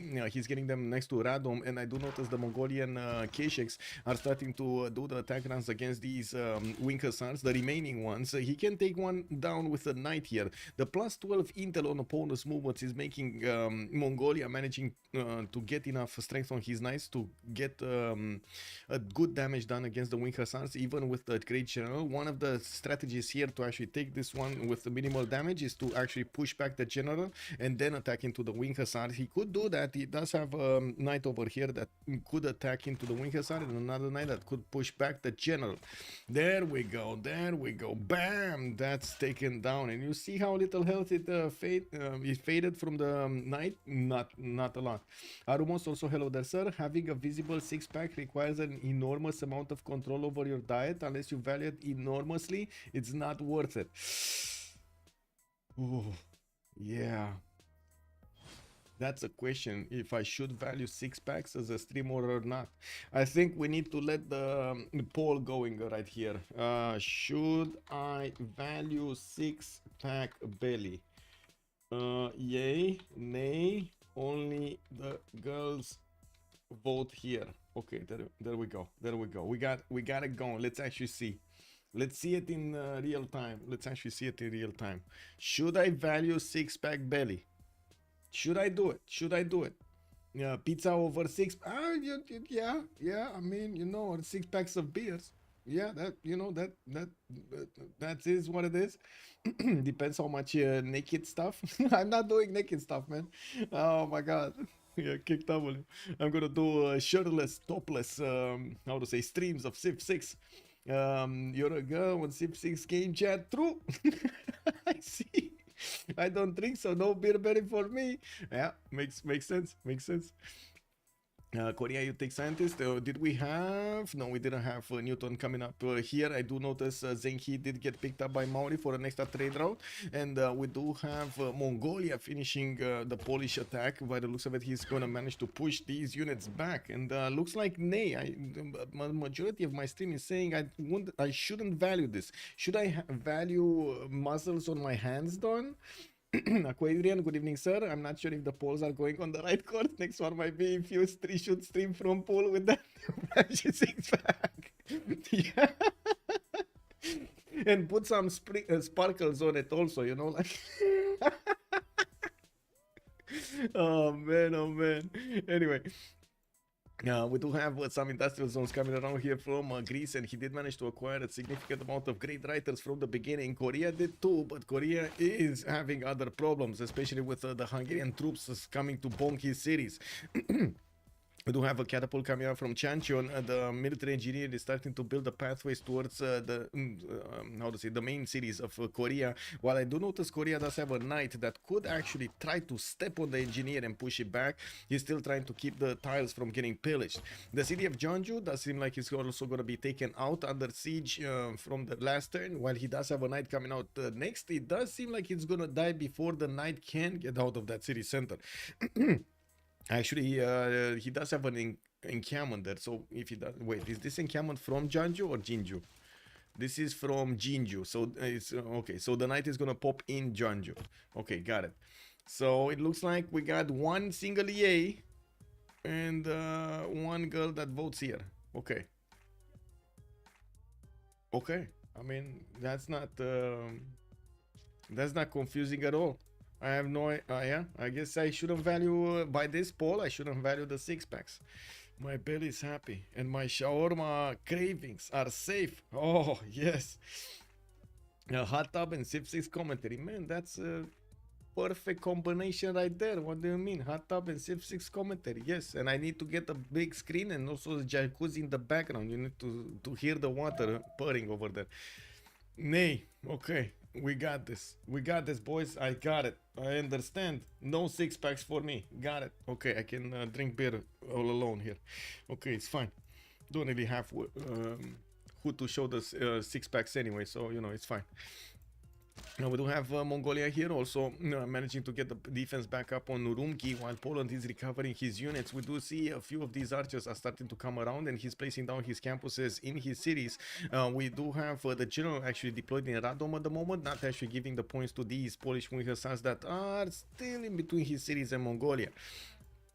On Chandra Gupta, we do have Etemenaki finishing in 2 turns from Calcutta, next turn actually right now, with more aqueducts being placed so he can get the extra adjacency towards industrial zones. I do see he's getting his GMC in 3 turns. That's Grandmaster Chapel in 3 turns, putting down finally some encampments. We do have him with some non-freshwater cities that he could get into the south, and we're going to need to see what's going on here. Looks like the knight did manage to make it out alive. Janju is still going to be taken out by these black armies from Hungary, while I do notice they will get the opportunity to get around Janju as well as getting some crossbows on the front line to deal the initial damage against these units of Korea before they actually attack into them with these other units. This is a problem. Hawachas did get upgraded here by Korea, and the Hawachas are going to be very strong to defend against their opponents. One little thing, they cannot move and shoot, so you either need to get a general for them to allow them to move and shoot, or keep them in a city center or an encampment somewhere so they can just keep on shooting against your opponent without being hindered. Also, Yakuzi stream only with C cards and unbearable, untamed breast hair allowed for men by Twitch TOS. Of course, man, I don't have breast hair, I gotta say. Yeah, I don't have chest hair. It is what it is. My mom didn't make me with chest hair. Justice, guten Tag, sir. How are you doing? How are you doing today, sir? It is what it is. Okay, we do have Poland changing direction to go against Korea here. Okay, and we do see Ethiopia has put a few units in Harar and also did manage to get a great general. He doesn't have a war with Vietnam either at the moment, but he is preparing his defense against a possible Mongolian attack. Mongolia at the moment doesn't have a spy in his territory, and of course we're going to need to see if Poland is going to put a spy in the cities of Korea. There is a significant risk that Poland might actually go against Korea to take him down. Wasn't Korea the one without a friend here? I think he was, right? Oh no, he's actually allied with Menelik II. I see. So he's not allied with Poland. I see. We do have Kupe going strong on his cities, 2, 4, 6, 8, 10 cities at the moment with more commercials, and his university is getting built. He's acquiring more science points. He's on 147, 112. Although we do have Pericles with 213, the only one in the game over 200 points of science. He does have 160 culture as well as 220 gold a turn, and I do see he's right now on the 3rd slot, very close to the top 2. Darth Vader and Hannibal Lecter are both 398 points, tied for the 1st place, while Palpatine only has 6 points difference on the 3rd place from them. We do need to see Changwon. This one is probably going to just be left to rebel anyway. It does need to take care of the pre-builds. The heavy chariots are going to be important to take out before they can actually get into stronger units. And there are a lot of them coming onto the front line. And there we go. The knight got upgraded a little bit too quick for the Hungarian troops to react here. We do have also new knights from Hungary. And the question is, can he get to military science quick enough? He's getting military engineering 3, diplomatic service in 2. I would say the answer to that question is no, he's not gonna get there quick enough. Now for the next upgrades, basically the next upgrade from the Hungarian Black Army is gonna be the Hussar, which is an extremely strong unit, especially if you do have a lot of city-states seized. Looks like Poland simply wanted to send Mongolia a warning now for the real target. Yeah, it does seem like the city of Seoul and Daejeon here are basically giving off a scent. A walk scent, you know, one of those pan scents over here to Poland. He's bringing them in. Let's actually see if the Wing Hussars are gonna take the bait to go into the city centers and take them down. Bresser is a funny Freudian slip for Micah, and since he mentioned his mom, it's safe to assume that his mother has... Oh my god, man.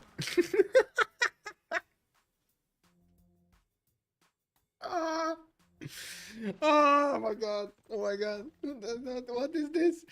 Who has the generals? A question from Painter Q. Let's actually take a look at the generals. Who did manage to get the generals? Okay, let's come back to normal ones. Oh my god. By the way, did you guys see the new Fire Axis shorts? Did they actually recruit us for somebody from TMZ? Anyway. Let's see, great generals. We do have Zudugan here as a merchant, not a general. Okay, what are the generals? Generals. Ethelfled on Korea, Elcid on Poland. We got Timur on Ethiopia. Okay, those are the generals. At the moment, nobody else is actually getting the moment. Amina is the next one, and we do have them still far away, halfway to the recruiting phase. We do need to see Poland actually start his attack line against Korea cities. He does have his wing hussars position next to the borders, while we still have Hungary pushing Korea from the left side. Finally, Korea did manage to get those Hawachas to shoot back.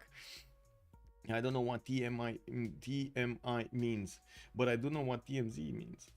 Michael's mom kept all the chaser for herself. Sure. Oh, too much information. I see. Yeah. Oh my god, man. Oh my god. Anyway, I'm pretty sure she's gonna laugh if I tell her this. I'm not gonna lie. Anyway, we do have Ethiopia's knights also needing to put up a defense against a possible attack from Poland. Or the second Poland is gonna attack his opponent here, Korea. If he didn't attack him already, he's gonna also declare war on Ethiopia because Korea and Ethiopia are allied. The city of Gyeongju, capital city, crown jewel of Korea, is being attacked by multiple units, and it seems like he's gonna be taken down this turn. Boom goes the capital city of Korea. Commodus is in trouble. We do have him with too many units around his territory, and he's gonna be torn apart between two opponents here. Ramfi, good evening, sir. Yes, we can take a look at the stats because I believe how is it with Ethiopia? I didn't play it for a long time. It had requirement to settle on hills removed. You can settle on hills and on resources. They added the resource settle, so it actually makes it viable on maps like Pangea or lakes or stuff like that, so you don't get how to say, you don't get forced to settle only on hills. Yeah, they are on plains. Yes, some of the Ethiopian cities are on plains, but on resources. So for example, this one is on a salt resource. This one is not on anything. This one is a mistake. This one oh no, this is a hill. Never mind, this is a grassland hill. Aksum grassland hill, Harar, and that's a plains hill. Okay, and Digrat is a plains hill also. Casual Cobra Dobra, thank you so much for the follow, sir, and welcome to the stream. We do have walls going up here also for Ethiopia to protect his cities, while I do notice Poland needs to move.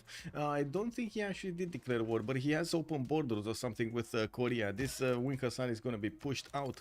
He does need to declare war if he actually wants to start attacking into the city centers of Korea, and there we go. He moved out the Wing Hassan, brings his military engineers to connect the pathways here, and quite weirdly, he's getting through Radom instead of getting them through Gdansk to the south. While Darth Vader is asking Poland, are we chill? Darth Vader being Ethiopia. Yes, okay, he's saying yes. But then Michael Myers is going to declare war. Easy. Is he last moving? He's not last moving. Why is he not moving? Like, all of these do have full movement. Why are you not attacking? My man, why are you not attacking? Anyway, we do have Terracotta Army finishing up next turn in the city of Krakow, which is going to give him a level 1 spy, I believe. The question is, where is that spy going into? He did manage to get also Governor Victor inside of that city center with a promotion for extra promotions. The question is, did he manage to get a level 2 spy or not? Because I don't see it in the cities of Korea, and usually if you want to attack somebody, you're gonna put a spy inside of his cities. Let me pop up my YouTube also. Onitana, bonsoir monsieur, bienvenue. Is this winners take all? No, this is winners. This is winners take all, if I'm not mistaken. United Primer. Duke of underscore ducks. Get Bezos bucks, man. Thank you so much. Thank you, Duke of Ducks. Much appreciated, sir, for the prime. Now we do see Korea is managing to get into the borders of Hungary is getting into the borders of Korea of Jinju, while I do notice these black armies are managing to deal the damage against the remaining units. We still are waiting for the attack to start from Poland. It looks like the city of Daejeon is going to be taken out very quickly, and Hungary is already getting in there with some knights getting close to Seoul on the way to Daejeon.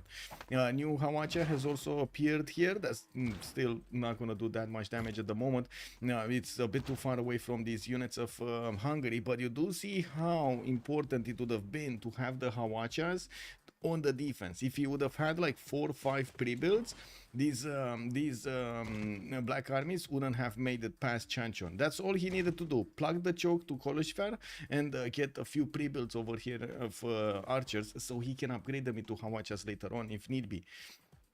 Some level 2 Polish Wing Hussars, I see. He did actually get the Terracotta Army upgrade on all of his units, and he did choose to promote these faster while he was having them in their borders. I do have to say, a lot of the times the players actually want to delay promoting their units so they get some damage on them and have the ability to heal them back with the promotion. It does take, it's a little bit tricky, but because you have to be careful to not allow your units to be too low HP when they're on the front line, so they don't get taken out before you can promote. But it is much more efficient if you're in a warfare with somebody to make use of that promotion to get the heals back on your cities, on your units, sorry. We have a massive army here from Mongolia towards Vietnam. By the looks of it, Bane might be in trouble. Battery is on 150 science, 91 culture. While I do see the Joker is only 60 and 61. There aren't that many units for Vietnam to defend himself. And yes, he's getting the sim going. He does manage to put more production into his universities at the moment. Now, I do also notice India might actually start his attack against Rapa Nui to take another city for himself. While I do see Greece just doesn't have units in his empire.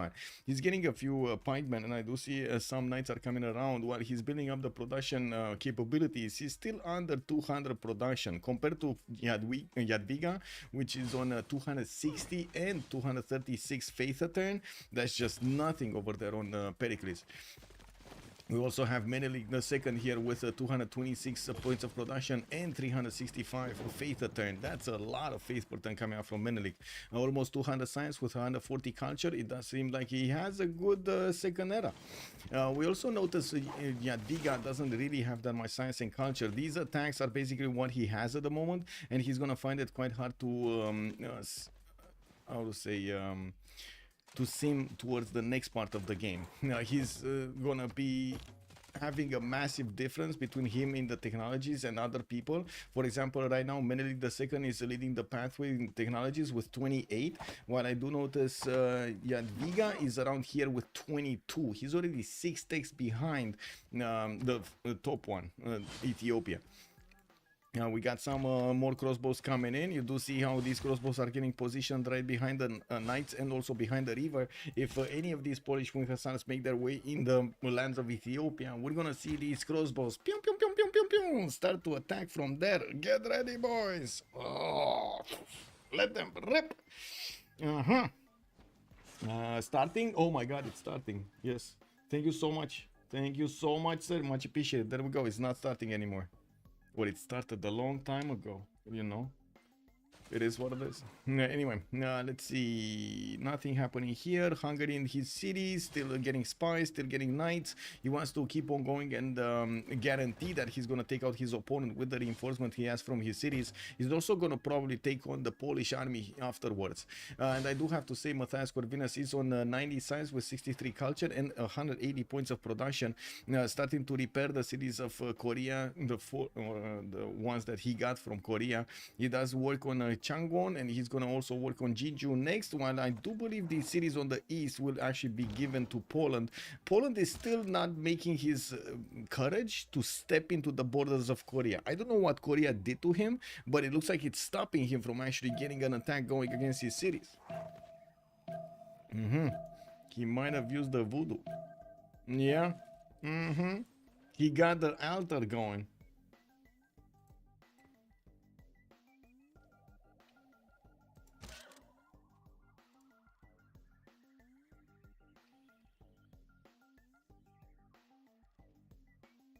Okay, finally the Mongolian army is starting to move. I do see the massive invasion force that will appear in Vietnamese cities. We still don't have Vietnam with his Voichens, even though he does have a few archers. And I do have to point out, Vietnam is in a normal age. He doesn't have Pembrasian voice bonuses, nor does he have his free inquiry.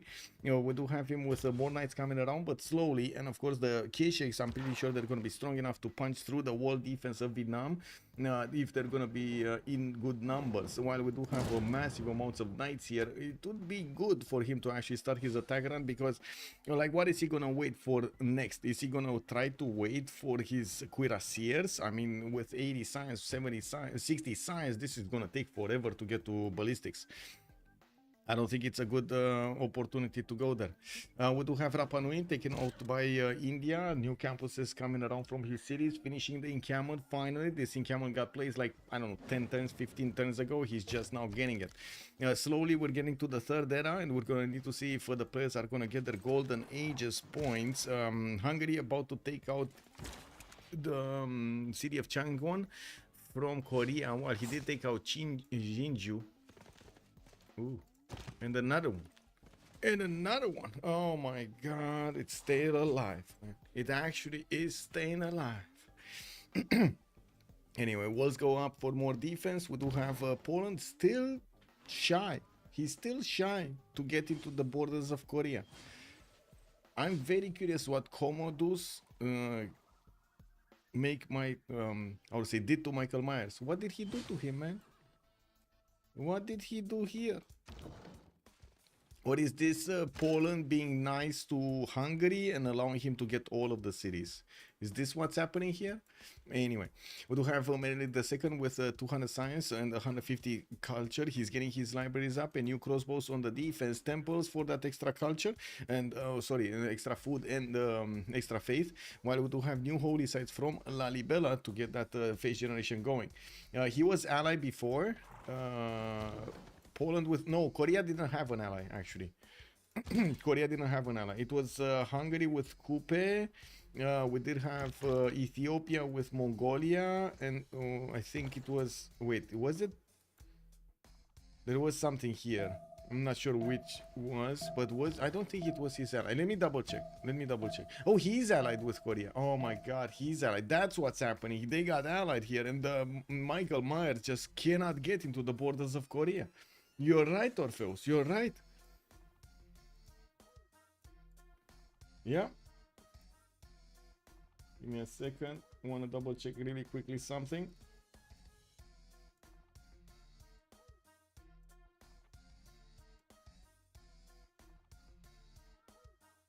Okay. Wait, what? Okay.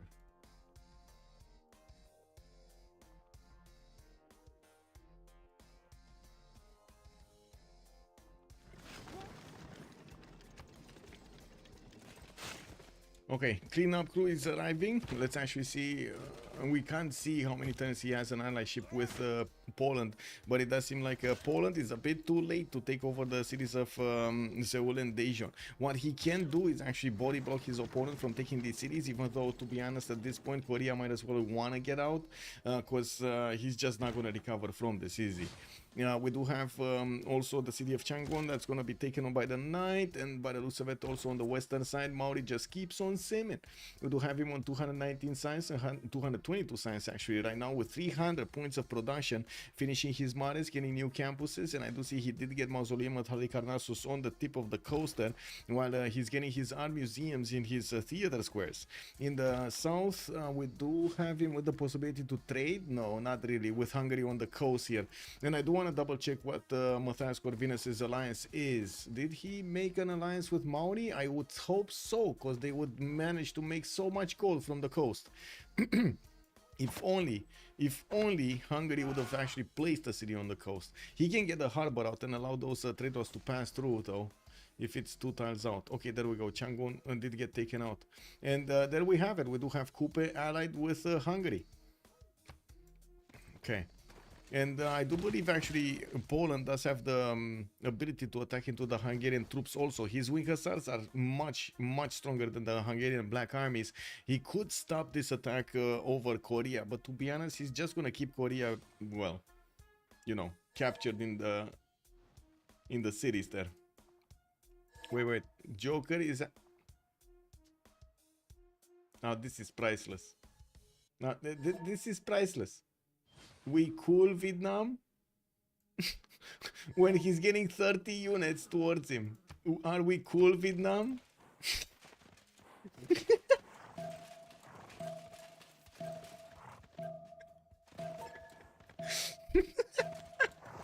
Buddy, good evening, sir, and welcome.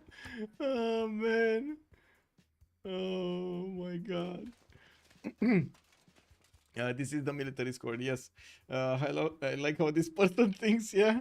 I think he wants to go against somebody else. Maybe something like somebody like India here. He wants to go to pass through his borders to get to somewhere. This is great. This is insane. Love it.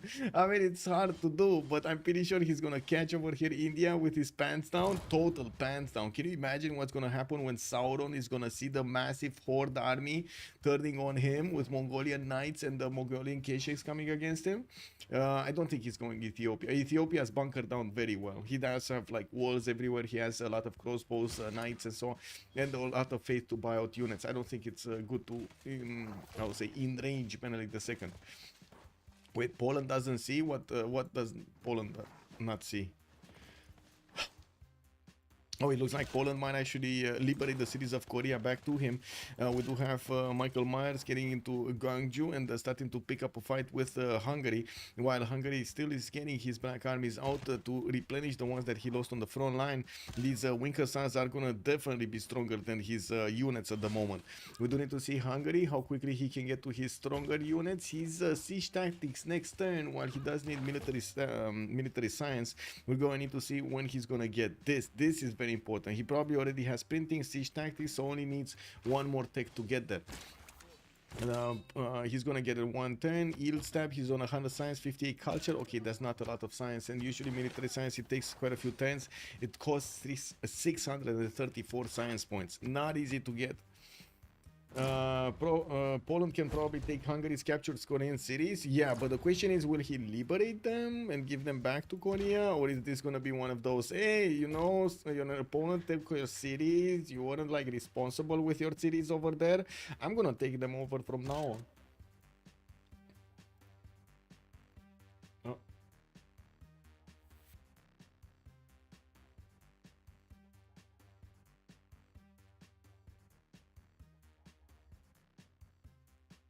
Oh my god, getting...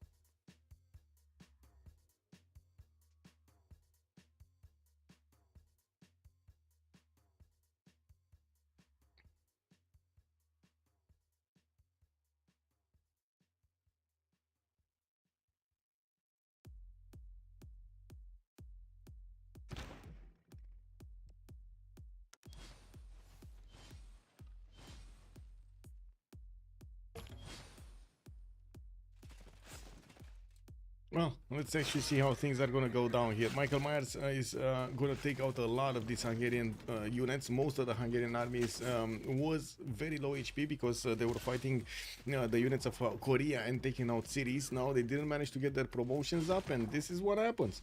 We do have a few knights, but they're still not going to be stronger than not strong enough over the black armies. The only thing that can save him now is, of course, military tactics, military science. We do have Mongolia starting to go through the territory of Vietnam, getting all of those units through here. It's going to be a question mark for India. While India does not see this happening, he's starting to put a few units on the west side. Now the question is, why is he putting these units on the west side? I don't see him. No. Oh, wait, Greece, that's Palpatine, right? Okay, they're not sharing vision, so they shouldn't know about each other. Palpatine is also asking, we cool Mongolia, because he saw all of these units passing next to him, right? That's why he's asking this question. We do have coal power plants, industrialization showing up on the industrial zones of Greece, and of course his mines with the extra points of production. While I do notice art museums in 2 turns from Knossos, also Corinth with Acropolis in 2 turns there, in Inkiamon from Ephesus, and of course the Aqueduct coming up in 3 turns from Miletus.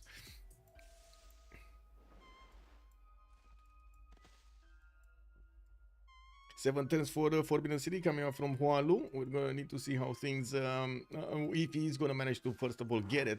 In 7 turns is still quite a bit of time, and I'm pretty sure somebody else will try to also build it. I was expecting Maori or Pericles. Well, how to say? Yeah, somebody here getting it. But anyway, we do have also Ethiopia getting more commercials to get that extra economy going. He's at the moment on -5 gold. That's not a good thing, especially since he did not war anybody at the moment.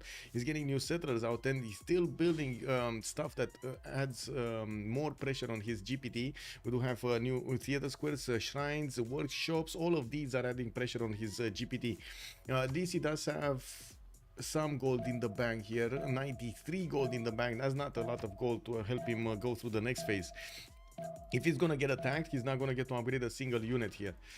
We do have also Poland about to take back the cities from Hungary, the ones that Korea lost. Commodus might get back into the game.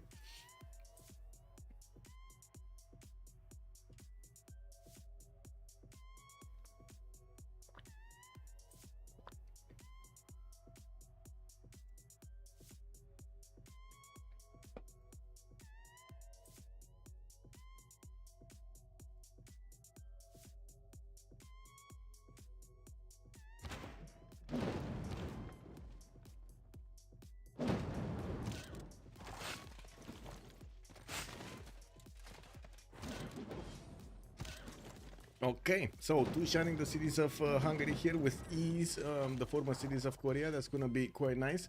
In the era score screen, since we're coming up 2 turns away from the next era, we do have Korea going Dark Age, Menelik the second going Dark Age. Batriu is gonna get to secure his Golden Age here, and he's getting evaded by Mongolia.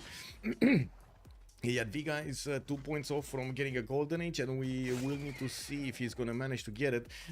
Taj Mahal is finishing way too late, and I do see him starting to put more cities, one to the north, one to the northeast, and while his armies are taking back the cities of Hungary here from, or I should say the cities of Korea from Hungary. We do have Pericles also going Dark Age, 8792.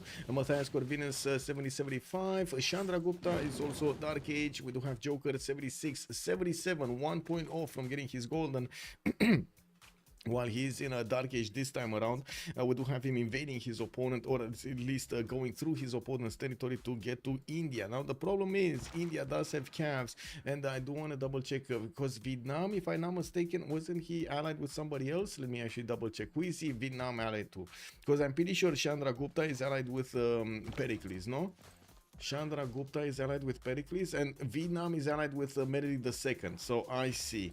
Mongolia actually going to India will just enrage India here. Sauron. Wait a second. I see Pericles being friendly here. Allied. What is this? What is this? Are they actually friends? Oh yeah, they're friends. They're friends. Pericles is in the north. Vietnam. I needed to watch Vietnam. Anyway, it is one of those. Got confused a bit. Prediction time. We still have a prediction going, Thundorius. We're waiting to see if we're gonna finish this game without errors. If we can actually get the Novice tournament finals going. Going through with his army, is it even worth if he manages to pillage some Indian tiles? Really odd. I mean, I don't think he's gonna pillage anything. These calves of India will be more than sufficiently strong enough to attack into the Mongolian troops and take them out. They 2-shot the Kesheks, and by the looks of it, they also 3-shot the Knights. He has a lot of them. Faith per 10 to buy more, 216, and a lot more science and culture over Kublai Khan Mongolia. So I would imagine stronger units, steel walls are also gonna be available here soon for Chandra Gupta. It's just a matter of time. We'll see if Kublai is going to manage to get his Golden Age here. It shouldn't be that rough to get one more point in 1 turn, although you never know. You never know. Jadwiga also needs 2 more points, while of course we do have Batriu here managing to secure it.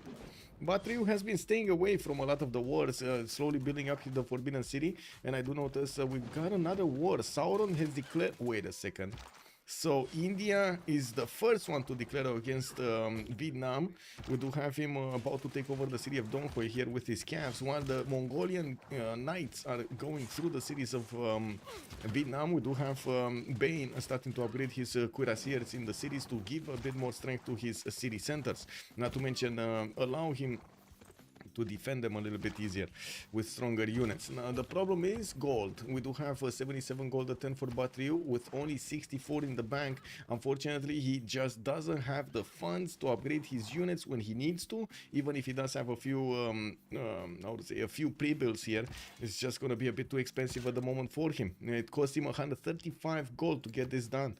And we got another war. Wait a second. Who declared war on who? Hannibal Lecter has declared war on Palpatine. Hannibal being Coupe. Wait, what? What?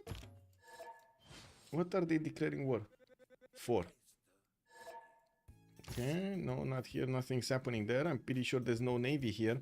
Oh, okay. What happened here? Oh, CS I needed. Okay, he wanted a city-state. Okay. Okay. Yeah, makes sense. Which city-state actually? Hannibal, what is he benefiting from? Hong Kong, okay. And another one? No, only Hong Kong. I see he has only Hong Kong. Oh, he has Ayutthaya also. Never mind. He has this one and he has the other one.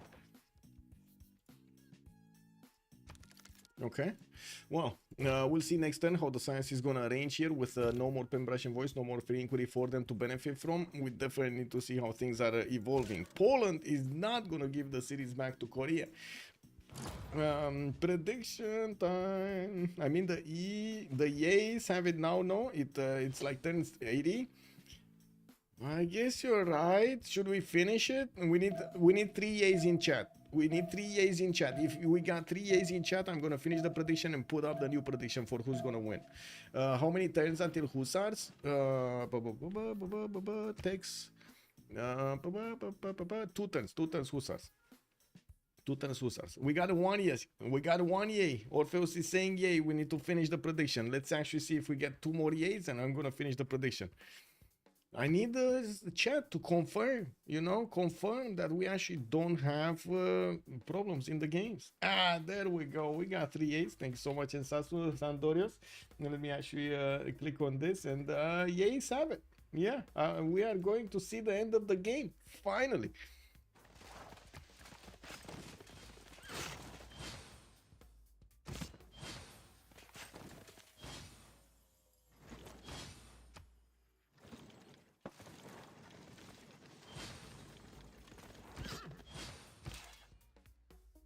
Now, Hussars are strong enough to hold these wing hussars of his opponent. Poland is going to have a bit of a problem also with the city's defense. Hungary did manage to acquire a lot of his gold from pillaging the tiles from Korea, so he did manage to get the upgrades going. So did Jadwiga manage to get quite a few pillages off here, but as you can see, he still has 1800 gold in the bank. This is a lot of gold that you just keep around here, and I'm a bit surprised that Jadwiga is not spending it somewhere in his empire. He does have another city to place, and of course we're going to need to see what is going on here. Donghui is about to be taken. No, not really. Korea attacking quite nicely. Yeah, it's going down. Never mind, it's going down.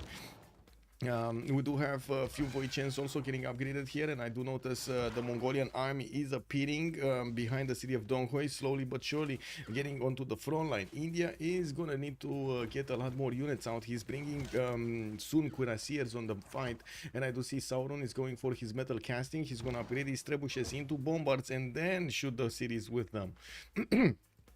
By the looks of it, also the Vietnamese units are not going to be strong enough to attack into the caps of India that much. Remember, India does get the extra points from the shrines, from the temples, from his special building over here. Another +3 is pretty good, and he has crusade. He's crusading Vietnam on 2 cities. Can Tho, Donghui, and Hue, actually 3 cities, have been already converted to the religion of India, and that gives him an extra +5 against any unit inside of the territory of these cities. Beautiful. Wow. Picking on the little guy over here. Bane is picking on the little guy.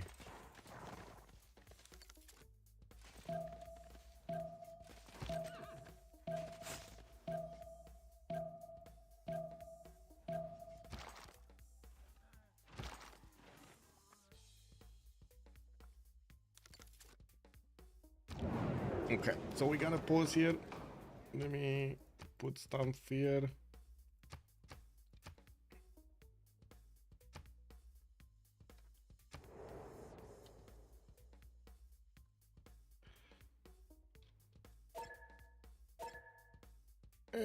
time, the pause of 2 minutes.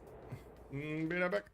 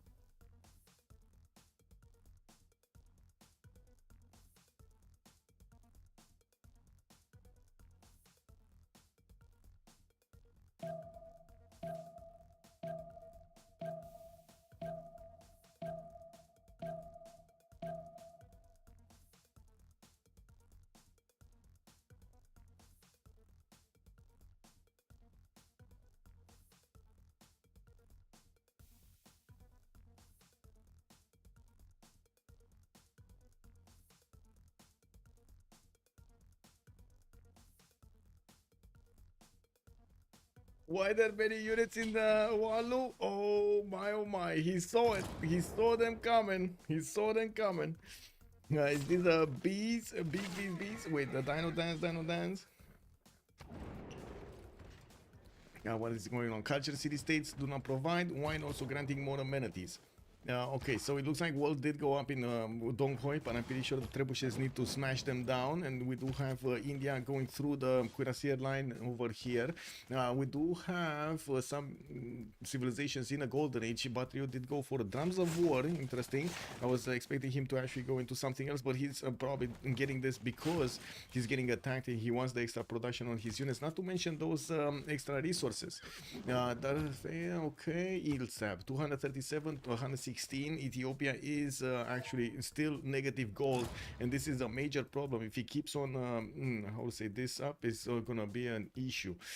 He's trying to build Forbidden City, not gonna happen. Hualu is gonna get it in 2 turns unless he has like an engineer. Doesn't look like he has one. Banks should actually fix the problem with the negative gold. 400 faith a turn is not something that you want to take lightly, though. Ethiopia has a lot of firepower at the moment. Yeah, we do have Pericles also. Give me a second. No. Okay, no Golden Age. Golden Age on Jadwiga. Drums of War, Golden Age for him. And I do notice he kind of got stopped by these wing hussars, by these hussars in the lands of, in the former lands of Korea, and I do see Hungary with the ability to actually attack back and take down these wing hussars. Even the cores, he can take them down. He should actually push back the generals. This is a lot of strength that he's going to take away from the Polish wing hussars and will allow him to attack much more efficiently into the next units when these wing hussars are not going to benefit from the extra +5 of the great general.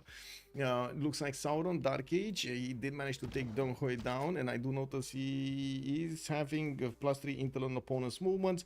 I'm curious if he does have his +5 card from the Dark Age. He does not.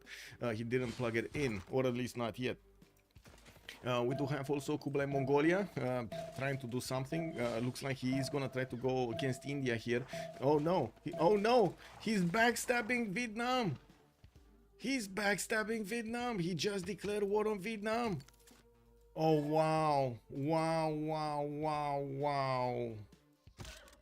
Joker put his whole units in the borders of Vietnam, fooled him that he's going to India, so India is taking Vietnamese cities, and then declared war on Vietnam. Wow. Wow. Yeah, that's amazing. Anyway, Hannibal Lecter is also on 180 science, 160 culture, and we do have him with Merchant Republic over here on the left coast. Factory is coming in for the extra production. He is on 339 points. That's pretty good right now. Actually, he's the second one in the lobby, with Palpatine coming up first with 356 points. Now looking at the score tab here, it looks like Hannibal Lecter is keeping up the first screen, 574 points. I do see Michael Myers on 553, and Palpatine coming up third here with 536. Darth Vader is going to be 514 also. We do need to see the Void Chains, well, do some damage here, but unfortunately these guys are out of that era. They are overwhelmed by the units that are coming against them. Now we do have also that Forbidden City finally coming in next turn in Hualu. At least he's going to take it out from his opponents there, with Taj Mahal also finishing in the cities of Poland in 2 turns. We do see those cities got placed in the north over there of Poland, getting a few more points of science and culture on his side. He's still second slot here. I do have to say he did acquire a lot of points from his cities and of course from his units. Now the question is, can he actually keep his lead against the other nations that are gonna get a lot more points in the next part, and especially since he's gonna keep on fighting Hungary here, which by the looks of it is kind of winning this fight against Poland. Yeah, Poland's timing is done now. Yeah, Poland's timing is done. He needs to go and do something else here. Jadwiga definitely needs a lot more points, a lot more stats. Hungary, what is he doing? Getting more hussars and of course replenishing his units on the front line. Did get a road pathway between him and the mountains and of course the cities of former Korea here. While Korea is down to 1 city, he's also going to be taken out by Poland. Wow. So Poland got Daejeon and he's going to take out Seoul. Another backstab. Another backstab. Oh, the prediction. We need the prediction. Yes. Prediction. Start a prediction for who will win. I'm gonna put only the ones that have a chance here. Ethiopia. Opa. Ethiopia with Vietnam. Actually, Vietnam, I don't know if he has a chance. Does he have a chance anymore? I don't think he has a chance anymore. So I'm gonna take this out. Chandra Gupta, Pericles, Hungary, Kupe. I think these are the nations, right? Is there anybody I missed? I don't think Kublai is gonna have enough strength. No, these are the nations. Okay, and let's put it for 15 minutes. You don't need friends when you have such enemies. Indeed. Game is for Maori or Greece, right? It kind of feels like these two. Yes, maybe even Chandragupta, to be honest, because he started his war and he's gonna also start to gather a lot of cities from Vietnam, gonna punch Mongolia back, and we're gonna need to see how he's gonna manage to get everything done here.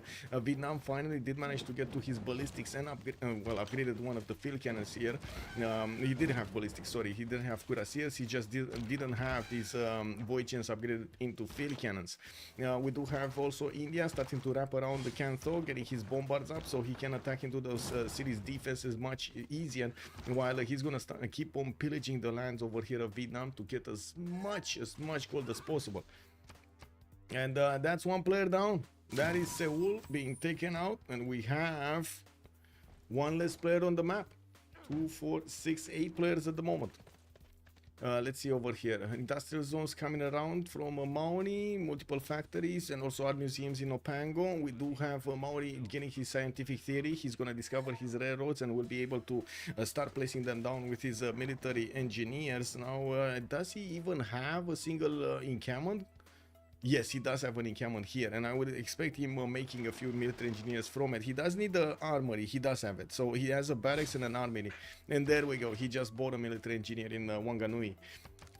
Looking at the goal pattern here, we do have Kupe on 245, while also Kubla is managing to get 252. He is in a heroic age and he's starting to get those reform the coinage points for his traders.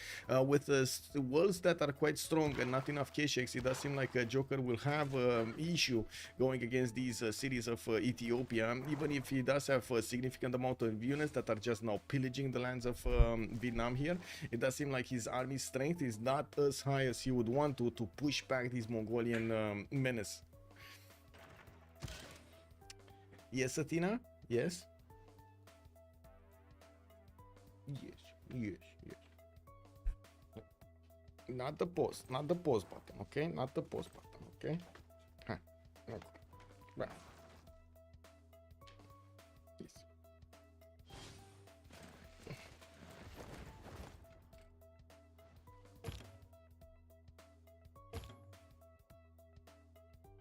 Yeah.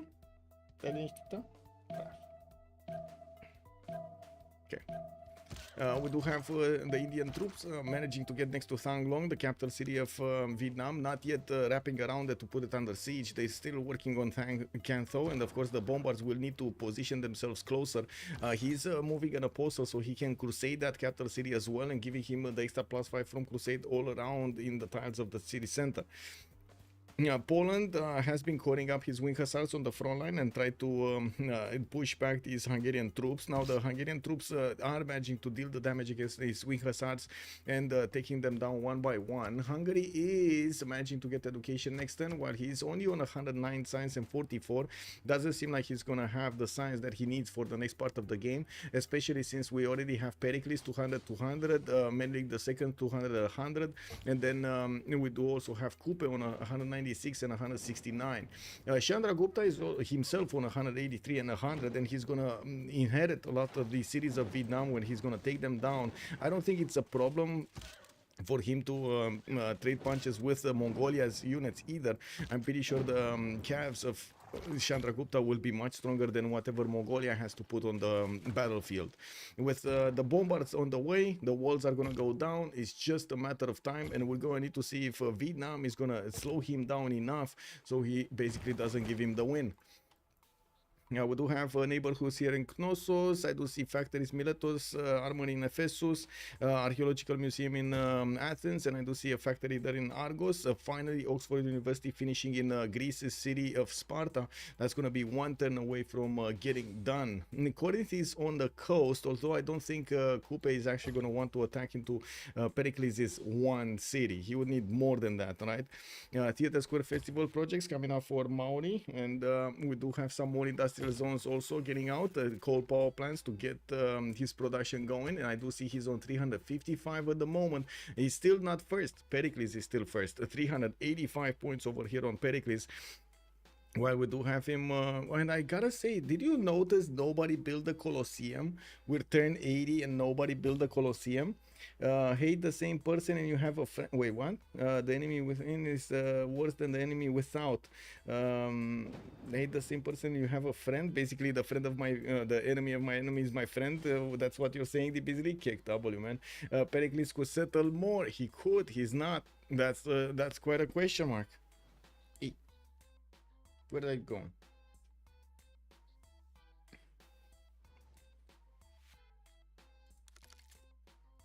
Armory is in Ephesus, factory is there, okay. Chinguetti is used by the Ethiopian Empire. No surprise that he's getting so much faith generation going. Jadwiga is on 180 faith turn. It doesn't seem like he did manage to get a lot more. It is starting to repair the former cities of Korea here, and also will try to get some more stats from them. These campuses are quite low. He doesn't have a single point of adjacency on them, and because it's not Korea, right? A totally different placement for the campuses. We do have him still benefiting from the libraries, possibilities to benefit from the upcoming universities and so on, but the double card is just not going to work on these campuses. We do need to see also if Hungary is going to bring out a lot more units. He's trying to get his universities up for the science, because he does have a bit of a problem versus Jadwiga, and not to mention versus everybody else in the lobby. His production capabilities are about 2/3 of Jadwiga here, and I'm pretty sure Jadwiga is gonna outproduce his opponent in the long term. Military Academy is coming out from Krakow. We do have some new industrial zones also getting out, and a spy in 210s from Block. Okay, let's see what's going on here. Is he converting the city of Tanglong? I think so. Cantho about to lose its wall defense. Another one of these bombers needs to move in, and there we go. We got another one on the way. Tanglong did get the crusade in, and I do notice Vietnamese Voichens are extremely vulnerable to these Cavs of India. We will need to see if the Vietnamese field cannon in the city center will manage to do enough damage to push back or deter these Indian troops from taking over the capital city. I kind of doubt it though. You don't go this far to just go back, no? India started upgrading his knights into cuirassiers. That means he's also gonna have the available field cannons for him to upgrade, even though I gotta say he only has a single crossbow moving towards the front line that could get the field cannon upgrade. Mongolia has pillaged most of the tiles that he got his hoofs on from Bane here, from Batriu. That's gonna significantly lower the stats of Batriu here, and you do see him dropping to 135 and only 88 culture. He only lost one city though in the meantime, and I'm pretty sure he's gonna lose another one in the next turn. I think it's next turn. Cantho should fall next turn. Pericles could settle more, and he had a place for 2 players and didn't use it. Yeah, true. He did have more cities to place over here, but to be honest, it was a really good territory to place. Anyway, he's on 2, 4, 6, 8 cities. It's fine. I mean, for a tall empire, did he get audience chamber? Give me a second. Yes, he did get audience chamber. For a tall empire, this should be fine. Ideally you want 10, but sure, it can work like this also. And I'm still surprised, like he has a slot for Colosseum and he's not building it. This is extremely surprising. He's getting his arena next turn, so maybe he will actually start to work on the Colosseum. Let me double check. Did nobody build the Colosseum? Wow, I can't believe this. Nobody built the Colosseum. Maybe here in Maori? No. Maori does have an entertainment complex with arena and zoo in it. And whoa, somebody just declared war on Palpatine. Who declared war on Palpatine? Is he getting pillaged or something? Maori and Vietnam. Why did Vietnam declare war on Palpatine? Anyway, it is what it is. In the text screen, we do have Palpatine going for flight on Pericles, and I do notice Sauron is getting his rifling in 3 turns, and nationalism, the core ability, will show up on his units next turn. We did have also Menelik II going for siege tactics, bottom 3, while he did manage to retreat his units, the remaining units in the city of Gangju. It looks like he has run into a stalemate against the Hungarian troops and is not going to push forward.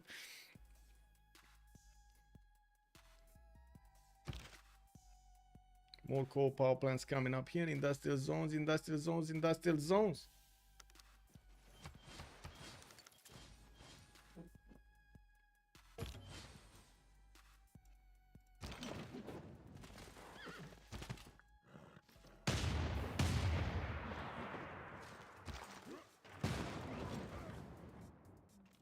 there we go. Another city has fallen. Now upcoming bombards are moving towards Tanglong, and I do see they have the extra movement, so they can actually move and shoot here. I do also notice Sauron doesn't really pay attention to the front line to save his units. The bombard just started attacking the capital city of Vietnam, and we still have the Mongolian troops behind that, pillaging as many tiles as they can get their hoofs on. Vietnamese units, or I should say the leader, is trying to keep these field cannons inside of the city centers or in the thans, so he can actually do damage with them, while I do notice his walls are just not strong enough to defend against the bombards. Mongolia, in the meantime, he got a few more K-Shakes to send out to the front line, while he is getting a Cav from Poland moving around his territory. He's trying to also get some banks going for his gold per turn. He already has a lot of gold per turn. Kek, he's on 243, might as well get more units. As a military engineer, building up some pathways, might even chop some tiles here. And well, it does seem like he's in the score screen, he's not managing to get even halfway through this lobby. We do have Michael Myers still keeping the first lead with 641 points. Hannibal Lecter on 622 on the second slot, while Palpatine is 587 points. We on the third one. We are 1081, and we still have quite a bit of action to see here. 2 turning Colosseum. Ah, beautiful. Look at this. Beautiful. 2 turning Colosseum. That's amazing. After he does get this Colosseum, he should be able to settle more cities. Like even non-freshwater cities shouldn't be a problem here. And wait a second, did Greece? What did Greece attack here? Because I'm pretty sure he's allied with Chandragupta. I'm pretty sure they didn't declare war against each other, right? They were allied. Let me double check. So this is, yeah, it's allied. He's allied with Pericles. And Pericles is at war with... Who is he at war with? He killed a unit here on the dam, but I don't know from whom. And we just need to wait for the screen to update. Slowly, the icons are updating. Oh. So he's at war with Kupe and Batriu. Okay. The Vietnamese unit. Okay, there was a Vietnamese unit over there. Okay, got it. Vietnamese warrior JT Snow. Good evening, sir, and thank you so much. Thank you.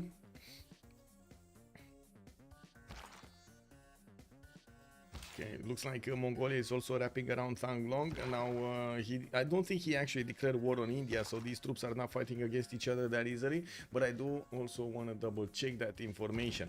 Indian Varu also showing up on the front line against the level 1 field cannon. That's not gonna go well.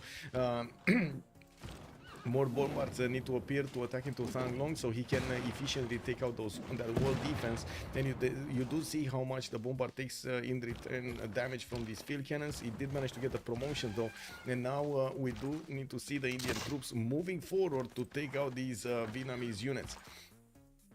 More of these field cannons coming from the north, from the cities and the sons of his cities Da Nang and Hoa Lu, while I do notice scavs are also getting hard built in Hoa Lu, Trakiu and Kong Huang. Another peace, okay. This is probably going to be peace between Hungary and Jadwiga. That sounds like the ones that do want to get peace over here, but I do want to double check. Hannibal also did declare on people, so I would expect him to also peace out. So yeah, there we go. Poland doesn't have a war anymore. He left Hungary to repair those cities, the 3 cities that he did manage to get away from Korea. We have any Reina? No Reina anywhere. Maori getting to 210 Great Lighthouse. We do see encampments in Garwahia. I do see more campuses over there, and universities in Wakarawarewa. A lot more science is going to be available for Kupe. He is on 207 at the moment, while I do notice Pericles is 226 and 287 points of culture. I would want to take a look also at the tourism of Pericles here. He's on 127 tourism a turn. From the beginning of the game, we did have Jadwiga managing to get the tourism from his relics, and he does have 7 out of 95. Now Palpatine is going to start ramping it up. Michael Myers is at the moment on 102 tourism, and you've seen Pericles has 130. Not to mention, going to get more of these wonders built, and I do notice he's getting his infrastructure with multiple encampments that will allow him to get armies later on in the game, while he is gonna probably get the first fascism in the game also for an extra +5 against opponent units. He does have already a pike and shot army being deployed towards the south here to see what's going on, and I do see he's getting a few more banks for the goal per turn. Joker is also 3 turns away from ballistics, even though he doesn't really have more units to work with. He's mostly losing the ones that he had against Vietnam, and of course managed to pillage so many tiles from Vietnam. He's on 4,700 points of gold. Unbelievable. Kublai Khan. Beautiful. Yeah, 47, not 42, 4,700. Wow, another 500 more. Just wow. He might want to spend that gold. Yeah, I think he wants to spend the gold. This is a bit surprising to me that we don't see people spending their gold when they do acquire so much, because you can, how to say, increase the speed of your development in different areas of the game, right? You want more culture, boom, you get more culture. You want more science, boom, you get more libraries. Universities, you want more production, boom, you get the workshops, and so on and so forth. Yeah, you gotta spend the money.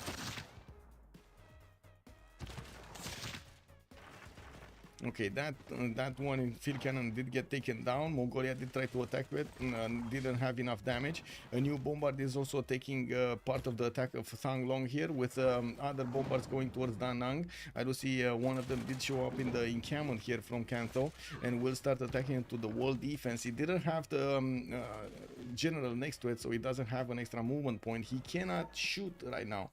We got Hannibal Lecter asking India for deal. Okay, he's probably either talking about amenities or something else there. While we do need to see if Thang Long is going to be taken out.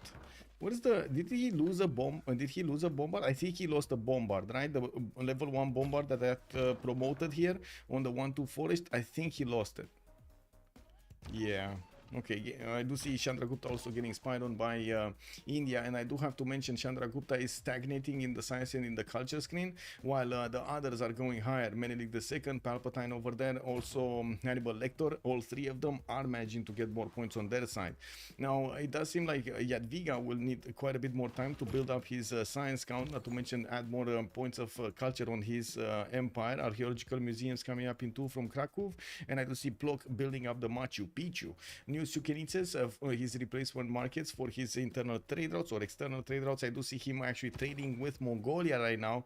They just became best friends. What is going on? So first he ate his neighbor, and so first he were the neighbor, then he were his ally, took over his ally, and made friends with the first neighbor that he attacked. Wow. The biggest of Benzo Mongolia right now. Yeah, exactly. We do have the biggest Keshik factory coming out from Mongolia. But to be honest, it does seem like the attack is kind of faltered. He was out of the timing for the Keshiks. And I gotta say, the Wing Hassans probably did stop him from doing any meaningful damage against anybody. He could have done a lot of damage to Vietnam if he would have gone against Vietnam a lot earlier.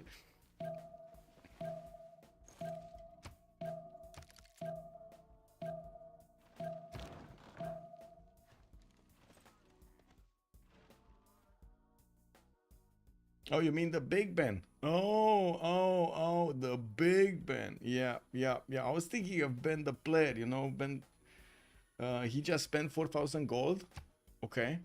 He still has 2,000, by the way. Wow. On what did he spend 4,000? I don't see what he spent 4,000. Maybe he bought one of the generals? He might have bought one of the generals. Wait, let me see. No, he didn't. Gustavus Adolphus got taken by Poland. We do have Greece managing to start to roll his musicians, and I do see another wave of artists and writers here for him to put more culture on his side and more tourism. He's on 154 at the moment. Now, he should actually try to get Apadana over here. It's worth actually killing one of the mines for Apadana. And I didn't see it being built anywhere. He did finish that Oxford University, aerodromes coming out from Miletus in the north, and he did manage to get at least one cuirassier army. In the tech side, we do have Pericles here getting his steel in 2 and going for ideology in 3. He's going to be quickly getting to his fascism and will probably want democracy afterwards. We're going to need to see if he's going to get a lot more tourism in the meantime. 154 is just not going to give him the win at the moment.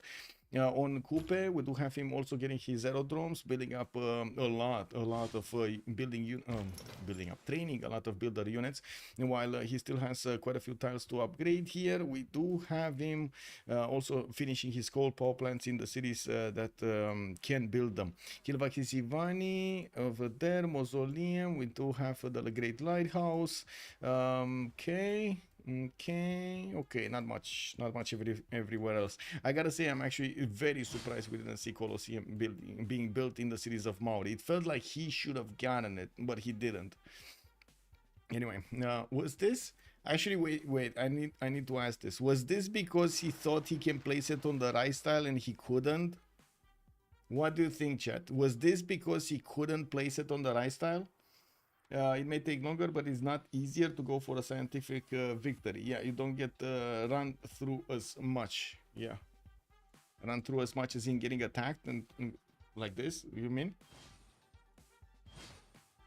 Okay, India still doing the damage against Thang Long. I do see him working on Da Nang also, and I do see the Vietnamese troops did get out of the Thans. This is a bit surprising. We do have India needing to put more troops on the front line while he is starting to get cuirassier corps there.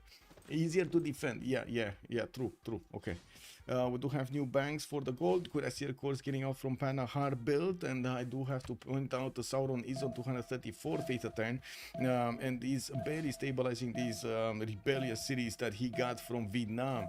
We will need to see if he's gonna have more bombards also showing up on the front line, because these two don't look like they're doing their jobs here to take out the wall defense quickly enough from Thang Long and Da Nang. It's taking him a bit too much time, but he's shooting 3 cities at the same time with 3 different bombards. So we'll see if he does manage to take all of them at the same time also. That's what like the city of Hue is the one that is further than the others. And we do have Poland getting a military engineer. Oh my god, this is gonna be beautiful. Is Poland gonna attack his opponent here with a tunnel? Is this the great tunnel strategy that we're gonna see from the Michael Myers Polish nation? Oh, me likey. Pericles is 43 techs. We do have Hannibal on 38 techs, 5 techs behind.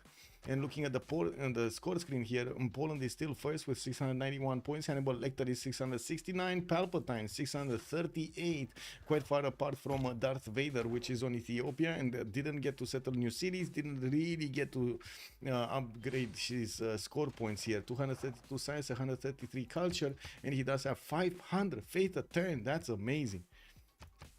New theater squares, new factories, Machu Picchu getting built in Addis Ababa, and with industrial zones coming up in the south, so he can get that extra GCC for them. Peregrine seems like he's just gonna science victory this. Yeah, I don't see anyone stopping him. I see the same. I don't see anybody stopping him.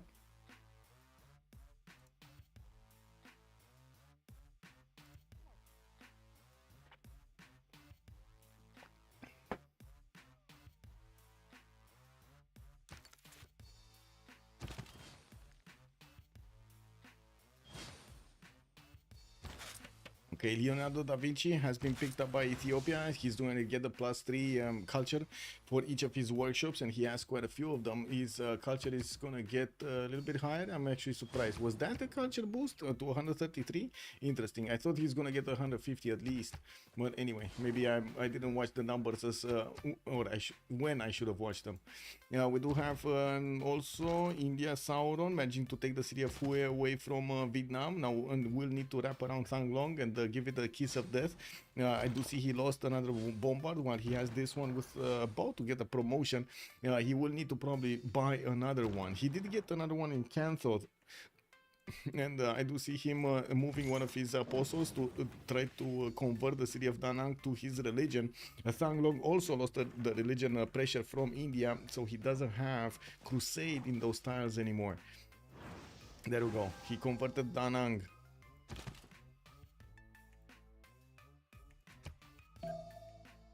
Okay, Coupe, builders, a lot of builders, okay. Factories coming up, quite a few of them. And looking at the production tab, he's on the 579 points of production, with also Palpatine 457. So it looks like Coupe did manage to grab the first place here in the production queues, but he's still very far away from the science and the culture of Pericles. 289 and 341 culture is a massive bonus here for Pericles. We do have a few more packages coming out from Greece. He did get that Cuirassier army towards the south. It has good strength cities, and he's going to get steel walls soon. Palpatine is getting refining next turn, and I'm working on ideology that's coming out in 2 turns, finishing up in 2 turns. That's going to open up more good cards to use, and I'm pretty sure he's going to be happy with them. Looks like Vietnam. Wow. Yeah. Did he just take out one fit cannon? He did. And it does seem like at the moment the unit strength of India is just not as strong. It does seem like even if he's doing damage against Da Nang's wall strength, the Indian bombards will need stronger units to actually take the city with them. We do need to see him bringing more units onto the fight. I'm quite surprised we don't see a good reinforcement line here from Sauron. He's on 328 faith in the bank with 235 per turn, and he does have 215 points of production. That doesn't seem that much. Anyway, he's getting some cav cores. He just bought a cuirassier core also. and we'll try to send it to the front line, building up his military academies. And we do have another war. Bane being Vietnam, he's declared war on Poland. Wow. Okay. Did he pillage something, or did he get to pillage somewhere something? No, here. He's pillaging the campus of Poland. He has one very, very, very courageous warrior next to the city of Wrocław. Or Wrocław, actually. Wrocław. I said it well. Anyway, I'm actually waiting for the Polish attack against Hungary also. If he is going to go through the mountain range, he does have a military engineer ready to go. His wing hussars should be strong enough to attack into the Hungarian hussars, no problem. While I do see Hungary is struggling to get his science and his culture up. Looking at the stats here, oh, there we go. Menelik did jump up to 146 culture. Okay, I was expecting this. And I do also notice he stabilized his goal per turn, but it's still not enough to help him upkeep a strong army or upgrade a strong army if he needs to. He's gonna want units from his cities, and I do see him finishing his military academies. In the cities he did manage to get encampments out, and that's only one city. Does look like it's only Harar here that's gonna get that bonus point.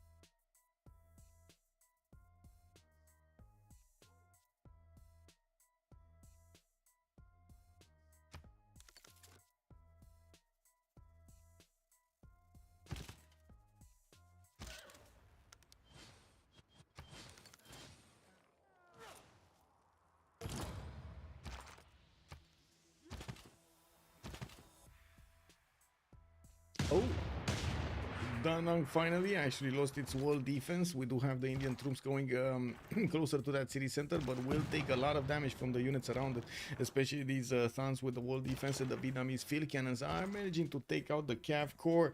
Boom, it went out. You know, we do see Thang Long doesn't have a bombard attacking into it, and I do notice Sauron is still not getting this out, not getting that the capital city of Vietnam out. Vietnam withstanding the damage of the big Chandragupta. Well, Chandragupta, I do have to say, he did slow down a little bit his production of military units, and this shows on the front line immediately. He should have actually kept the resupply line flowing, so he could take these cities of Vietnam quickly, so he can actually get back to his business. Now he's gonna be in between. He's trying to sim, but he's losing units on the front line, might actually lose his cities back, and so on and so forth, making it easier for Vietnam to defend himself, making it extremely hard for India to get higher in score in the next part of the game. We do have Michael Myers here still keeping his lead. Hannibal Lecter's coming up second. Palpatine is starting to put more aerodromes down with third place, but he does have the biggest stats in the game: 301 science, 365 culture, and 535 points of production. I do have to say, do you see how stupid the point system is? Can I actually say this? Let me actually put up a poll. So I've been actually saying this for a long time. Do you see how stupid the point? Wait. Let me actually ask the question differently. What do you think about the point system?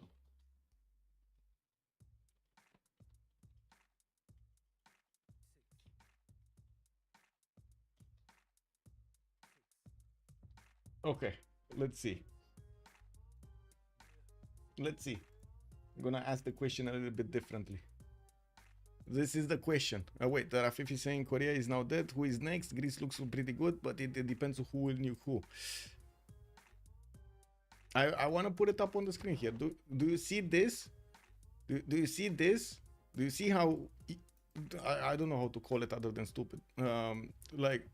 Palpatine, Pericles, 307 science, 366 culture, 542 production.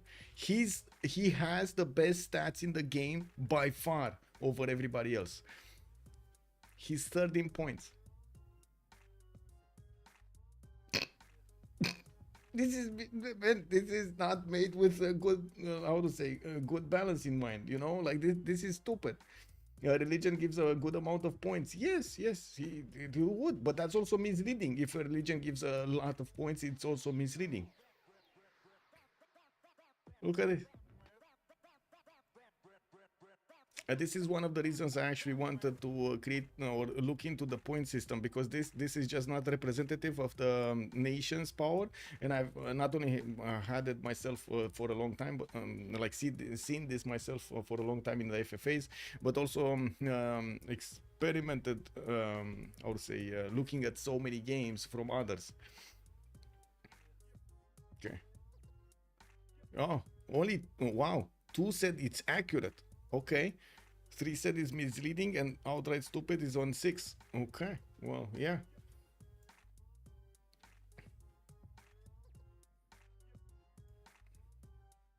Oh, I can do this. I can actually do this. Anyway, let's see. We do have a Royal Society also coming around from Greece. This is extremely surprising that he's going Royal Society. If he's going Royal Society, I'm thinking he's going to try to go to space instead of going for a culture victory here. We do have Pericles with 187 points of tourism, and yes, he did get some of those musicians going.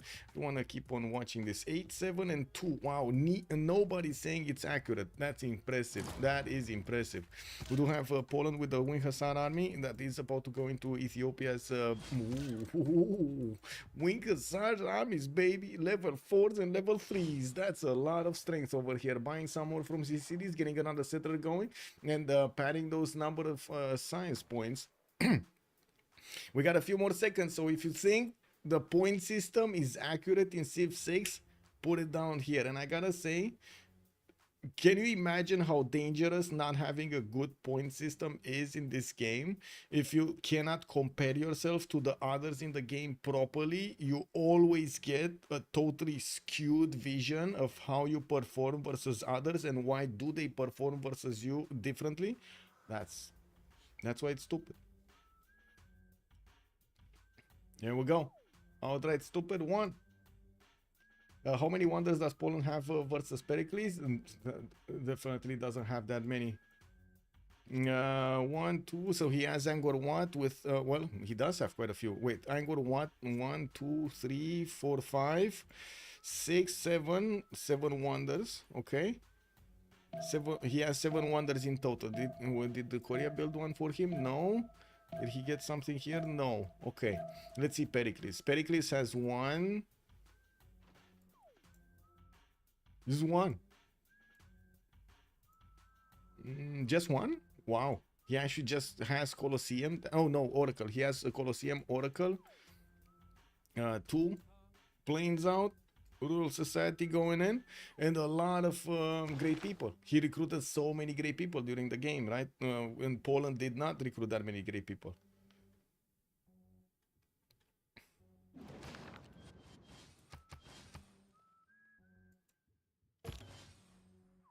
Okay, India, more encampments coming out. I do see encampment training projects in Donghoi for more of those, I would say, military points for his generals.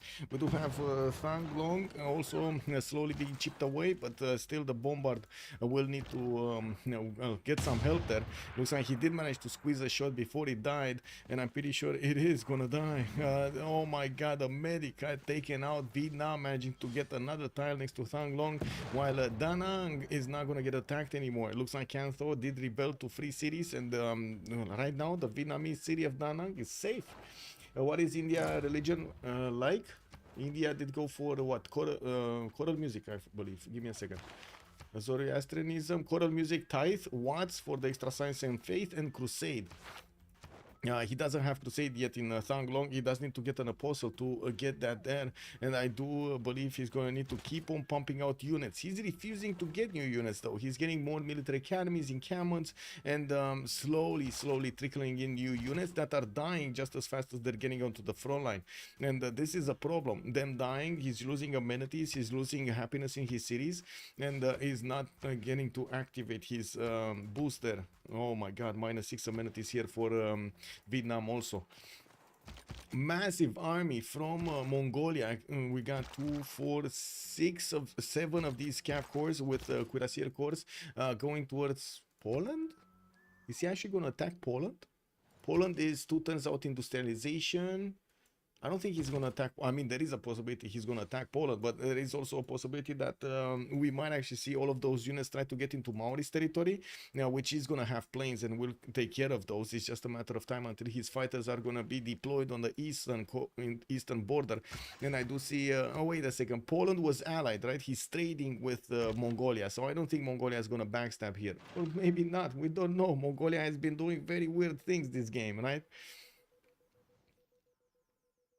8-player lobby, 1 player died. Actually, 2 players died. 1 player died. 2, 4, 6. Yeah, 1 player died. 1 player died. We did have something, Lancer, at the beginning when we started off the game. In the first lobby, in the first map, first lobby, there was a player that sent an unescorted settler and he lost it to another player because unescorted settler. He even saw the scout coming towards that settler and he still actually lost it. And then he put his hands up and he said he's gonna take a quit and he left the tournament.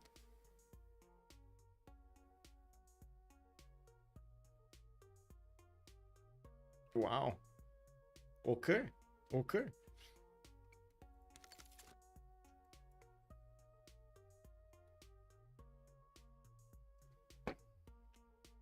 Invest 1 power unit on India. Yeah. Maybe correct answer would have been. Wait. It is what it is. Yeah, Uko Supreme. Yeah, that could have been. That could have been. That's not petty enough. Oh, Duke, you're right. That is not petty enough. He needed more pettiness. Oh well, it is what it is, man.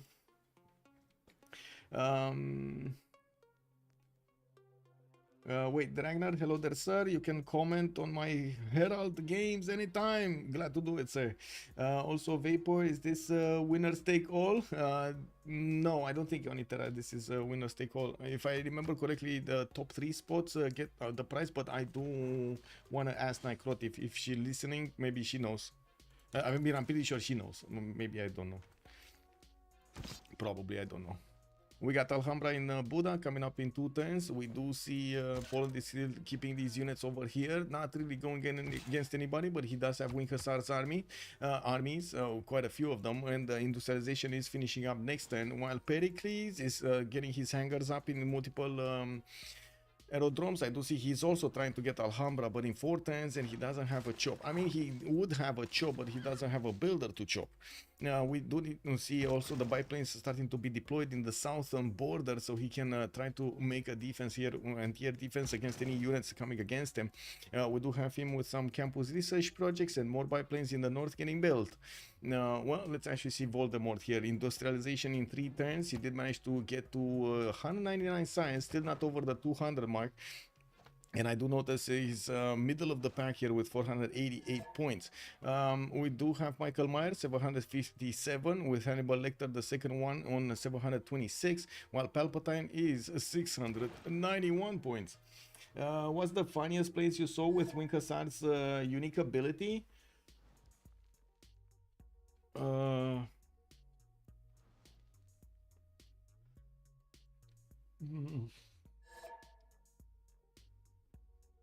I can't remember something extremely funny. No, I can't remember. You are referring to the ability of pushing the unit back, right? I guess at the beginning when we were still learning the game and so on, like 5 years ago, I had a game playing against Task for Fish, if I'm not mistaken. And no Task for Czop was in the game, and Czop was playing Poland. And back then we didn't have BBG, BBM, BBS, MPH or whatever. You know, we were just playing base game, and base game with Hussars still very strong. And I made 3 lines of pikemen to defend against his units, against the Wing Hussars. I couldn't defend. There was no way to defend. There was like all of them are dying. It was incredible. I couldn't do anything. Wow. Immediately when the Wing Hussars got into the line, they were killing the first ones because of the ones in the back, because they had nowhere to go, right? That was the problem.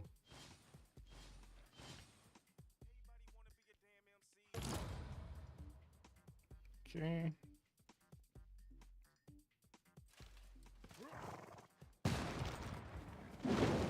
Tanglong got taken. We do need to see Danang also being taken here, and we're gonna also need to see India moving up his units. Not to mention, he will need to also upgrade them into artilleries. He does have the button, he just didn't click on it. We do have also Batrio trying to get to steel walls, but that's a dream. That is a dream at this point. With 26 turns to discover that, that's not gonna happen. We do have also a few more Indian cuirassier cores, and I do notice Ethiopia is getting to his combustion in 3 turns, while Sauron still needs to get refining. He did manage to get steel. Of course, he does have the upgrade on the bombards to get to artilleries. Looking at the economy here, looks like Menelik II with 33 gold a turn does manage to keep his positivity. The question is, can he actually get enough gold to upgrade units if he needs to? He's getting some artilleries are built. He's trying to get that Alhambra in 3 turns. And I do want to see here, did he? Yeah, 2 turns Alhambra, but I think it's going to finish here, no? I think it was here somewhere, if I'm not mistaken. Didn't he? No. Where did I see Alhambra? Here, maybe? Yeah, here. It's going to finish in the city of Buda next turn. Okay. Rule Valley finishing up in Maori's territory. We do have neighborhoods coming around and multiple planes, also biplanes from cities of Maori. He did build a Hueteokali in the lake of Engarawahia, and I do notice he did also get the Hermitage here next to Opango. This is going to be good, giving him space for more artist works to be placed in there. We do have Coupe at the moment on only 150 tourism, but he does have 260 defensive culture against a possible culture victory from Pericles. Pericles didn't go up in tourism that much either. He's on 188, but he is on 350 science and 366 culture turn. 609 points of production here, while Coupe did jump up to 820. We're not that far away from the next era. Looks like 4 more turns, and we're going to switch the era. While Menelik II is about to hit Heroic Age, he does need 3 more points to get there. He's getting a boat out, a caravel from Lalibela, and he's gonna try to finish the Alhambra that he's not gonna get. Maybe he's gonna build something with the production remaining from that. We do have Batriu also going dark. Jadwiga is 3 points off, and I do not see something that's coming around that's going to give him those points.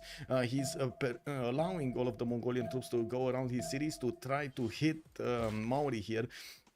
Maori doesn't have a unit to see, to have the visibility to the northeast of Motobuhue, and he doesn't know if he's going to get hit or not. Palpatine did manage to secure his heroic. I do see Matthias Corvinus going dark, Chandra Gupta going dark, Kublai Khan is going dark, Hannibal Barca is going Golden Age. He doesn't have the ability to go heroic because he's in a normal age right now. Also, when the Hussars arrive, things die, as is tradition. Yeah, the Hussars, man, the Hussars, but both Hussars, right? The Hussars of Hungary and the Hussars of Poland. Both of them did make quite a splash.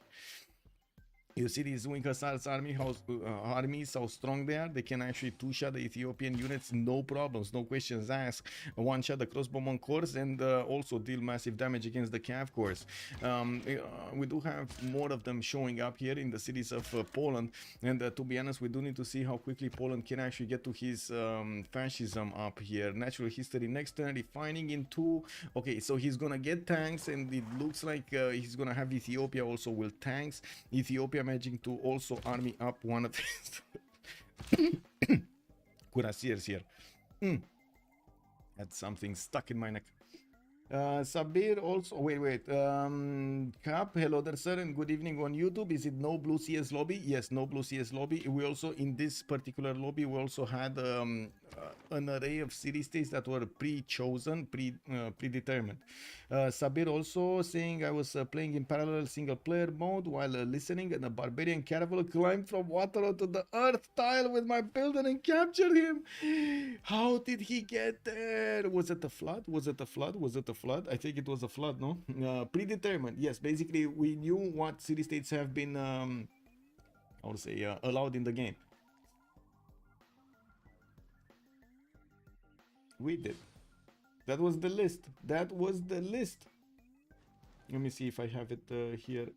Easy to access. Yeah. So it was in the military city states, Preslav, Granada, and Engazargamu showing up. This was the list. Give me, wait, look. This is the list. Ayutthaya, Rapa Nui, Antananarivo for the culture, Preslav, Granada, and Gazargamo for military, Candila, Veta, Cinguetti for religious, trade, Mogadishu, Venice, Samarkand, and then Johannesburg, Singapore, and Hong Kong for the industry. 15 city-states. Beautiful.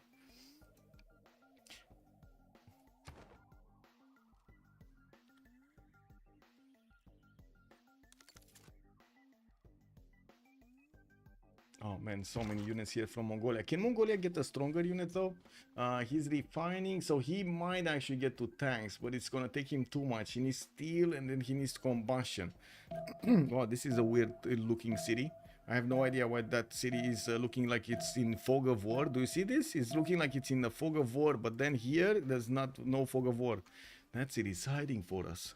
Oh no, he's hiding from us.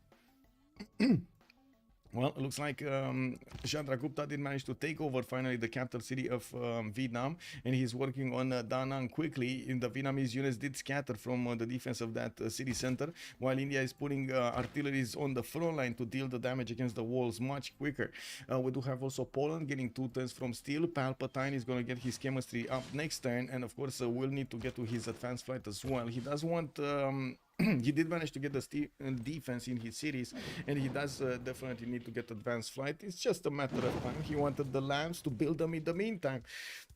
He did get the 1 infantry army as well to boost up his garrison defense, to have him with the capital 111 strength. And Poland, yeah, okay. Coupe with the crazy production and good science can still win con when Coupe Labs. So let's actually see. Coupe Labs. Next turn, chemistry coming up. Although I do have to say Mongolia is going to hurt quite a bit if he's going to go into Maori's territory. We do have biplanes that are going to give him some visibility further than the... you can see, he can actually see until La Venta, because of the plane height. While we do need to see a lot more biplanes coming out, he does also need to get advanced flight as quickly as possible.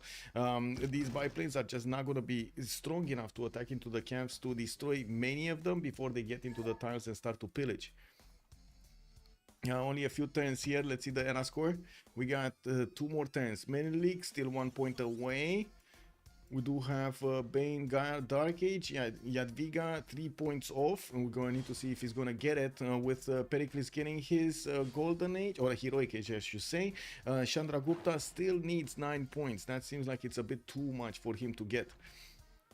And of course Coupe did secure his Golden Age also.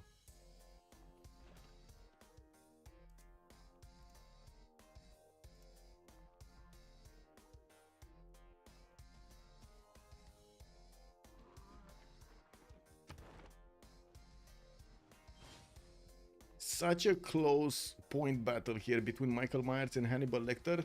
Maybe this is the reason that Michael is allowing Mongolia to go around his cities and try to hit Hannibal Lecter, so he slows him down a little bit from acquiring too many points.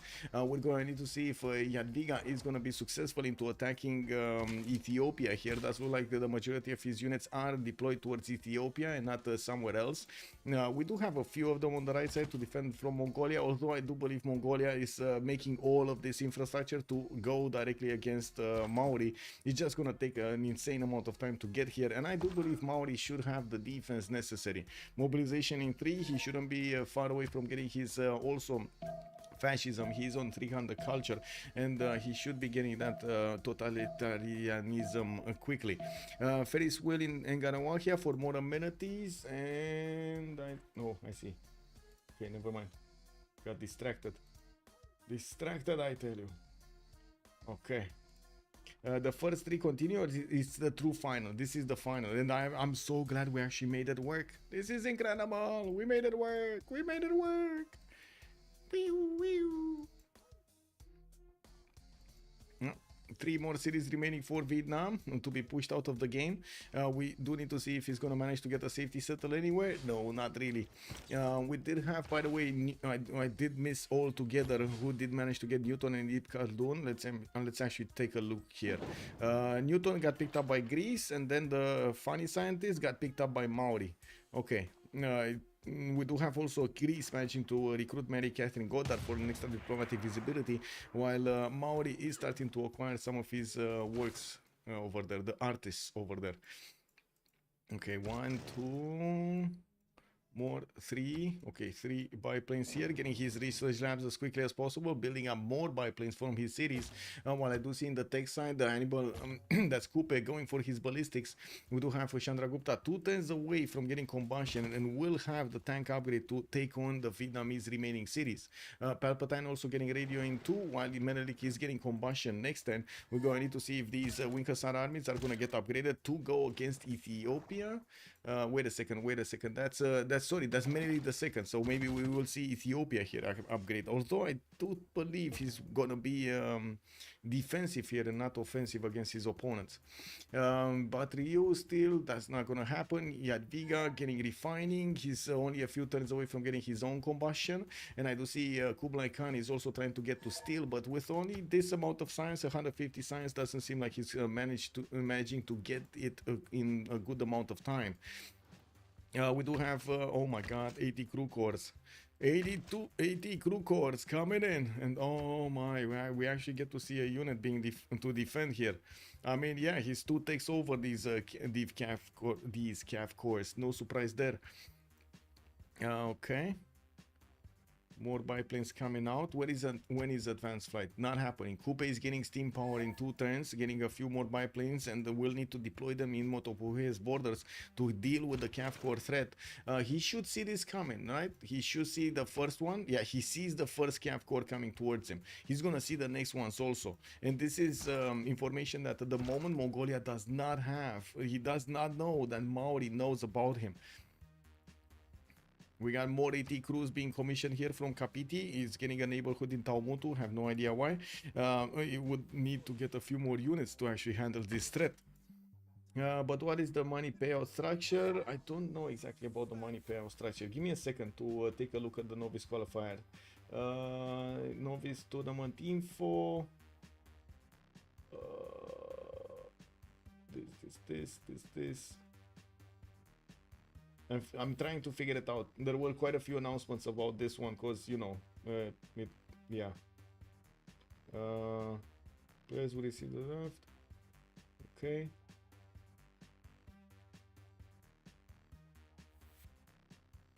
No. I don't see the point spread, or I should say the price spread yet.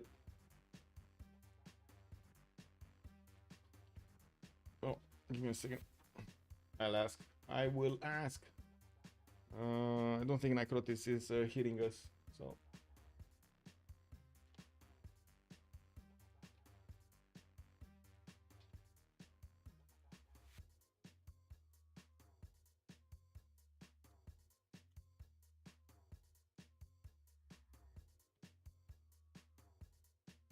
Yeah, okay. We're waiting for the answer now. I never write text in French anymore. Oh well, it happens. Okay, so Maori's CAF cores are getting seen over here by the biplanes. We do have 80 crews getting ready to bounce against them, and we do have the 100 strength units going against Mongolia. So what, 78? That's not gonna work here. Looks like Mongolia is not gonna get there. End of turn, please DM Mirel vote for Bane. Oh, I see. Okay. Looks like we got a Nirel vote. To be honest, Bane did what he could. He can't actually do anymore. Hualu is under attack here. We just gonna need to wait for the upgrades here in tanks.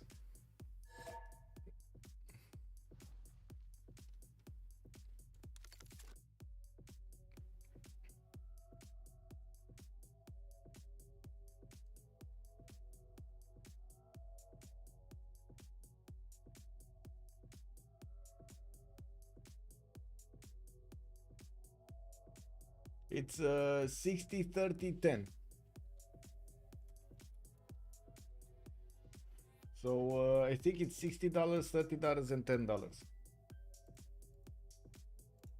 Also on YouTube, no flood. Where no flood? Wait, oh, no flood. It wasn't a flood, and he didn't go onto the land. That means it was flooded before. It must have been a graphical glitch. There's no way that happens. No way that happens. It must have been a graphical glitch. As in, the territory flooded already.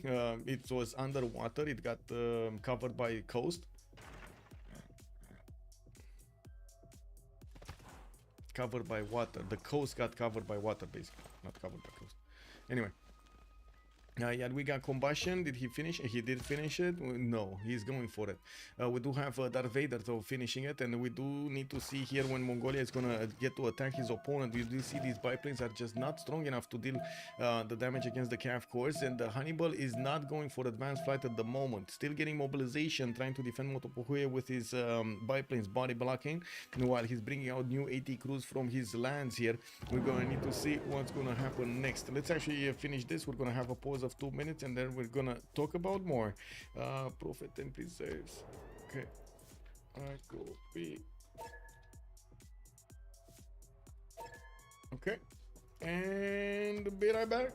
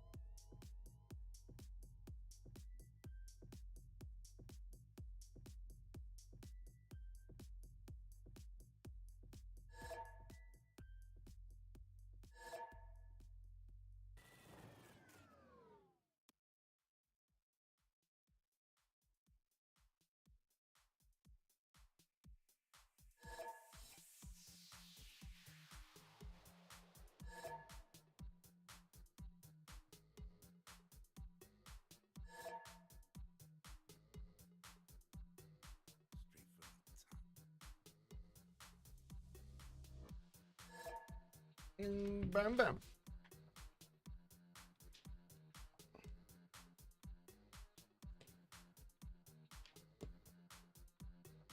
Okay, research labs coming out for Maori here, and I would imagine also Palpatine did manage to get quite a few of them. 469 science at 10 with 380 culture. Looking at the score screen, Palpatine is still third with quite a few points between him and the top one. We do have more biplanes coming around, and I do see industrial zone logistics projects. While in the World Congress screen, we did have no points for a general, and Campus getting another 100%. That's going to be labs being built very quickly here, and I'm pretty sure we're going to have quite a few happy pandas, especially from Maori, getting all of these done quickly. 339 science, 356 culture with 863 points. He's getting attacked by Mongolia, while at the moment he doesn't really have that much time to get to his advanced flight. I do see him trying to get to steel walls and finishing up his ballistics. That means he will require the bottom tree. Let's see if he has like, oh, he has let's see, musketman, so he doesn't have military science because he only has the musketman upgrade on his melee units, and that means he needs military science, he needs rifling, he needs steel walls, 3 more techs over ballistics. I'm not even sure if he has siege tactics around right now. He does have very strong cities though, 18 pop, 20 pop, and I do see 14, 16 on the coast. He has a few more of archaeologists that would give him the works, and by the looks of it, Jadwiga is also 2 turns out from combustion. We're going to need to see how quickly Sauron can actually punch through the remaining cities of Vietnam. Didn't he get a Irel vote? Didn't he get a Irel vote?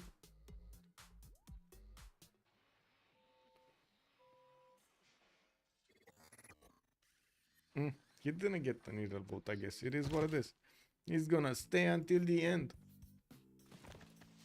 Kong rebelling in 10 turns. Does look like we do have a few heroic ages here and a few golden ages. Melee the second did get reformed the coinage with heartbeat of steam and 2 arms, and he's getting his scientific theory, still quite low in science and culture, and finally he stabilized. He's making a decent amount of gold, 94, not a lot, and we do see him pumping out tanks that will eat at his gold per turn quite quickly, while he's also trying to get Potala Palace in the city of Addis Ababa. Now we do have to see also next, yeah, at Viga, 2 arms. He does want to go against somebody. He wants that extra +10 against enemy cities here. I do see Pericles, 2 arms with heartbeat of steam and to reform the coinage, 527 science, 393 culture, and almost 700 points of production. Matthias Corvinus Dark Age. We got Chandragupta Normal Age, Joker, Dark Age, and Hannibal Barca is gonna get Hannibal Lecter. Sorry, is gonna get his reform the coinage on the Empire of Maori. Now he sees all of these Mongolian calves coming around him, and I do notice the cities, his cities are quite strong even against, even when attacked by these calf corps. Not to mention his AT crews are more than capable of withstanding any kind of attack, even from the cuirassiers. With Labs finishing, he's padding his number of science points, and while I'm pretty sure he's gonna want to upgrade some field cannons here, he still is preferring to build AD crews. These are anti-cav units specialized to attack into his opponent's composition, army composition here. Cavs and heavy cavs, light cavs and heavy cavs are both gonna have weaknesses against the AT crew corps.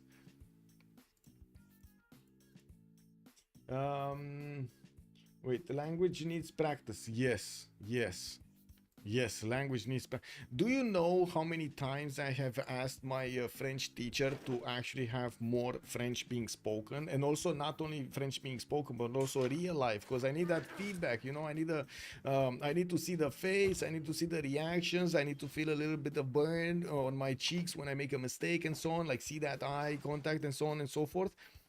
She didn't want to. Oh my god, what is this? It slowed me down quite a bit. No problem. C'est la vie, yeah. They will be weak when tanks are in the picture. Weak as in 80 crews, yes, they will be weak when tanks are going to be in the picture, but the question is, can Mongolia upgrade tanks? He does have Wroclaw, for example, as a border of his ally that he can upgrade into, although I don't really see him getting there. Like steel in 5 from Kublai, that's not that fast, isn't it? Pike and shot is the last effective anti-cav unit, yeah. Wait, I can say hello and thank you in over 20 languages, but I often have to look them up again or practice. Yes, that's true.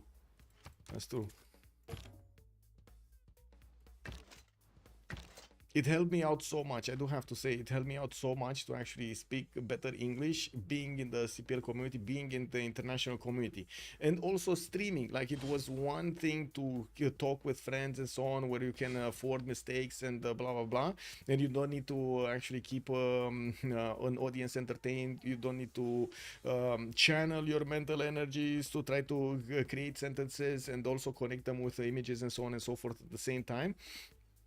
So it wasn't organized. When I kept on streaming and was forced by the environment, forced by the conditions, I did get better. And now it's much better. I feel much better talking in English. The only thing is, sometimes some words are just not popping into my front that well. It is what it is, man. Sometimes, you know, it is what it is. Well, at least the viewers get something to look at. Michael Myers, wait, what is that? I have 80 crew armies. Kek. Why would I pillage Coupe? I don't even know where you are. Joker. Oh, Joker is the Joker. Joker is telling, so check this out. Joker is telling Coupe he doesn't even know where he is. Practice makes it perfect. Yes, sir, indeed. I can apologize in about 10 languages. I've had plenty of... Eddie Coffin, how many hearts did you break? Eddie Coffin over here is the heartbreaker of the stream by the looks of it. 10 languages to say I'm sorry? Wow. Wow. Heartbreaker, bro. Heartbreaker. Does one study in my opinion, better French, Belgium in school when you are in northern France? That's a good question. But wait, are you... Oh, you're asking Rafifi. I thought you're asking yourself, because I saw Thandorios getting tagged. You're saying nothing else. It's so good. It's so good, man. It's so good. Yeah, no, you gotta have fun when you gotta have fun. You know? It is what it is. Darth Vader over here. Oh well, let's see. Ethiopia. Okay, so we do have the city of Hualu starting to lose its wall defense. The artilleries are getting to wrap around it. Yes, I do see India is going to manage to go much faster now through the wall defense. Still no steel walls from Batriu. He's 30 turns away to get steel. That's insane. But he did manage to slow down his opponents so much. India would have had these cities a long time ago if it wasn't for Vietnam fighting neck and neck against his opponent right here. Let's see. Do we have the war attack? Do we have the attack from Mongolia? No. Okay, so Kupe is going to want turn these techs, and he's also going to be close to fascism, his ideology in 2 turns, and I think he's 2 turns or maximum 3 turns away from getting steel walls in his northeastern cities. Also, let's see, same if one of my French teachers in high school said us to use septant, octad, no, oh my god, that's the Belgian one, right? I use them because of him, but I've the accent, my famous wheat. Oh, I see. Vietnam defense was impressive. Yes, sir. Yes, sir, it was. Yeah. Hungary here kind of fell off the map after the first attack he did against Korea and took a few cities from him. He's found it quite hard to get his culture up, and I do see he didn't really make that many theater squares. This looks like it's his mistake here. He should have had a few city-states. And I do notice Darth Vader is attacking Joker. Darth Vader being Ethiopia, attacking Mongolia. And well, we do have Darth Vader over here managing to get his tank armies going against Mongolia's steel walls. It definitely needs artilleries on the front line to deal with that threat. We do have a few of them coming around from his cities, and I do see new tank armies are getting built and sent. I do also notice that Vader did manage to keep 110 gold a turn, even if he pumped out his tank armies. The fact that he does have reformed the coinage alongside with 2 arms is helping him out a lot right here to upkeep his army.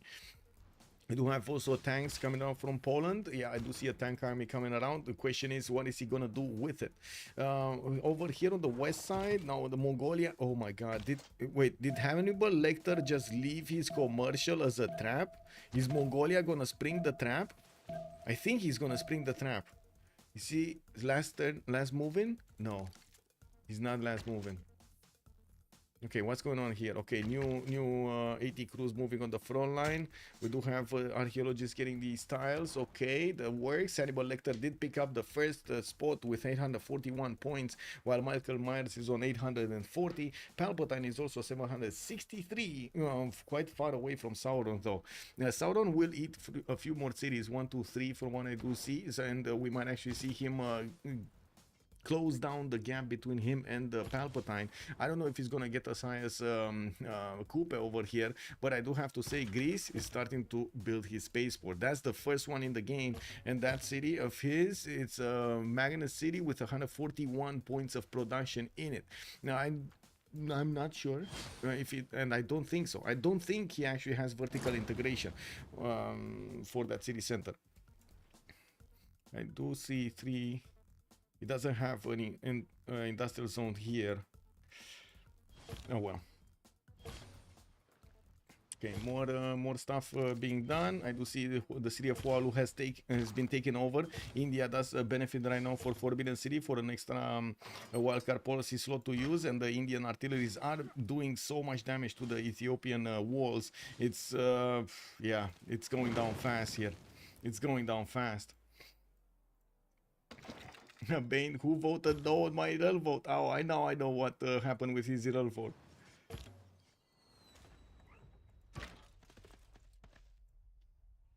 Michael, I know you're obviously busy, but now I'm a tangent. I'm a geography major, and I'm very interested in this sort of stuff. My question is, are there very different Romanian accents? Yes. Yes, so we have northern accent, eastern accent, and western accent, and the southern accent. The southern accent from Bucharest is I'm gonna give you an example. Like I'm just gonna say, I'm gonna just speak a little bit. În București noi folosim un accent care este neutru. In Bucharest we actually use an accent that is neutral in the Romanian language. We don't have that many flows or outflows. It's basically what the Romanian should sound like. In other parts, so for example in the western part, you're gonna hear a lot less speed in the talks. Wait, I don't know if I can make it in no. It's something like that. Ce faci, măi? Da, stai așa puțin și hai să vorbim aici. Stai jos, te rog. It's something like this. It's basically, but what are you doing? Let's have a chat a little bit. Stay on a stool somewhere. It's a bit more, I would say it's like, if I would have to compare it, it's a bit more like a lazy accent that we get. Yeah, it's because it's from the western side, so it is towards Italy, right? And on the eastern side we have a lot more faster rhythm towards basically the Russian side. You're gonna have the Moldovians basically that are gonna talk a lot faster. They're talking much faster than me, and they have their speech pattern a little bit stronger when they do the accents. I don't know what that means, Sandorius. Give me a second. I have no idea what that means. Yeah. Hicks. A person who lives in a country regarded as being... I mean, I think every country has that in a certain percentage. I don't know what to say. I don't think there's any country on earth that doesn't have that, to be honest. And yes, there are quite a few commercials that... let's say they perfectly targeted what you're saying over there, Sandorius. They really like perfectly targeted what you said over there. Okay, we got a war. Is this is Mongolia attacking? Oh my god, look at how many biplanes are here. We do have all of these 80 crews and armies and normal ones dealing with Mongolia's troops. Hannibal Lecter did declare war on Michael Myers also. Ooh, Poland is at war with also Maori here. Sometimes I understand nothing. It's the same for all languages. I mean, it happens. You do understand, like a lot of the times you do understand the intent if it's not something like you don't think of or something. But anyway, it is what it is. Mongolian attack gonna do nothing. Well, I mean, it does something. It's slowing down Kupe, right? Kupe is being forced to deploy more production capabilities towards these 80 crews and putting up a defense. He made a serious line of defense for his cities to not be, trampled on by these Mongolian Cav corps and the Cuirassier corps. Now we're gonna need to see if he's gonna manage to actually withstand these attacks, and of course, when is he gonna get? Okay, next turn, steel walls ideology also finishing up. I would imagine he's gonna get advanced flight immediately afterwards. I don't think he needs tanks over here, but he needs advanced flight to clean this up. It's gonna be much easier with advanced flight to take out all of these Cavs.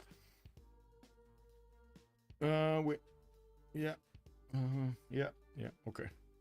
One more city remaining, Hong Kong from Vietnam, and it does seem like India is going to take it out soon. He does have an artillery next to it. And what is the second artillery? Wasn't there another artillery here? Because this is a normal one. I thought he has a core. Oh, okay. He might have moved somewhere else, because I see this one is on the way or moving back. I have no idea where he's going. It does have movement, so I don't know. Okay, he's going north. Okay. Tank corps is also going north. He might be going against Mongolia, which I gotta say Ethiopia is also trying to clean up. Karakorum right now is under attack by the Ethiopian army with multiple artilleries. Michael Myers has also declared war on the Joker. Wait, what? They're cleaning up the Joker? They're actually cleaning up the Joker? Oh my god, and he's cutting off his military engineers, his resupply line from Poznan.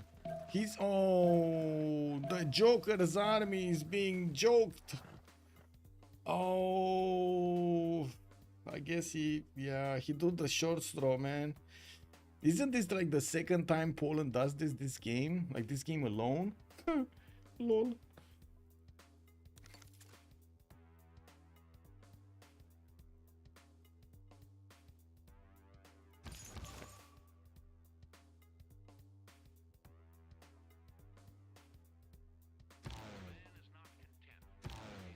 One, two, three, four fighters.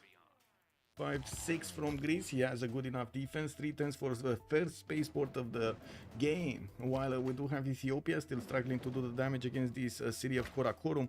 Finally, more artilleries are showing up on the front line to take out those city centers. We will see also India starting to do the damage. Sauron also did declare war on Mongolia, and now he's going to get into his border to start to pillage. He has tank corps and some cav corps with him to deal the damage, while his artillery corps are on the way. He doesn't have a road pathway to his opponent's front line. I do also notice Mongolia, after he did declare war, he got declared upon by Poland, is going to start to move into the Polish borders to start to pillage a few of these tiles. We're going to need to see if he's going to manage to successfully do this, because right now the Mongolian army is being squeezed between the Polish nation and Maori. I mean, this was a long shot from the beginning. Mongolia at least did try to do something with his units. Unfortunately, probably not the best target that he could have had here. Yeah, it's funny when the tanks follow no logic. Yeah, it is. It is. Very sus choice to that FFA. I mean, this is what it is, no? It happens. It works for teamers, but in FFA you kind of just annoy everybody off. Yeah, true. Okay, these tanks will need to wait for the upgrade, for the artilleries to do the damage, and I do see he can actually get to take out that cav core with one of his tanks, putting the city of Karakorum soon under siege. He does need to also deal with this Mongolian cuirassier core threat. I do notice plus 12 intel is available for Mongolia against his next door opponent, Ethiopia. That means Ethiopia doesn't have a spy in his cities. Where is the spy from Ethiopia? He has one in Addis Ababa. That's extremely unfortunate that he didn't actually get to plug it into one of the cities of Mongolia before the war started. Like, Mongolia is being, how to say, is being, how to call it? It's being spied on by everybody. Hungary has a spy in there, India has a spy in there, Greece has a spy in there, Poland has a spy in there. Everybody will want a spy in Mongolia. That's how you do it, right? You want to tone down that diplomatic visibility that he has against you. The damage is just insane. Too much. Yeah, we're going to need to see if one of the big engineers is going to appear here. We do have Robert Gordar, the next one. I think I see Greece is on 32 points, but it looks like Poland and Maori will get there faster. The 20% production towards the space race project is not bad. And of course, we're going to need to see his production in the capital here, if he's going to manage to get that extra point or vertical integration. I'm very curious if he's going to jump up. He's on 161 points of production right now. And I do also notice we do have over here Palpatine getting combined arms and 562 science with 443 culture. He did go into democracy. I can't believe I would be attacked like this. Surely I'm the most unfairly treated Civ player of all time. Oh my god, man. Wow. I think I heard that before. Poland declaring on Kublai has lost trader and got plundered. Yeah. Also, which is the funniest Romanian dialect slang?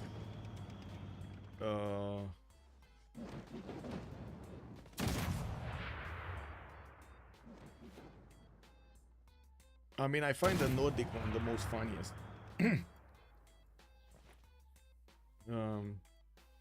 And to be honest, I mostly find it because of the girls, as in the girls in the north of Romania do like to say "oi, oi, oi, oi," which yes, sure, in Romanian it does mean how to say sheep. But at the same time, it also means like, what are you doing, or stop, or something. It's like an interjection that makes you stop. And like, it's so funny to hear them, oi, oi.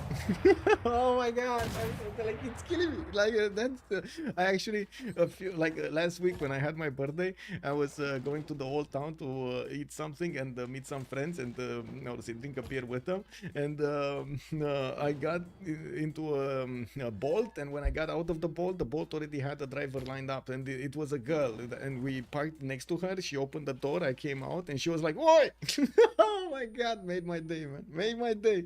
I was so it was so funny. It is what it is. Sounds like English shouting. Yeah, kind of.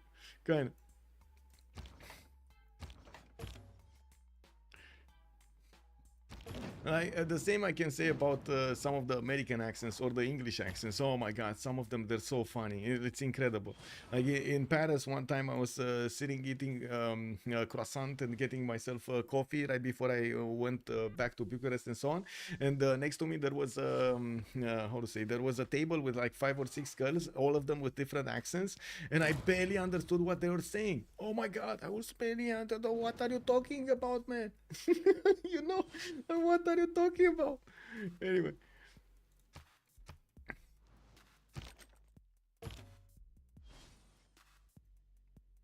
We don't really have shouting matches. I do have to say, like shouting usually is kind of frowned upon in Romania. Like everybody watches you funny, and when, for example, British people come in or American people come in, which are used to talking very loudly, it's not that the people stare, but they're not used to it. And like, hello.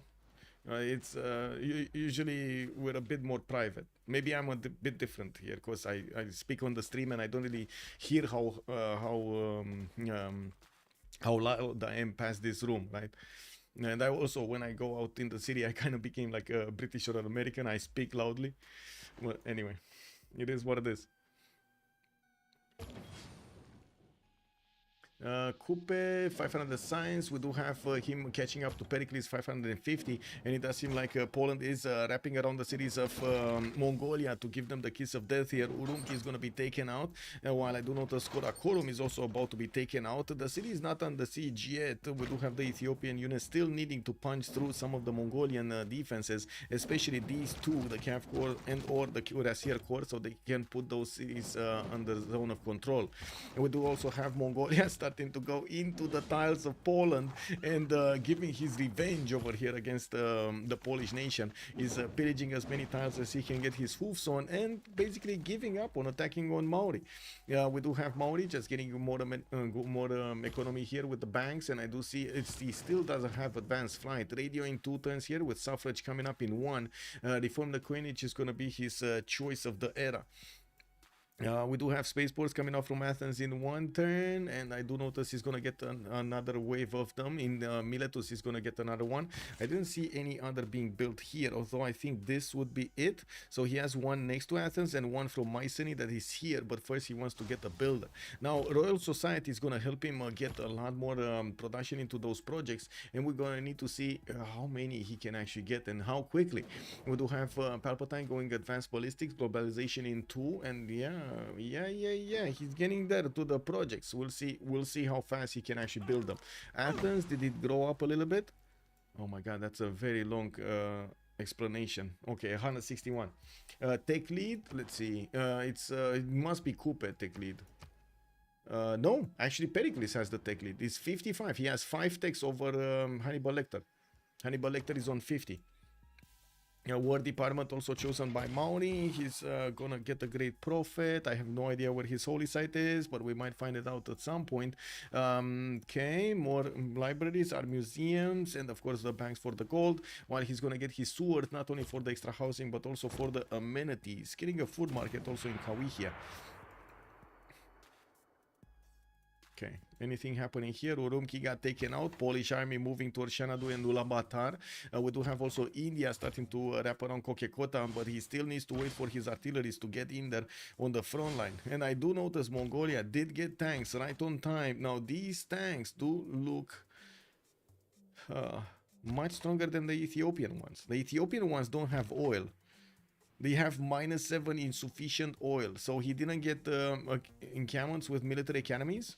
He has 1, 2, 3, so he's at least 6 oil a turn. He didn't improve this oil in the water. Here he really needs his military academy. Does he have more oil somewhere? So definitely this city needs to be placed, needs to upgrade that oil tile, and he does have another city to the south of Adigrad that he could get 2 oil tiles. He does need to get there though. Yeah, that's not happening at the moment. I don't need to see anywhere else oil. That's a problem. Like Mongolia might actually take out this army of Ethiopia before Ethiopia could even do significant damage. Look at these artilleries. They're wiping the floor clean with the tank horse. 90 strength artilleries against 89 strength tanks. And I'm extremely surprised that we do have the Joker actually losing the city of Karakorum now. Or might actually lose the city of... Yeah, he will lose the city of Karakorum. There we go. Score and tech lead, I just said Pericles, and score is Hannibal Lecter first, 915, Michael Myers 3 points off, 912, Sauron is gonna be, well, 90 points below with 825, and he's working on taking Kokekota, while Palpatine dropped down to 4th, but Palpatine is going for his space victory, 3/10 from getting a launcher satellite, and I do see him still keeping up with fighter production. With newly deployed spaceports, he's gonna need to finish them up. Tank army from Sparta, getting our museums here and working on more industrial zone logistic projects. We might actually need to see what he's gonna pick up next. I do see somebody actually picked up the last one. What is this? Why did he invest so much into Nikola Tesla? Wow, that's a lot of faith generation going in there. Yeah, I don't think he bought it with points. I think he got it with the faith. He needs a GDR, otherwise this city count will hurt him later on. Yeah.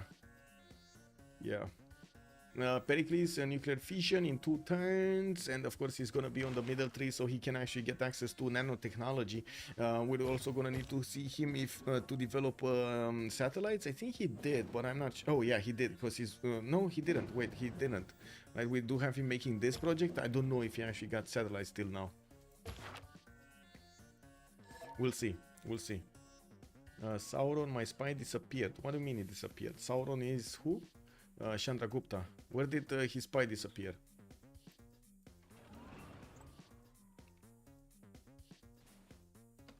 I'm pretty sure there was a spy somewhere. I don't know where it is. Yes, but the guy from Plaza Thang.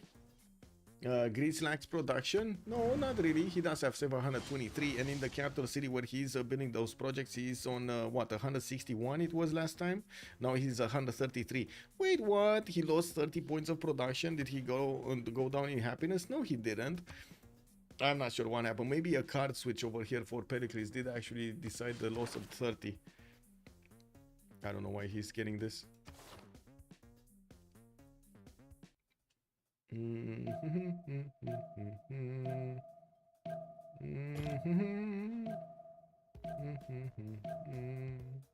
Yeah, not much that he could use otherwise, to be honest. Oh, liberal. Well, I mean, he already has +6, so I guess he doesn't need liberalism.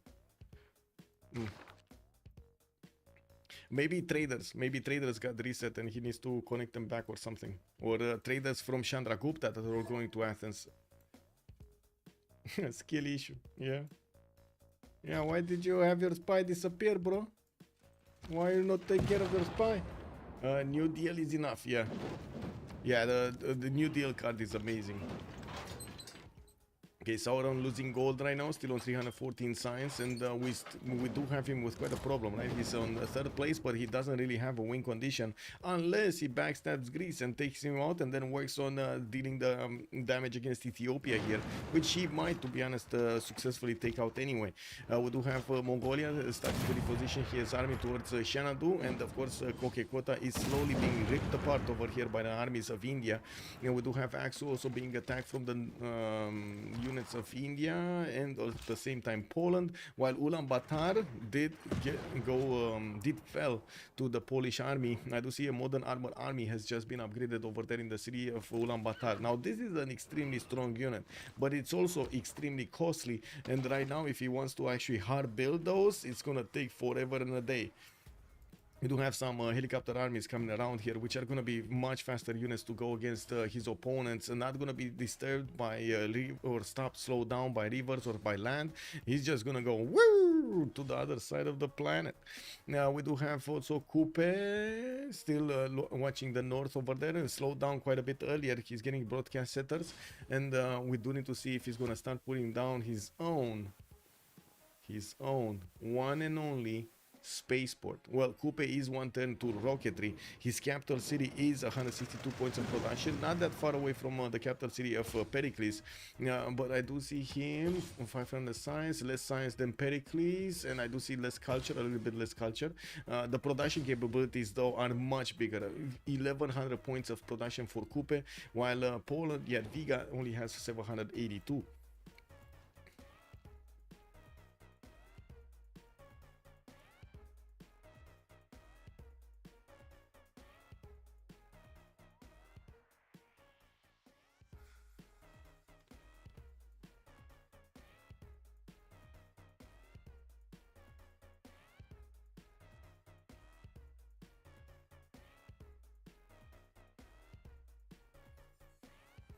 Oh man, I finished my second coffee also. Oh my god. Oh my god.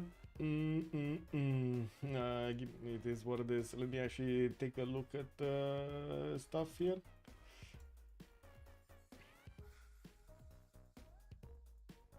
Do builder sacrifice show on city production? No, it doesn't. No, it doesn't. It just happens. And I do see he's using some of his 5 charge builders here. He's finishing the Earth satellite next turn and will reveal the map. While I do see he's placing down a few more space from his other cities. He's also getting some more tank armies to help out with the defense. He does need to finish the next 3 projects also, so he can actually start off on the spacecraft. The biggest one, the lasers. Now we do have Pericles 659 science and 451 culture. Only 700 points of production, but also less cities than Kupe.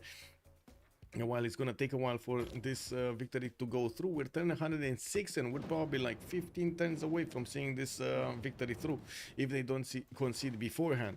Okay, Mongolia just pillaging the lands of Poland here because he can't really do much of anything else.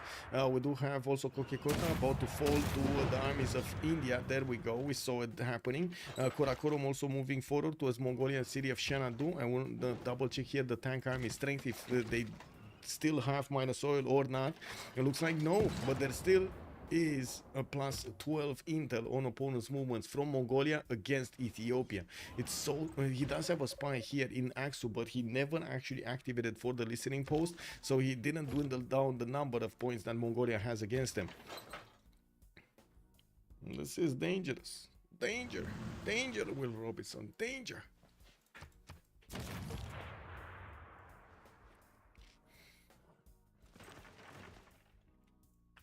Okay, did he activate it? No, still no. Oh my god, this is so much damage that he's taking from attacking to units that are much stronger than they should have been. Anyway. Hungary also is trying to do something about Poland. Looks like Poland is attacking him with multiple tank armies, modern tank armies, and these are a bit too strong for Hungary to handle. The modern armors are way overwhelming the cities of Hungary here. Yeah, he does have artilleries with him to take the damage against the city of Janchon, and I do notice there was a free city here, Changwon. This was China, right? This was a Chinese city. Sorry, Korean city. We do see Hungary getting some hussars, but still has problems to actually resupply. His hussars are definitely not going to be strong. If his tank cores are not strong enough to handle the modern armors, you can imagine hussar cores are not going to be strong. We do have the spaceports coming around here from Mauri. We do need to see one in the capital city, but though at the moment, well, where is he gonna put it on? Where is he gonna put it on? That's the question right here. Doesn't really have tiles for it, does it? And this is going to be a problem because Taumutu just doesn't have enough production. 130 production. Wakarawara going for Big Ben. This one, Tepoko Hiwi, is also like a 80 production or something, like even less. It's 11 turns. Wow. Yeah, 97 production. Sydney Opera House in Wanganui. While I do see naturalists are coming around to build some natural parks here, it does seem like even if Maori does want to go for that space victory, it's still going to be Pericles getting there faster. 5 turns for moon landing to happen here in Greece's territory. Multiple fighters just wrapping around his territory and even far out to the west side. While he sees the Polish units coming closer to the city of Aksu, we're going to need to take a look if he is going to manage to defend here. Or if Poland / India will want to actually tickle his cities in that sense. We do have Michael Myers still first with 1,008 points, Hannibal Lecter second with 944, Sauron is 837, and Palpatine 825. Okay, looks like Xanadu is going to be left to Ethiopia, while Kokekota and Aksu are being taken out by the Indian troops. We do need to see if Poland is going to want to grab a city from grab that city also. We do need to see also if Ethiopia, man, Ethiopia still didn't activate Taitu. He still didn't activate the spy. This is so sad. This is so sad. Oof, good moves here from Mongolia.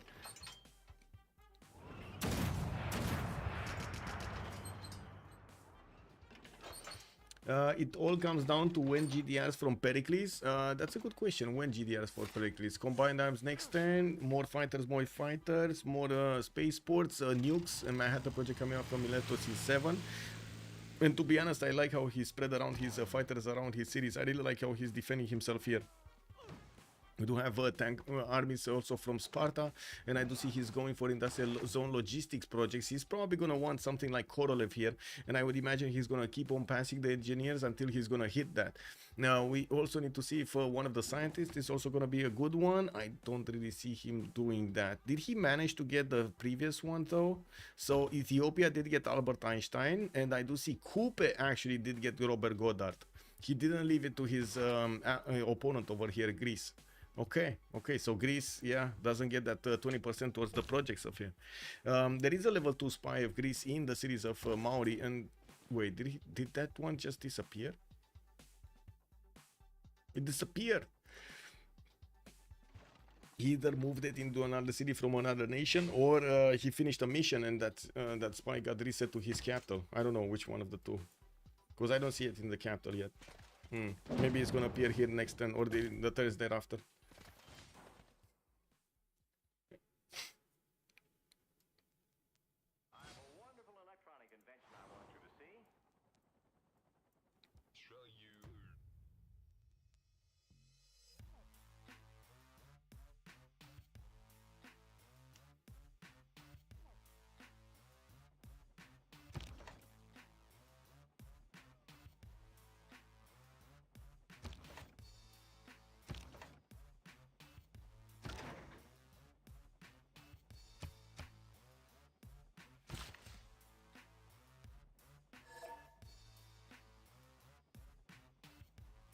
God, I miss policy card mode. Yeah, to be honest, it is helpful, but most of the good players, most of the very experienced players already kind of know where to go anyway. Like, they know the timings, which cards to put at what point in the game, and where what to target, and so on and so forth. And they don't need these the extra information. It does make a difference between good players and not so good players, or sorry, experienced players and not so experienced players. That's how I would want to phrase it. Good or bad, it's just more of I would say a matter of experience here. I had 49% for 20 turns because I didn't see which GCC give how many. I mean, do the math, bro.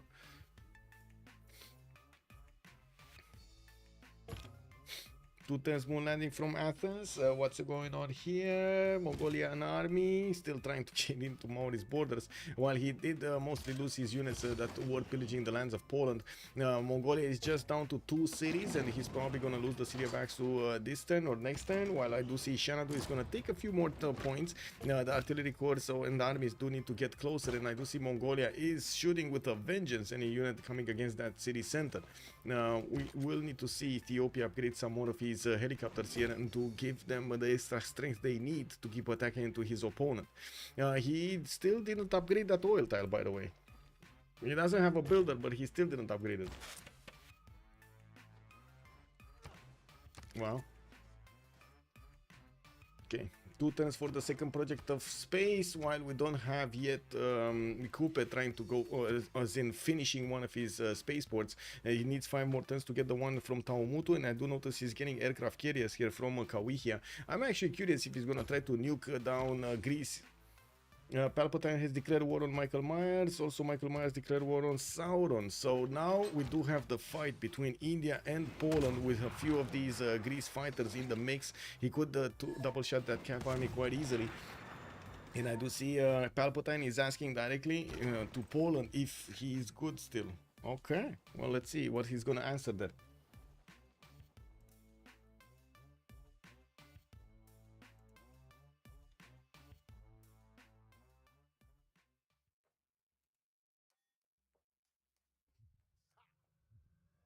Ethiopia is hard building archaeologists. I thought he could faith buy them. Yes, he should. I guess he doesn't want to spend the faith. Does he have? If he's on 520 faith with, wait, 5,400. Why is he not buying units with faith? He's 5,400 faith. Why is he not buying units with faith? Does he not have GMC? He must have GMC. Come on. He must have. Where is his government plaza? Here. He does have GMC. Yeah, he does. He does. He just didn't want to spend it, or didn't know he can spend it, or totally forgot, or something got caught up with something else. It is what it is. That's a lot of faith. That's a lot of faith. A lot.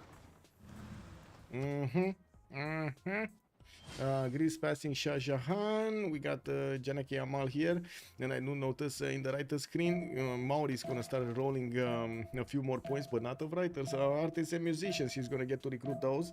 Tupac Amaru is also the next general, but no points are able to be acquired. We are still 7 turns off from seeing this era finish.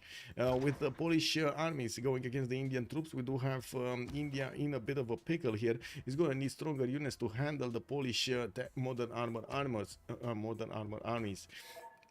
Sauron returns away from getting synthetic materials for his helicopters, and I do see he has quite a few artillery corps with his military here going against the city of Aksu and taking on the Polish army.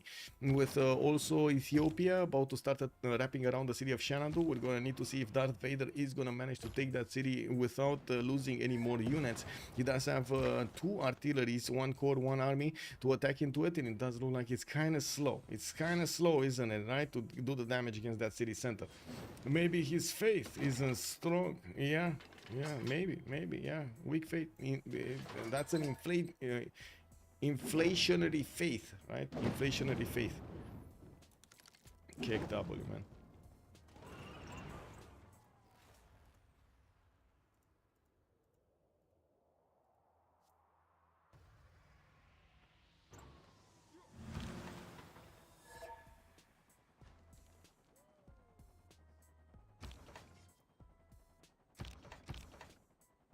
What is this tank? This is such a weird tank. It's a tank above a tank. Wow. Needs to move it off. Hello? Needs to move it away.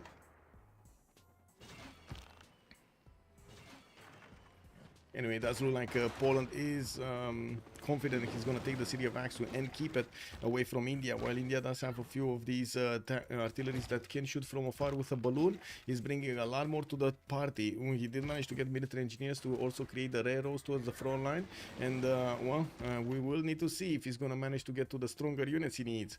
I do see Jadwiga going for combined arms. We do have Pericles getting next turn moon landing and getting more fighters in the air, while his fighters here, I guess, wait, not if you aren't sending rockets. I'm probably getting nuked. Hannibal Lecter is saying. I mean, I don't think anybody's going to nuke Maori here. I think Maori is more talking about what's going to happen to Palpatine. We got War Department coming up in 3 turns from Poland, with helicopter armies also finishing up. He is keeping the first slot here with 1,043 points, while Hannibal Lecter is 987, Sauron is 876, and Palpatine only on 840. Although Palpatine is finishing his victory condition, though, that's the second project that's going to come online here from the moon landing. He does need Mars colony, and then boom, Outworld expedition is going to come online. We do need to see how quickly he can actually get through the tech tree to discover those later on technologies. Going for modern armors right now, composites. We'll see how quickly he can get to smart materials first of all for the expedition, and then the outward expedition, something technology that he's gonna need to discover so he can make those terrestrial laser stations, the Lagrange stations, and so on and so forth. The projects that push the spacecraft a little bit faster.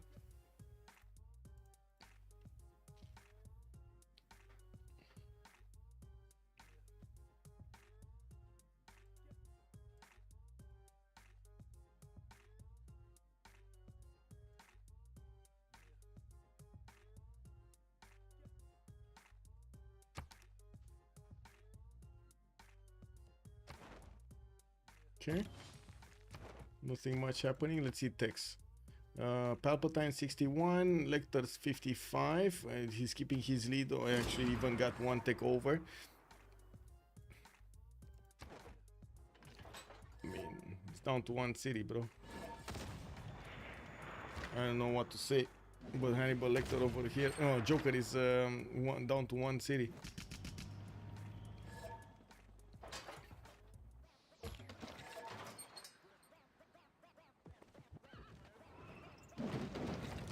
Yeah, he's been active. He's been active. I can't really say anything about Joker. He tried. He tried his best. He had his fun.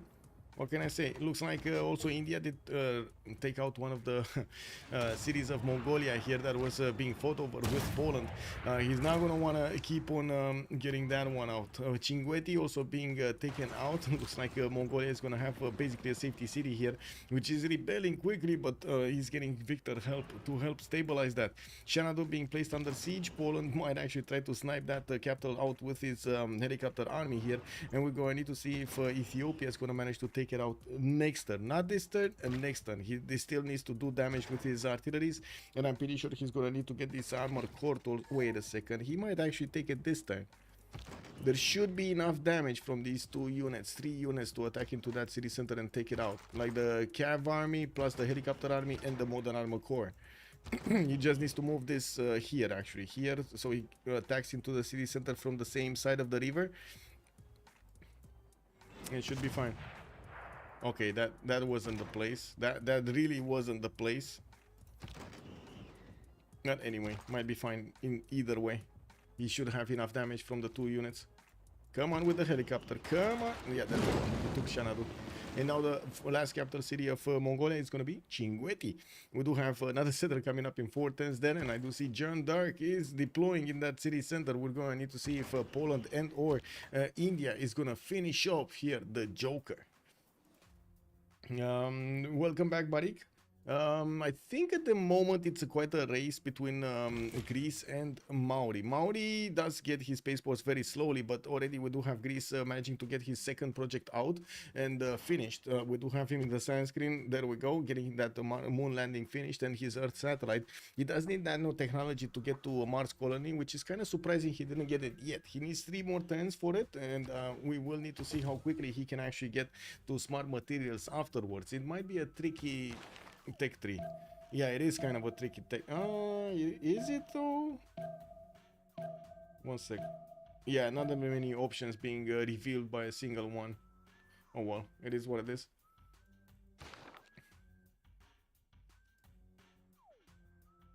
Poland would have to push really fast to get through Greece in time. Yes. You say pretty fast, but looking at the text over here of Pericles, he's still gonna need quite a few turns to get to his smart materials and the off-world expedition. Not to mention finish the project. We're still talking about 15 turns, 20 turns to get the victory here. Not gonna be fast. Just not gonna be that fast on Pericles. And we're turn 111, so you can imagine. A lot of stuff can happen. Nukes coming out from Maori, for example, can happen. He's already getting bombers, and we do have a question here. If anybody is down to CC to Greece, that's a good question. So the question now is actually quite tricky. Maori, if he does have enough experience and if he does want to go, and willpower, his experience plus willpower, he might have the opportunity to do significant damage against Greece on the other side, because he's going to get aircraft carriers, he's going to take a city Corinth, could buy units from it and send them towards his opponent on land, maybe GDRs or stuff like that. He should have enough gold per turn. He's on 372 right now, 1300 in the bank. Will get the pillages, could work. Now, bombers could directly attack the cities of Greece from the coast. Jet bombers will get to nuke Athens and Mycenae quite easily, and Ephesus, so he will slow down the victory condition. Now, the question is he gonna want to take the fight? Because that's a totally different aspect, right? If he wants to take the fight and contest first, or he just doesn't want to, that is not gonna get bothered basically to handle that. You gotta take into account this takes a lot of effort. Like all of the moves, the thinking, the planning that you're gonna need to do does take a lot of effort. And that's why a lot of the times I'm calling out the experienced players, and I'm saying experienced players will have an advantage against the unexperienced players because they tuned in all of that extra advantage for their mental fortitude. They have been they have been doing all of these games of on and on and on and on, and they know what to expect, they know what to do, they just do it basically. Versus somebody that still needs to find out what is the best way, know if it's gonna be in time for what he wants to do, and so on and so forth. Is Coupe at least third? Yeah. I think he's third. Yes. Michael Myers is first, and then Hannibal Lecter is gonna be second. Sauron is gonna be third here, and if they do CC to Grease, Palpatine is gonna get first, with Poland second, and then Coupe third.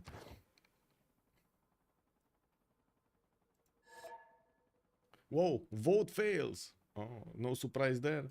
I'm actually quite curious who actually voted.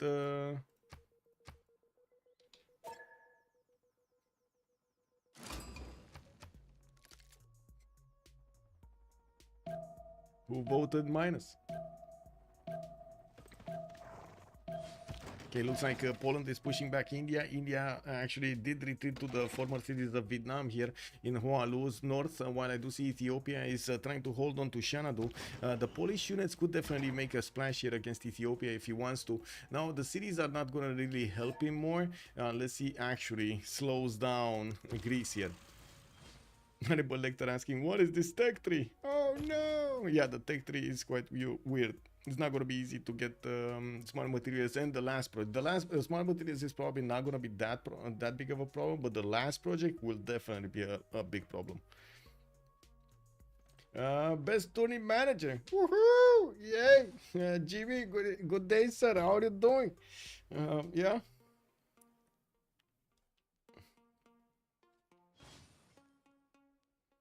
I think, Jimmy, we had an apocalypse happening in our bases in Satisfactory. Did you see that stuff happening over there? Man, oh man, there was a lot of redecorating done.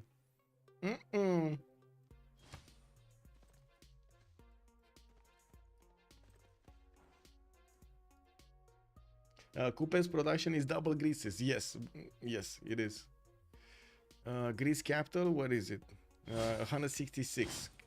Cities over here, Taumutu is gonna be 142. Still doesn't have a space for the capital, which is at the moment is 180. Kawihia is not building that spaceport. Tepokohiwi 99. It does have very low production in this. Is 142. This is not bad in Wakarawarewa. Motopohue is 115, and Kapiti is 109. Okay, he does have Opango also, which is kind of weird, but it tried to build Petra there for like one tile. Lol. Or two tiles, actually. He has two tiles. Kick W, man. You gotta do what you gotta do to get the points in the game.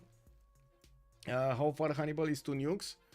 I mean, one turn. Nuclear fission 1 turn. And Palpatine is gonna get his nanotechnology next turn. Poland, Jadwiga is also 3 turns nuclear fission, and he's gonna need the Manhattan project afterwards, just the same as Coupe. And we're gonna need to see how quickly Greece over here could actually get his projects out. Athens is still 160, right? Oh, there we go, 224. Now that's a good production number if I've ever seen one. We're going to need to take a look after he's going to get his industrial zone. I think that's vertical integration activated here. That's what it is. Greece needs to remember to check the seas. He knows. Actually, he has scouts in the water. I was seeing this happening, and I do notice Maori is sending 1 aircraft carrier with 1 fighter, 1 bomber towards the Indian Ocean here next to Corinth, while I do see there's a Greek submarine that might deal a little bit of damage against this Maori aircraft carrier. Now, there is also Caravel here right next to that submarine. I believe it is in range of the vision, no? Let me actually take a look. Pericles? No, it's actually 1 tile away from the edge of the vision. Okay. More scouts being sent into the water. Very nice. He knows that Greece knows that he can be attacked by Maori from the seas, and he knows he has an exposed city over here on the coast that could be taken at any point in time.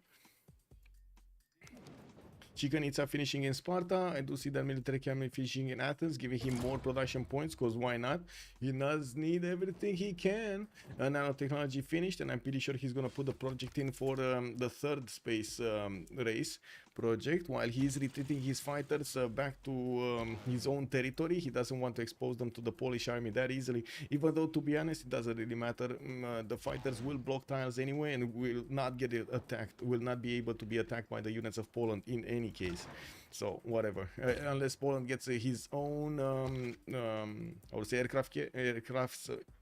air force, his own air force, it's just not gonna matter. Chicken pizza will help the Pericles. Yes, he will help the Pericles. 3 times mass colony. There we go. Greece, I'm scouting, so you don't send anything. Wait, what? Hannibal Lecter is actually scouting Greece? What? What is he trying to pull over here? Someone else finished it? Wait, what? No, it's here. It's here. Real Takasho, good evening, sir. Also, my Macy Jr., hello there, sir. How he can get more than 200 production in one city with, first of all, a lot of trade routes being sent with Wisselbanken between his capital and his neighbor capital. For example, India over here is sending quite a few, and you do see the traders coming out from his city to his neighbor city. He does have an industrial zone, a pretty good one, with coal power plants, factories, and workshops. And he also did manage to get Governor Magnus vertical integration bonus here, this one. This city receives production from all nearby industrial zones buildings with regional bonus, not just the first. So he has like 3 factories around him. He's getting the bonuses from all 3. Not to mention, he also has +6 happiness in these cities. All of the stats in the city, all of the yields of the city do have a +16% more.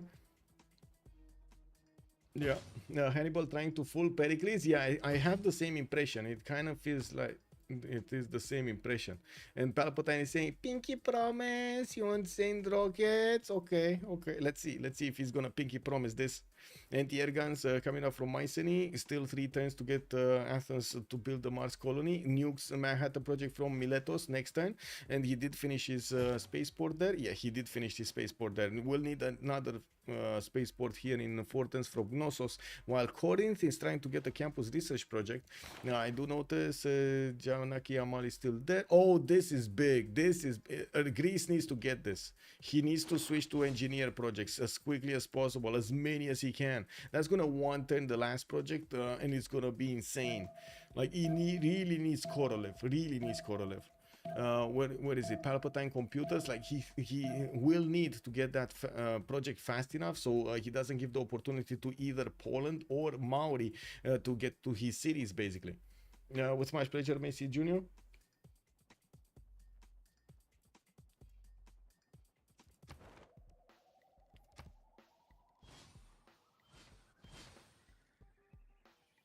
Still 62 techs, 6 techs higher than Hannibal Lecter. Temple of Artemis plus Colosseum plus Liang Max promotion plus Republican wildcard policy equals easy plus 15 amenities in a 15 or more pop city. Monsters did the math. Yeah.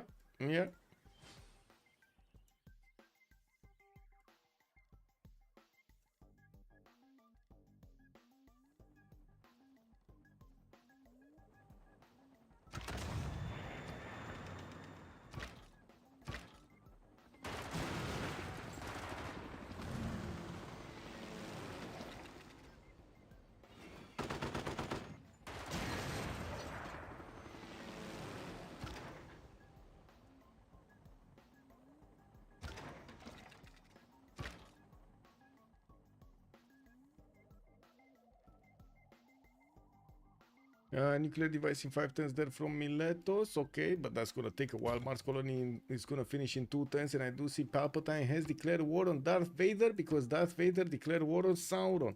That's gonna be Ethiopia over here trying to attack into India's territory with his helicopter armies and bringing his modern armor corps from their campaign against the former cities of Mongolia. Now will try to take the former cities of Vietnam away from India.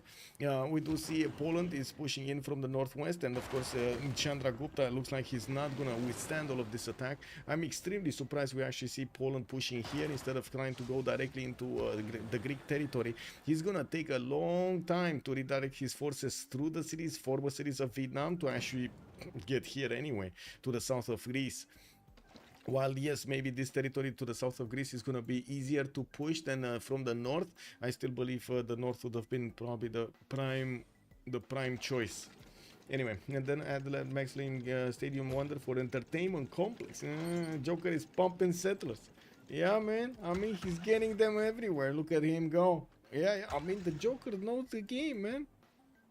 I can't say he doesn't. Look at that. He's staying alive. I like.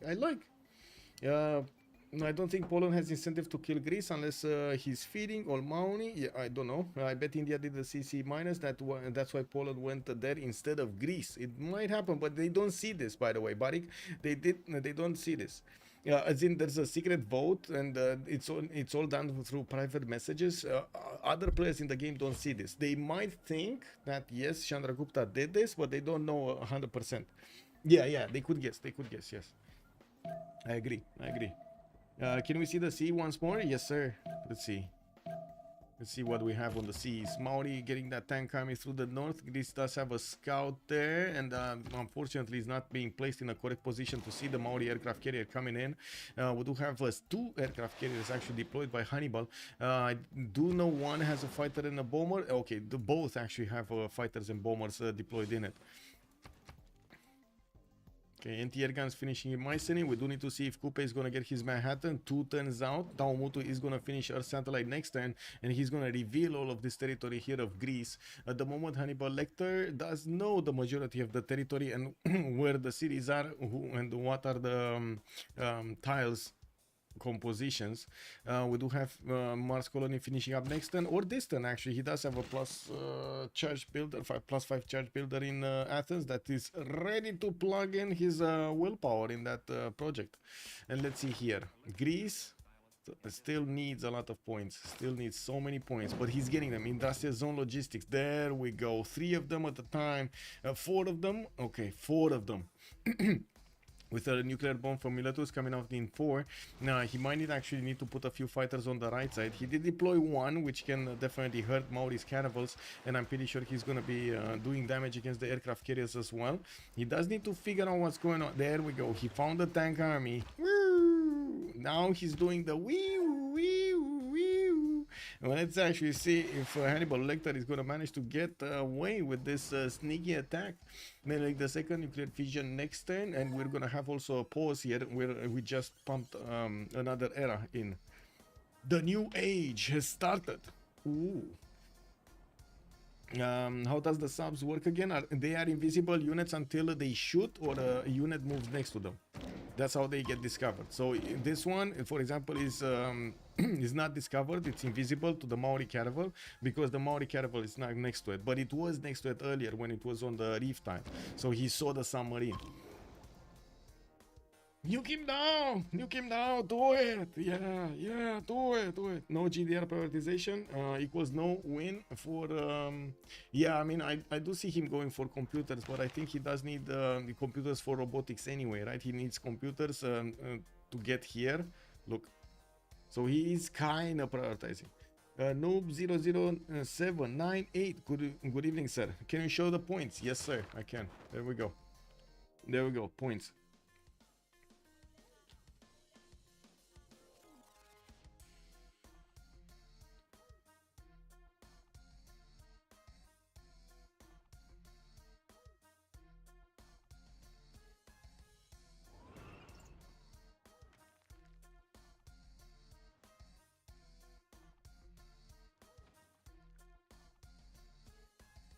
Gladly, sir. Gladly. Okay. First nuke coming out from Athens in 3. I'm pretty sure he's gonna wait to get Sergei Korolev and then just put the production into that final project. I don't think he even has the final project actually, because he didn't discover more materials as far as I know. Yeah, he didn't, so it's gonna take a while until he actually gets that final project. In the meantime, getting nukes up. Okay, let's put this up. Let's do this. So let's get actually space. Yeah, okay. Faith science minus.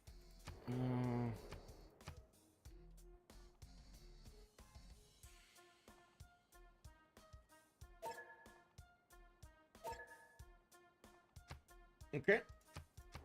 And we're coming back in 2 minutes.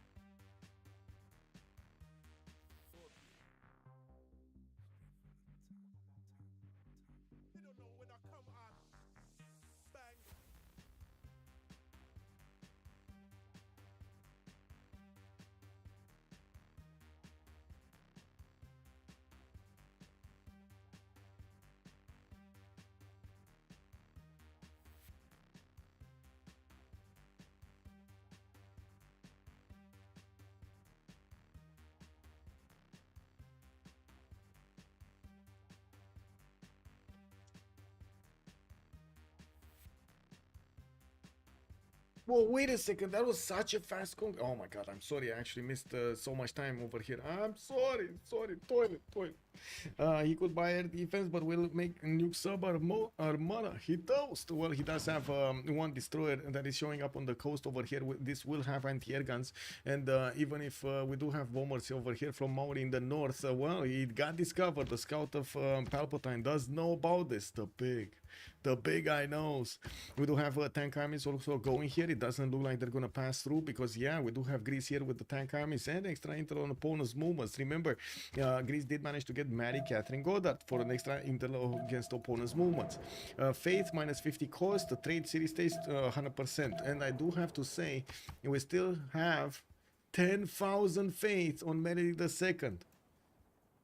Wow, 10,000 faith on Meredith II.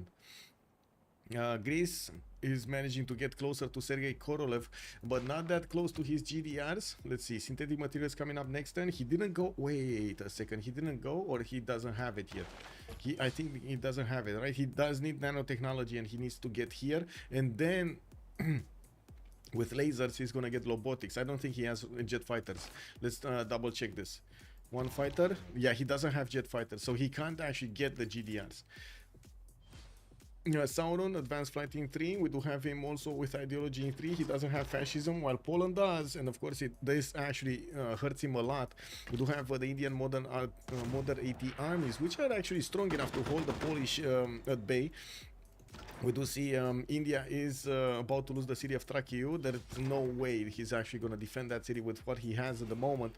While most of the units of Poland are mostly here to pillage, we're going to need to see if Poland is going to get through and, of course, get into the cities of Greece. No dissing. No, actually, this is amazing, Warren. Good evening, sir, and welcome. 110 for lasers. He's getting them? Yeah, he's getting them. Yeah, he's getting them. Nukes in too. We did suffer a little bit at the beginning, actually, Warren, but then it worked out. There was a bit of a problem with the mod, with the Steam folders and so on, until we actually went and found the correct method to delete the mods and to make Steam actually only download the correct mods.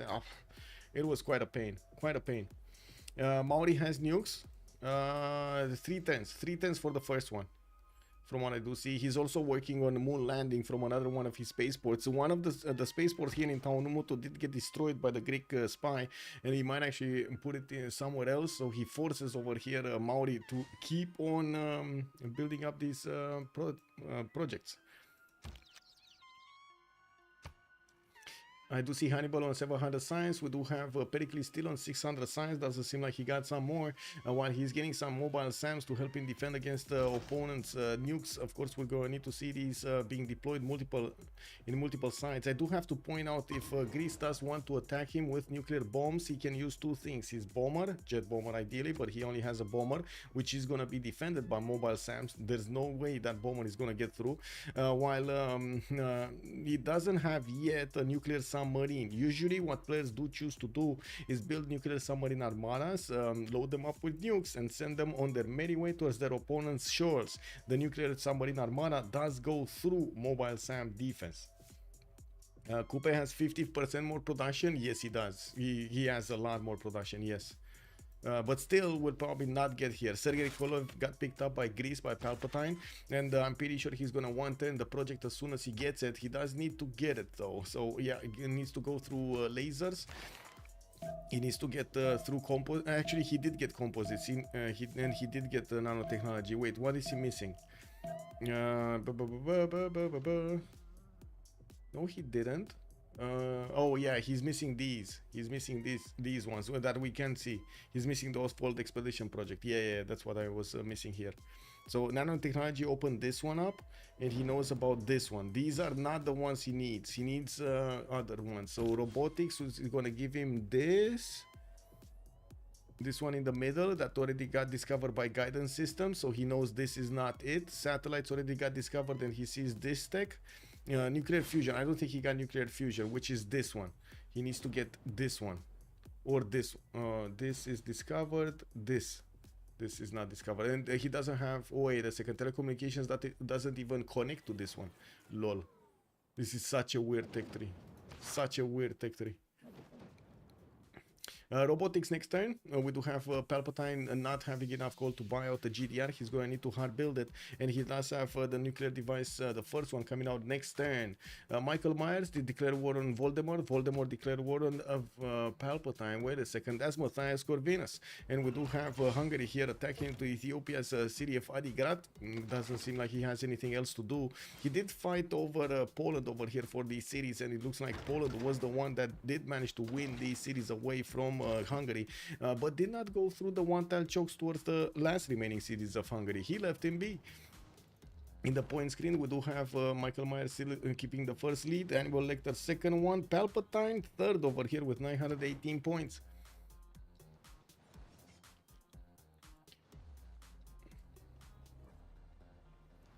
Okay, any army coming here? No. An army of settlers, yes. Series of former Vietnam being taken out. India still with artillery armies, not really doing anything against the Polish units. His modern AT crews are quite amazing, but he doesn't have enough of them to actually withstand this attack. And his biplanes are not fighters yet. He does get advanced flight next turn. Ideology still in 2. He doesn't have fascism, so again less damage on these units. Mongolia is going nomad. Yeah, Mongolia is going into no man's land, basically. How much gold per turn? He's on 255 gold per turn. I'm guessing you're asking about Pericles here. We do also have Coupe with 500 gold per turn, basically. I can't check if you're asking how long this friendship will last. I can't check, but honestly I don't think it matters that much because there's not enough strength from Chandragupta to go against Pericles, and Pericles has more than enough fighters to deal with a threat like that. Gladly. He's still allied, by the way. He's still allied with Palpatine, with Pericles. Okay, so first nuke finished. We got a few more builders coming around. The Farsiash builders are getting their position next to Athens to use their production into that project. That's not gonna help that much, to be honest. The project is gonna finish with Sergey. The round table. Ruby Whirlwind, thank you so much for the follow, sir, and welcome. Wait, so everyone at war except Greece? Yeah, basically, yeah. Palpatine over here kept being safe from the elements. And we do need to see him discover that off-world expedition. It's just a matter of time. Takes we got him getting that robotics next time.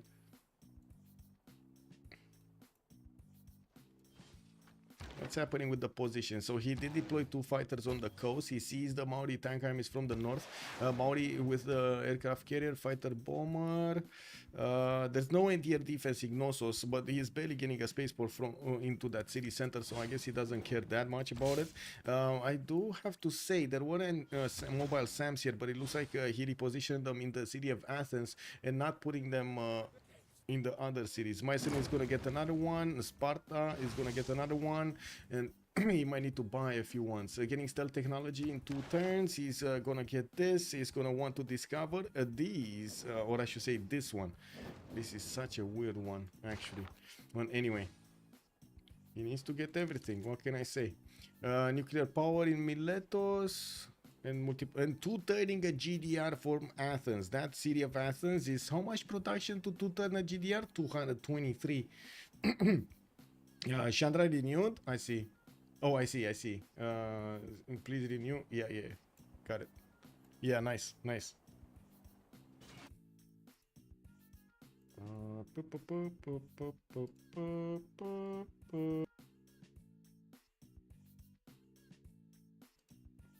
Okay.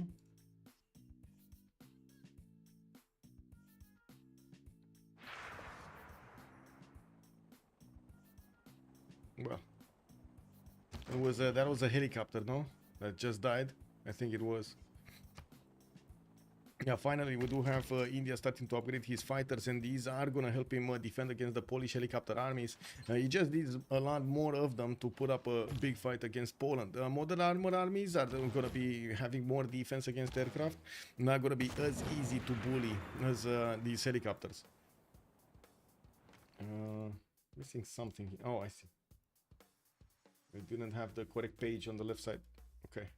Well, wouldn't renewing help him with that? Wait, staying alive longer, can't lose all the trade routes. True. Yeah, it looks like he did. No? Wait. Whoa. We're gonna find out. So you say, yeah, he's still allied. He renewed. Yeah, they're allied. In chat, yeah, he says sorry, mate. I think he says sorry, mate, that he didn't renew quicker, basically.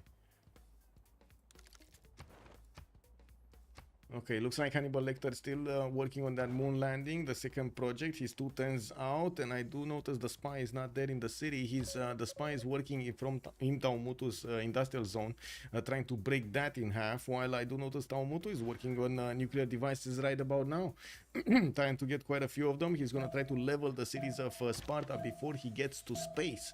Now this is gonna be quite a race on our hands.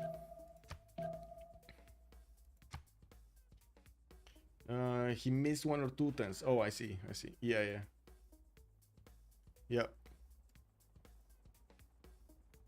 Okay, another nuclear power plant in Ephesus. I'm very surprised he didn't have it already, actually. Yeah.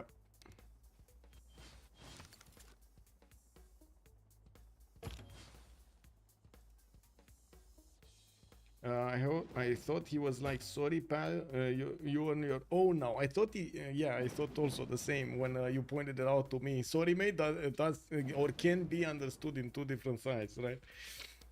Subjective reasoning. It is what it is, man. Okay, first GDR coming out next turn. It looks like he's gonna get another one from Efesusin 4, and he will get the defense on his spaceports with it. We're gonna need to see if he's gonna put one in Knossos, because that is one city on the front line next to Maori. Maori's attacking force. We still have this aircraft carrier here that got discovered earlier by the scouts, and you do see that Palpatine is trying to figure out if there are more units coming towards him or not. Still no nuclear submarine armada here from the cities of Maori. Let's actually double check in the seas. No, he has another one here, another aircraft carrier next to Sparta, but I'm pretty sure he can't attack. As in, if he attacks, his units die. We'll see. We'll see. And we got a jet bomber. Okay.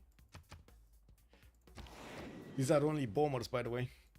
Not jet bombers. Massive difference in attack damage. Cause no nuke armada. Yeah, no nuke armada. I think that's the GG indeed. Smart materials in 2 turns. Pericles is gonna get that last project opened up, and we'll finish it with Sergei Korolev. I guess the question is, did he open up a Fold Expedition? Does he see it where it is or not?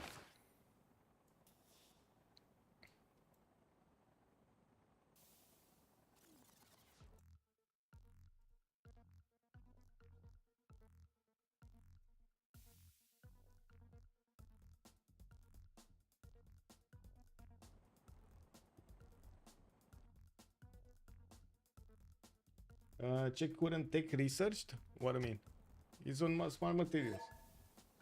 Yeah, he sees smart materials, but he doesn't know about the next one. The next one is important, very important actually, for the space victory, right? The awful expedition or something. I don't know exactly how it's called, but anyway, that gives you the projects for Lagrange and the laser stations, the terrestrial laser stations, so you can push the spacecraft faster. Well, when in doubt, you get out and push the car, no? Ooh, massive defense from Maori on the right side. We do have the war between Hungary and Ethiopia still raging. Ethiopia trying to get his Manhattan project. We still have Ethiopia with so much faith. No, he actually bought a lot of units here. Looks like he's down to 2,700. He was on almost 10,000 faith points. Oh, I see. It was a bulge. Any good Romanian ski hills? Oh, hell no. I mean, they're good, but they're too populated, and oh my god, hell no. I wouldn't really trust anybody or I wouldn't have the trust to tell to anybody to go to our ski resorts. No. If you want to go skiing, go Austria, go France, go anywhere else, Swiss, in the Swiss Alps, anywhere else than Romania. No, don't do it. Don't do it. Like, to give you an idea, when I was going skiing, and this is why I actually stopped going skiing, you know those things, the chairs that put you, like, take you to the top, and then you get down from there on the skis and go back and so on and so forth? Well, that just waiting at the line, at the ski thing, the ski, whatever chair it is, took us like 3 hours, man. 3 hours for something like we could do in like, as in for a ski line or whatever it is, slope, that would take us like 20 minutes to go through. No, don't do it, bro. You're gonna grow old just waiting in line. No, no. It's just, it seems like money just got poured through into those ski resorts, and it just poofed into the air. No, like nobody knows where the money went. I don't know, man. I don't know. And there were massive investments, but money, woo, I don't know, disappeared somewhere. Went poof.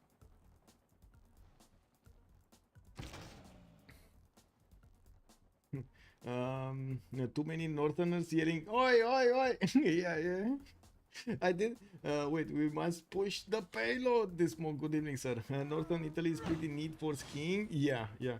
Is there any place in Romania you recommend? There are a few places that I would recommend. First of all, it's a place called Cazanele Dunării. It's not really tourism developed, but it has like such a beautiful. Give me a second. I can actually show you. I went there and spent like 2 weeks with when I was doing photography and videography, and it's just insane. Like this place is insane. One of the best places that I've seen in Romania. Give me a second to find some images. Yeah, this. So this is an area where you have like the Danube in between the mountains that basically also has like whirlwinds in between some of them, and you can go and take rides on this. Most of it, like on the left side of the shore, the right side of the shore, almost all of it is very, I would say Spartan, as in it's not developed. It's so cool. It's so cool. Yeah, this I like. We got a good seaside, but the seaside, it's like very expensive and kind of low quality, to be honest. If I have to compare it with other places, and I wouldn't really recommend it to anybody. Not to mention the. Anyway, I don't want to speak like give out details like this. I don't like it. Like I'm not going to the seaside for a reason. I'm also not going to the mountains for a reason in the normal locations that other people want to go, because yeah, too crowded, man. It takes, in some days, imagine you make a 2-hour drive, like 120 kilometers or 170 if you want to go deeper into the mountains. You make them in 6 hours. 6 hours. You know why? Because these guys are cheap enough not to make walkways for pedestrians above the road. So basically the road turns from like 4 lanes into 2 lanes into 1 lane, and at the 1 lane you see crossroads with a lot of pedestrians, and every time a pedestrian walks the street he needs to stop the whole line, which is like 80 kilometers.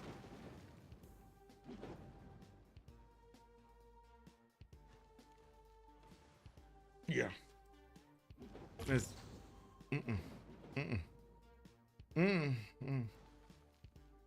I don't know, man. Like it feels like there's somebody that doesn't have brain when he's doing anything related to developing an area, basically.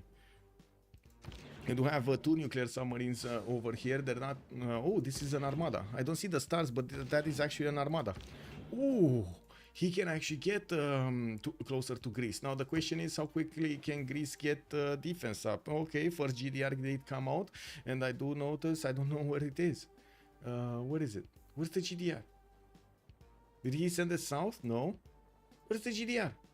Because I'm pretty sure he got it. He has 120 strength. Oh, here it is in Sparta. I have no idea why he actually put it there, but sure. As in, usually you want to keep them in the city centers or very close to your spaceports. This is neither. As in, there's no spaceport in Sparta anyway. He would have needed to put one here. He needs to put one in the capital city, where yes, he does have a mobile SAM right now. Ephesus needs to have one. Miletos also needs to have one. Knossos needs to defend this one. Yeah, and the city center, of course. Tourist traps are hell anywhere top season. Yeah, true. The Sparta encampment. Oh, here, yes. How much production is the thermonuke project? A lot, like too much. I don't know exactly by heart, but I can take a look. Operation Ivy, if I remember. Operation. Wait. Ivy. There we go. Operation Ivy. It doesn't tell me actually. I don't know exactly. I don't know how much it is. Anyway, it is what it is. Expensive. That's what it is. Expensive. Barik is saying like 1,000. Okay. It should be from Alps to the Black Sea. Wait, it can't what? It can't flow inland. Wait, does the Danube? Yes, it is from the Alps to the Black Sea, basically. Yes, it is from the Alps to the Black Sea. If I actually, let me see, Romania map. I can give you the map here. Like, if you take a look at the map, basically it's over here.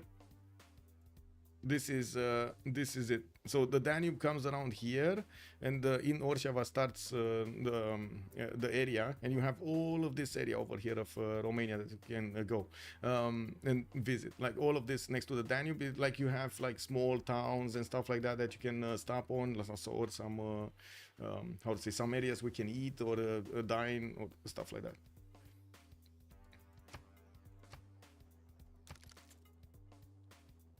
I think Manhattan is 750. I think so, yeah. That numbers sounds correct. Okay, Palpatine Cybernetics next turn, still getting GDRs. Did he finish the project? I don't see. Yeah, I think he finished the project. He did finish. He did 110 the project with Sergei Korolev, and now he's one light year away, but he doesn't have the projects for the laser stations. Cybernetics in 1, while I do notice Poland is about to get closer with his helicopter armies, but he's gonna have helicopter armies against GDRs. That's just not gonna work. Poland does need to get his own GDRs on the map here if he wants to contest Pericles' supremacy. The same can be said about Maori, though. Nuclear devices are just not gonna fall next to those GDRs if they're gonna be in range. I hope he puts GDRs in correct places. Yes. Did Greece swap techs? No. He's still on cybernetics. He did finish the tech. If you're asking if he did finish smart materials, he did, and he finished the project also. We just need him to discover the Ofold expedition stuff. And I have no idea where he is right now. And like, this doesn't give me a readout at all at the end of the game. I don't know where they are.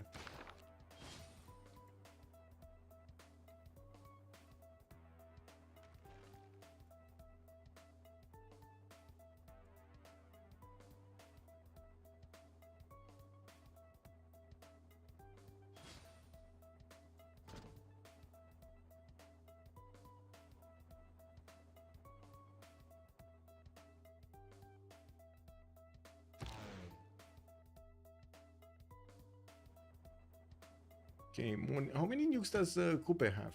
He's on 5 nukes right now, and I do have to say he only can shoot one with the nuclear submarine, and another he has 2 more bombers with a third one here, so he can shoot 4 nukes at a time, basically. 5 if he gets the normal nuclear submarine armada also. The normal nuclear submarine actually, not an armada. But with so many GDRs and also mobile SAMs available for Greece to defend, I find it quite unlikely that nukes are actually gonna go through this defense. We do not have Victor established on the right side. I do notice it's actually in the city of Argos, and I have no idea if Victor does actually have the air defense initiative for the plus 25 strength on these mobile defenders, anti-air defenses. So all that Hungarian poop flows into Romania. Yeah, basically. I know that Moldova got its nice piece of Danube. Wait, Moldova doesn't have Danube. What I mean, I guess... wait, no, Moldova doesn't have the Danube. Give me a second. I'm gonna pull up the map to show you. Moldova.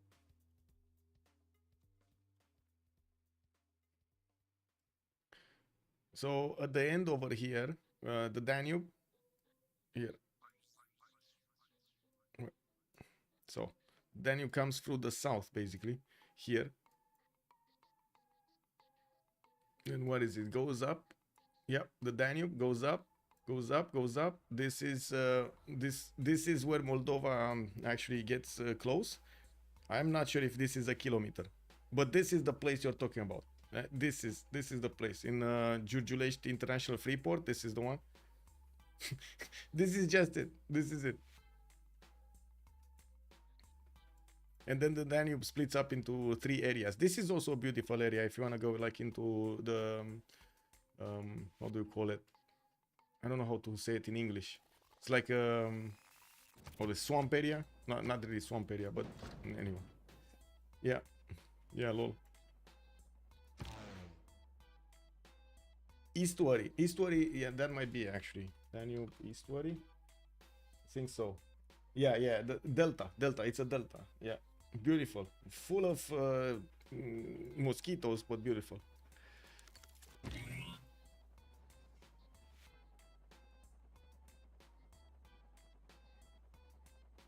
I don't get his placements. Well, the GDR in the water will want to attack into any kind of Maori unit. If he sees a submarine, he wants to go for it. He doesn't see the aircraft carrier to the south, but he's gonna see the bomber whenever that aircraft carrier is gonna send one. He does need, yes, definitely to protect Sparta. He does have mobile SAMs in the cities, and he's probably thinking, okay, that's safe. And to be honest, he might not be wrong. We do need to see when the nuclear submarine gets here, and of course, it's gonna take quite a few more turns. These nuclear submarines are not fast enough. They're only working 6 turns, 6 tiles at a time. So he does need at least 3 more turns to get there. While Pericles is going to get his all-fold expedition in those 3 turns. So we're going to need to see if the GDRs will actually take care of any kind of threat that's coming against him. And I do also notice he has chops ready to go, 1, 2, 3, and by the looks of it on the builders, while he is going to need to get a few more builders to help out with the projects in the other cities as well. Remember, with Royal Society, you can actually get 1 builder per project per turn in your to boost up the production for that city. I do see 3 Mongolian spies actually doing work here in Athens, and I do see a spy from Greece helping out the defense in Athens. We're going to need to see if that's going to be enough. Voldemort on board in his corner. He got pushed back by Ethiopia. Doesn't seem like he can actually do any kind of damage here. The Ethiopian machine gun armies are amazing to do the damage against the Hungarian attacking troops. And I do notice we do have still quite a few Polish units to the left. In the cities of Mauni, he's trying to get his Mars colony in 2 turns here. And I do see his industrial zone got repaired, or I'm not even sure if it got destroyed actually, because we didn't see it. A few more cities picked up by Poland from India. We do have in the score screen Michael Myers still on the top slot with 1,328 points, Hannibal Lecter 1,188, Palpatine 946. All folding 3, yes, all folding 3. And that's going to open up the projects. That's what might actually get him through to the win there. Those last projects there. Because otherwise we would need to wait like 25 turns, and that's just not going to happen. In 25 turns, Maori is going to have a lot of GDRs on Greek's borders.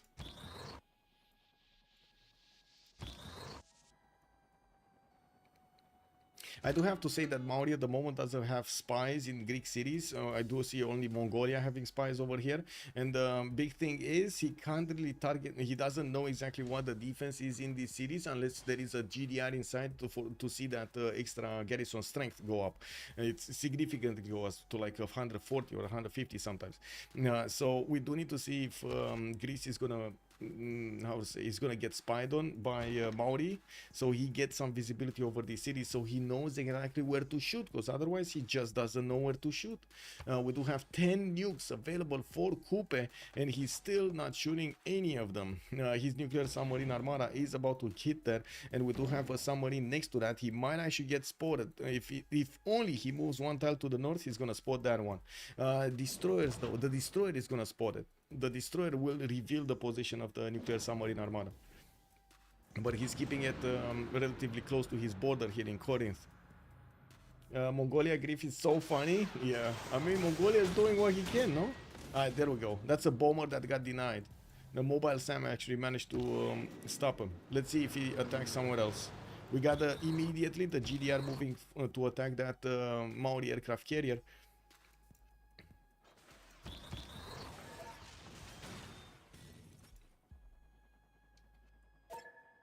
Yeah, and I think that was another GDR, that another defense. Okay, let's see. There we go. GDR's pushing out. I'm not sure why he's not nuking Poland to get. I could cry. Wait. Oh. You mean? Yeah. Exactly. Maori could nuke Poland over here to get second, to get more points. He's what, 150 points below Poland. He does need to eat through quite a few cities, and to be honest, with his nukes, he could eat through these cities so quickly. Only anti-air guns are available here. Ooh, bomb. Where? Oh, here. Actually, wait a second. Greece bombed. Oh, this is GG right here. He bombed the nuclear armada. He bombed it to smithereens over there. The submarine did feel it, or he did see it. And now Maori doesn't have an attacking force. This nuclear submarine is just not going to have enough damage to punch through the defense of mobile SAMs. And Hannibal Lecter, GG's. He's proposing the CC. Yeah. I think that is the first time I have nuked a nuclear sub. Yeah.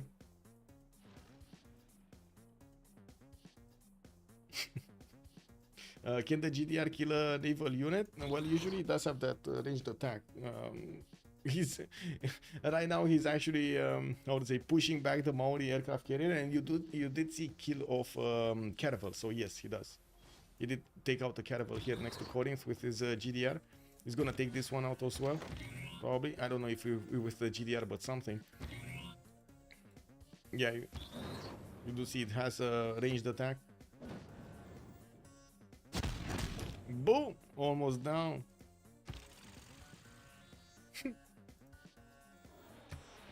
Yeah, that's dead. That's dead. One dead aircraft carrier. Mobile Sam needs to move to Corinth. Or position over here. Where do we have next turn? We're gonna have our full expedition finished, and I do see India is fighting back over here against Poland. And I do see Project Cisco is asking for the CC votes to happen, if we're gonna have everybody GG or not. We definitely have Palpatine here on the way to get the space victory for himself here. And another unit goes down. That was the submarine that actually took out that boat. That Caravel. Oh man, so many nukes. Still 8 nukes on Hannibal, by the way. Still 8 nukes on Coupe.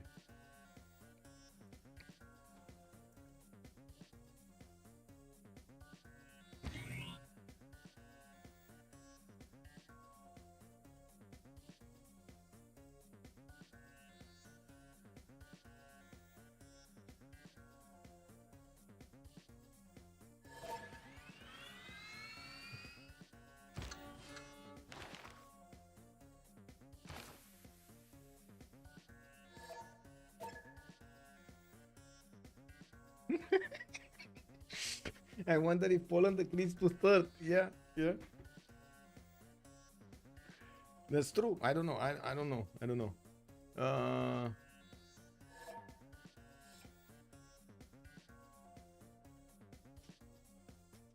Anyway, this is the turn that we do not have Pericles getting his project. Next turn we're gonna have the project. Shoo, Polish helicopter, shoo!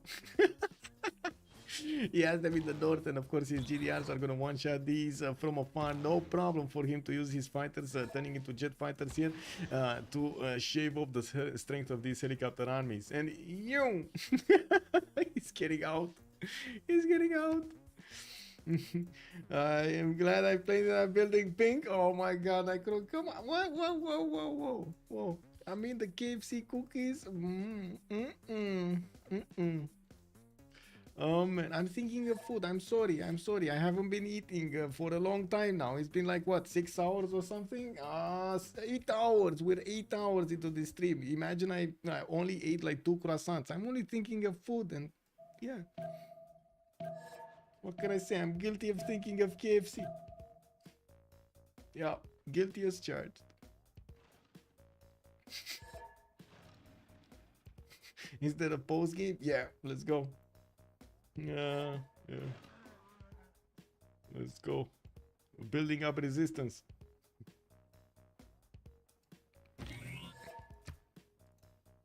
I don't deserve it. I did nothing wrong this game. That's why I'm last. Oh man, Joker over here did. I gotta say, he's so funny. I gotta say, Joker is actually playing his role so well right now. He's funny. He's funny. What is stream length record? I have no idea. But I think I did stream like, I don't know, plus 12 hours or something like that at the Civ lands, because we did have like a long stream so far there. I was opening up the stream in the morning when I was getting to the LAN event, to the LAN site, and then I was closing it up like later in the evening when we were getting out. So yeah. Yeah, exactly. He really took the alias to heart. Text were not very anti-air friendly. Yeah.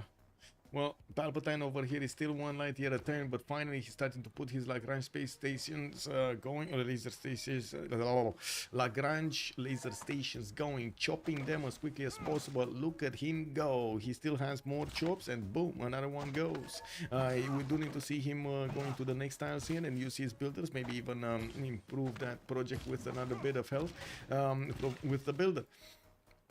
In the north, he's going campus research projects, and I gotta say, right now is not the time to make more projects. This is the time to actually get those other projects in, the Lagrange laser station projects in. He should get, what is it, 2 light years of time. Okay. Where's the nuke? Where's the nuke coming in? Where's the nuke coming in? I heard nuke. Is it going? Oh, here. So Mauri finally actually is going to start attacking Poland. Maybe he can actually inch forward to get second. Now we do have him still 100, a lot of points, 160 points away from getting this. But of course, as he is going to start eating through the Polish territory, he will add to his empire a lot more score. Can I get Irel vote? The votes to BC Snail. Okay.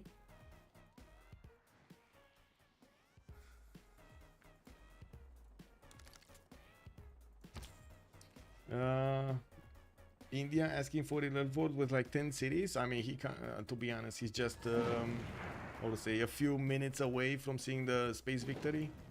This is just a few minutes away from seeing the screen. We're 127th though. That's a long game if I've ever seen one.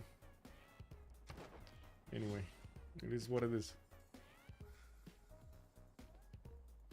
Maori can't nuke Pericles from the sea. No, I mean, he could try to nuke Pericles from the seas, but the 3 nukes he attacked with, all of them got stopped by either mobile SAMs or GDRs. And immediately after he got shot down. His units attacking got shot down by the GDRs of Greece. Yeah, nothing. Yeah. Would have thought he controls the seas. I mean, when these GDRs came out onto the seas, nothing was coming against them. There wasn't really much that Maori could do here. Okay, 2 more projects coming out next turn. I do see more projects in the northern city. Okay. I'm a bit surprised he's not using... wait, Ephesus might not have a spaceport. That's why he... Yeah, that's what's missing here. He doesn't have a spaceport there. Okay, more projects, more chops. More projects, more chops.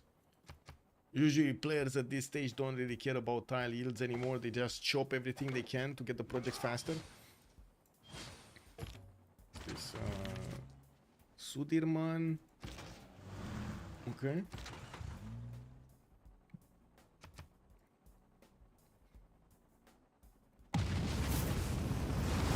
Oh, another nuke in Jinju. This time the jet bombers of Maori are doing God's work here, taking out the Polish city by the looks of it. Mobile SAM's getting bought. Poland is trying to fend off attacks. He's also putting some helicopter armies on the front line, but though he's starting to attack into more than 80 armies, that's not going to help at all.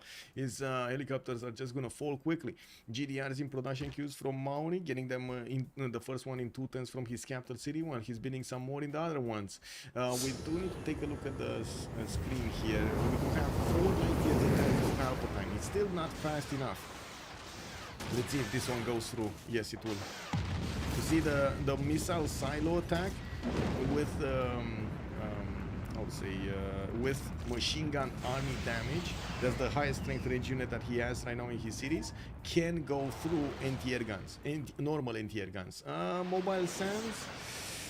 There is a good chance that the mobile SAMs might actually stop them. Glitch in the... Yeah, it's the glitch with these. I don't know exactly why it's happening, but there is a glitch, a graphical glitch with the industrial zones from time to time. I'm not sure why, I'm not sure when, but I think it's something related to the smoke that's coming out from these. It just gets blurred out at something like maxed out. Why is Coupe wasting nukes on Poland? Lost they win? Ooh, you see? Mobile SAM defended that. Good chance to get that defended. What he wants to do is get a few more points to maybe get second, because Michael Myers is first here with 1,381 points and Hannibal Lecter is 1,242. He does need to get more cities. Jinju, Ginzo, Varsov. All of these need to be actually acquired by Mauri if he wants to get second.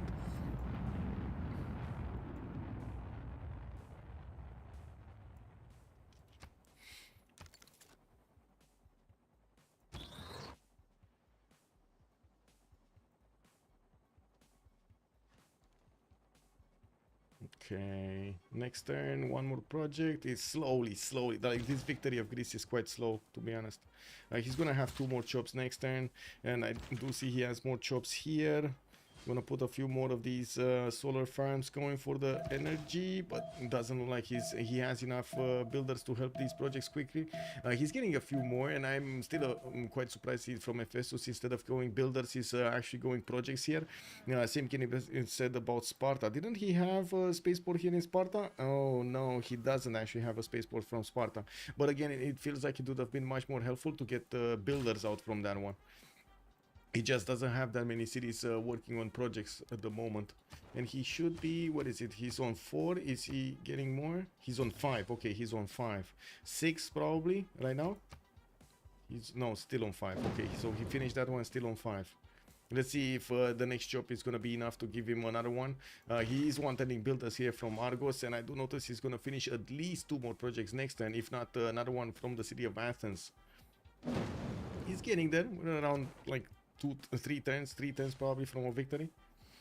Ask ChatGPT, what impact does a 12-hour gaming session in one sitting have on your health or don't? Yeah, I'm not gonna ask that. I know what it is. Not good.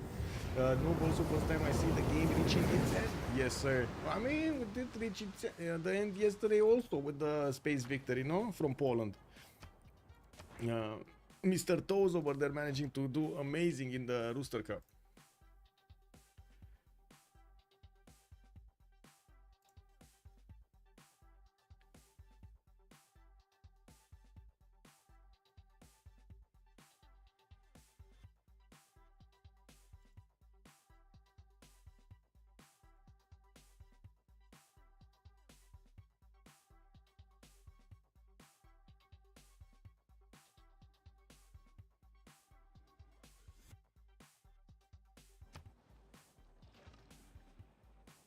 Okay, 3 more projects coming out next time. Yeah, we should be like 2 turns, 3 turns away from seeing this victory. Not much happening here. Poland still smashing through the territory of India, but got stopped by the fighter wall here. Maori actually didn't send the helicopters to take these cities away from Poland, which is kind of surprising. We do have him actually not benefiting from that many quick units that could go and take cities. Moderates are not that quick, and I don't see a single helicopter actually. Wow, wow. There is a GDR coming out from his capital though, and I do see he is working on the last project, but it's 4 turns away from finishing. By the time this finishes, we're also gonna get the victory screen. I do see Greece is pillaging some tiles here. Does want the gold. He's on 11 gold a turn. I can't believe he actually squeezed out every point he could from his gold coffers here.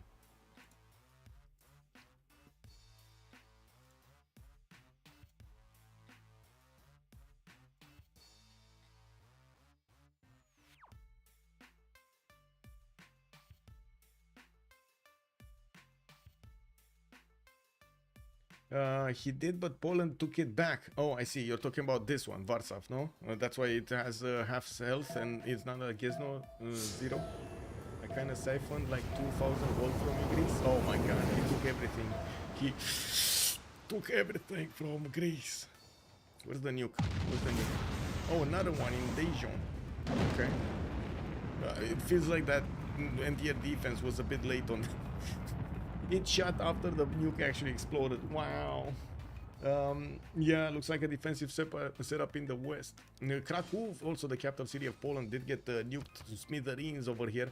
It does seem like Michael Myers is still gonna have his second slot. Hannibal Lecter is just not having those units to get there. Palpatine is building some more mines over here with his GDR in the cities. And let me actually take a quick pick over here on the science screen. Oh, there we go. 8 light years a turn. So next turn we should actually have this victory. One more turn, one more chop. No, not really. I don't think. Wait, that's food. Actually, he's gonna chop food. He's not gonna get to chop. Yeah, that's food. Okay, another project here, another project here, another project here.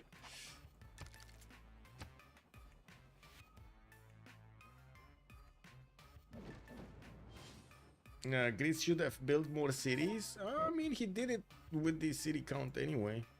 Yeah, maybe it would have been interesting to have another 2 cities in the north, but to be honest, it would have been quite a problem with the defense. And if he would have put the cities in the south, he wouldn't have had the chops right now to use. But anyway, he did it. He did it. You can't fault him for that, right? He did it. Could have been optimized a little bit better? Sure, yeah, for sure. But he still did it in the conditions he had, in the game he had, with the opponents he had. He still did get the win.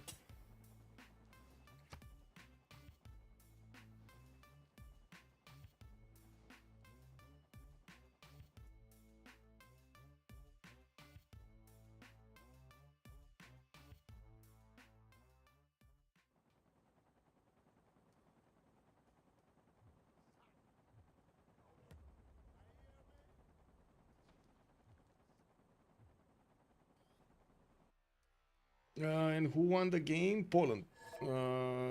Because Mateus, good evening, sir. Greece has the win condition. He has the science victory condition popping up probably next game. Next turn. I mean, next turn.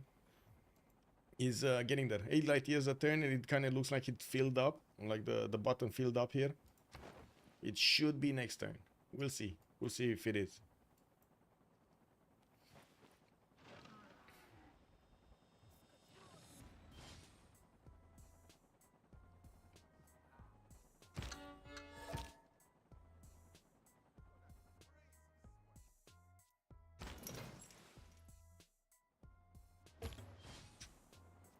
Any GDR? Okay, I see the GDR actually appearing next to Varsav. Some units going to Jeonju, but he can't take them. He can't take these cities before the end of the line here. Wow, he's still gonna be Michael Myers on second, the Hannibal Lecter third, the Palpatine is gonna jump on first because he's won the game. Darth Vader is 948 points, Sauron 756.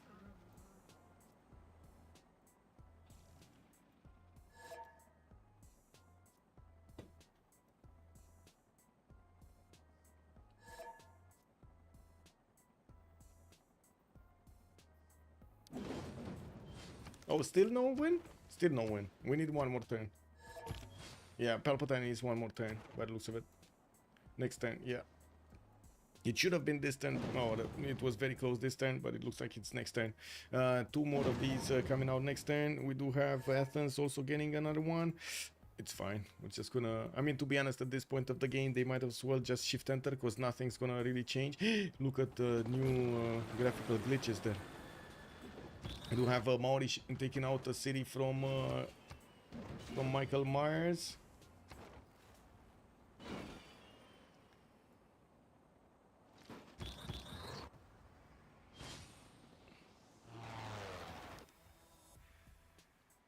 This is such a weird placement, by the way. I was looking at the map and I saw like 2 sparks of tiles over here on the other side of the borders to Poland, and I was like, oh, TF, man. And then I take a look at like the campuses that got placed the other way around, and the encampment got, over there next to the other ones. Yeah. So strange how Greece did not get nuked from the sea, but only he did. I mean, they did try to nuke Greece from the seas. He tried like 4 nukes or something like that to attack into the cities of Greece, but they all got defended. The mobile SAMs, the fighter planes, the GDRs came out to fight, and no nuke has fallen. I do have to say, he did try to attack into the city centers directly, not into something around them. So yeah.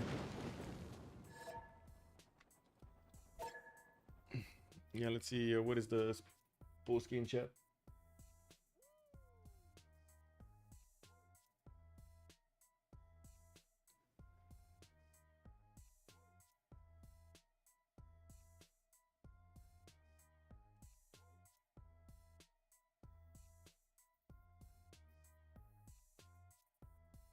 Let me see. Timur Stan.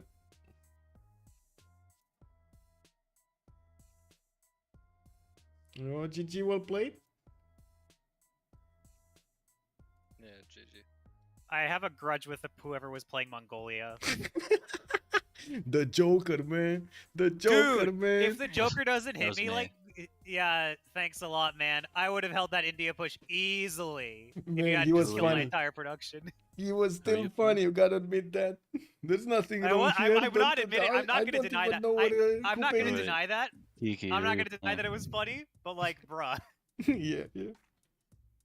Kiki, who are you playing? I was playing Vietnam. Oh, I thought it was Overlord. No, I was like, well, if Mongolia attacks, I know Chandra is going to attack me. If Mongolia decides to go for me too, I'm kind of just done.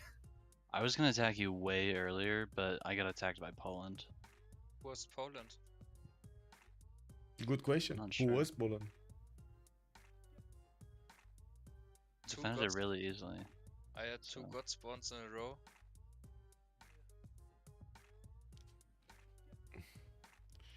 We're getting moved somewhere? Oh, I see. In FFA. My third spawn, I had to play completely differently from my first two, and that made me kind of tilted, honestly. Yeah, I agree. Like my first one was so good. My second was dog shit. Overlord, who are you playing? Overlord, I'm so mad at you. I guess third what? Who mad at me? Can we see the player list? Oh, I was cool. Yeah, hold on. Why are we mad at Baby, Overlord? Are you mad at me? Yeah, why are you mad at me? For not securing second and for Because trying to pull it that was off. A huge mistake. It was always gonna be a lost cause trying to nuke Pericles. You saw Well, he had I know GDRs, like you. Yeah, but like, I saw that he had no production. Like You thought he had no production, dude. He's got GDRs staring at you in the face. He has production. I thought that he had like one or two GDRs, maybe. You had 10 nukes. 10 nukes. You could have absolutely annihilated Poland with a couple helicopters and just razed and not kept the cities, and you would have secured yourself solo second. I didn't yeah, have AI because it wasn't in the tech tree and I wasn't one teching, so the GDRs did not have AA. That's why I didn't put them in my cities. I had them out on the shoreline. So if he had a yeah, but your mobile SAM is gonna defend at your highest ranged unit. Anything that's not a nuclear submarine armada, and the one nuclear submarine armada got nuked. So yeah, yeah. he had one, and I saw it, and I just nuked the submarine. I don't know, man. Yeah, That was so unlucky for him. He passed right next to your submarine, going into range of the freaking destroyer. Like really. I literally got in the scout range 2 times, and you discovered it the 3rd time. Like I had my fucking carrier in your scout range. Like I knew your scout saw it, and I couldn't move it away. And you moved away your scout and didn't say a word. Oh my god! It was because it was on auto explore. I didn't see it. Oh my god! I thought it was I thought it was really a good idea, but then I was like, no. If you were never gonna get the victory because of just how far he was already. That I thought that the third place get any money? Yes. Am yes. I? Yes. Okay. How much? £1. Yeah. It's 15. Not much. It's 10% of 100 and the only other thing that I was screaming at the screen at nearly the whole game was, you should have backstabbed Hungary. Yes. Because he didn't settle that city on the coast, so all your traders went inland, and I was just like, this is not the ally you want.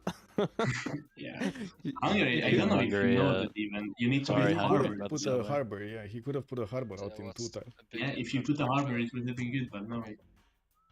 Yeah, but also, you have to understand, I have Poland next to me with a warmonger. I have fucking Korea who built fucking encampment so early.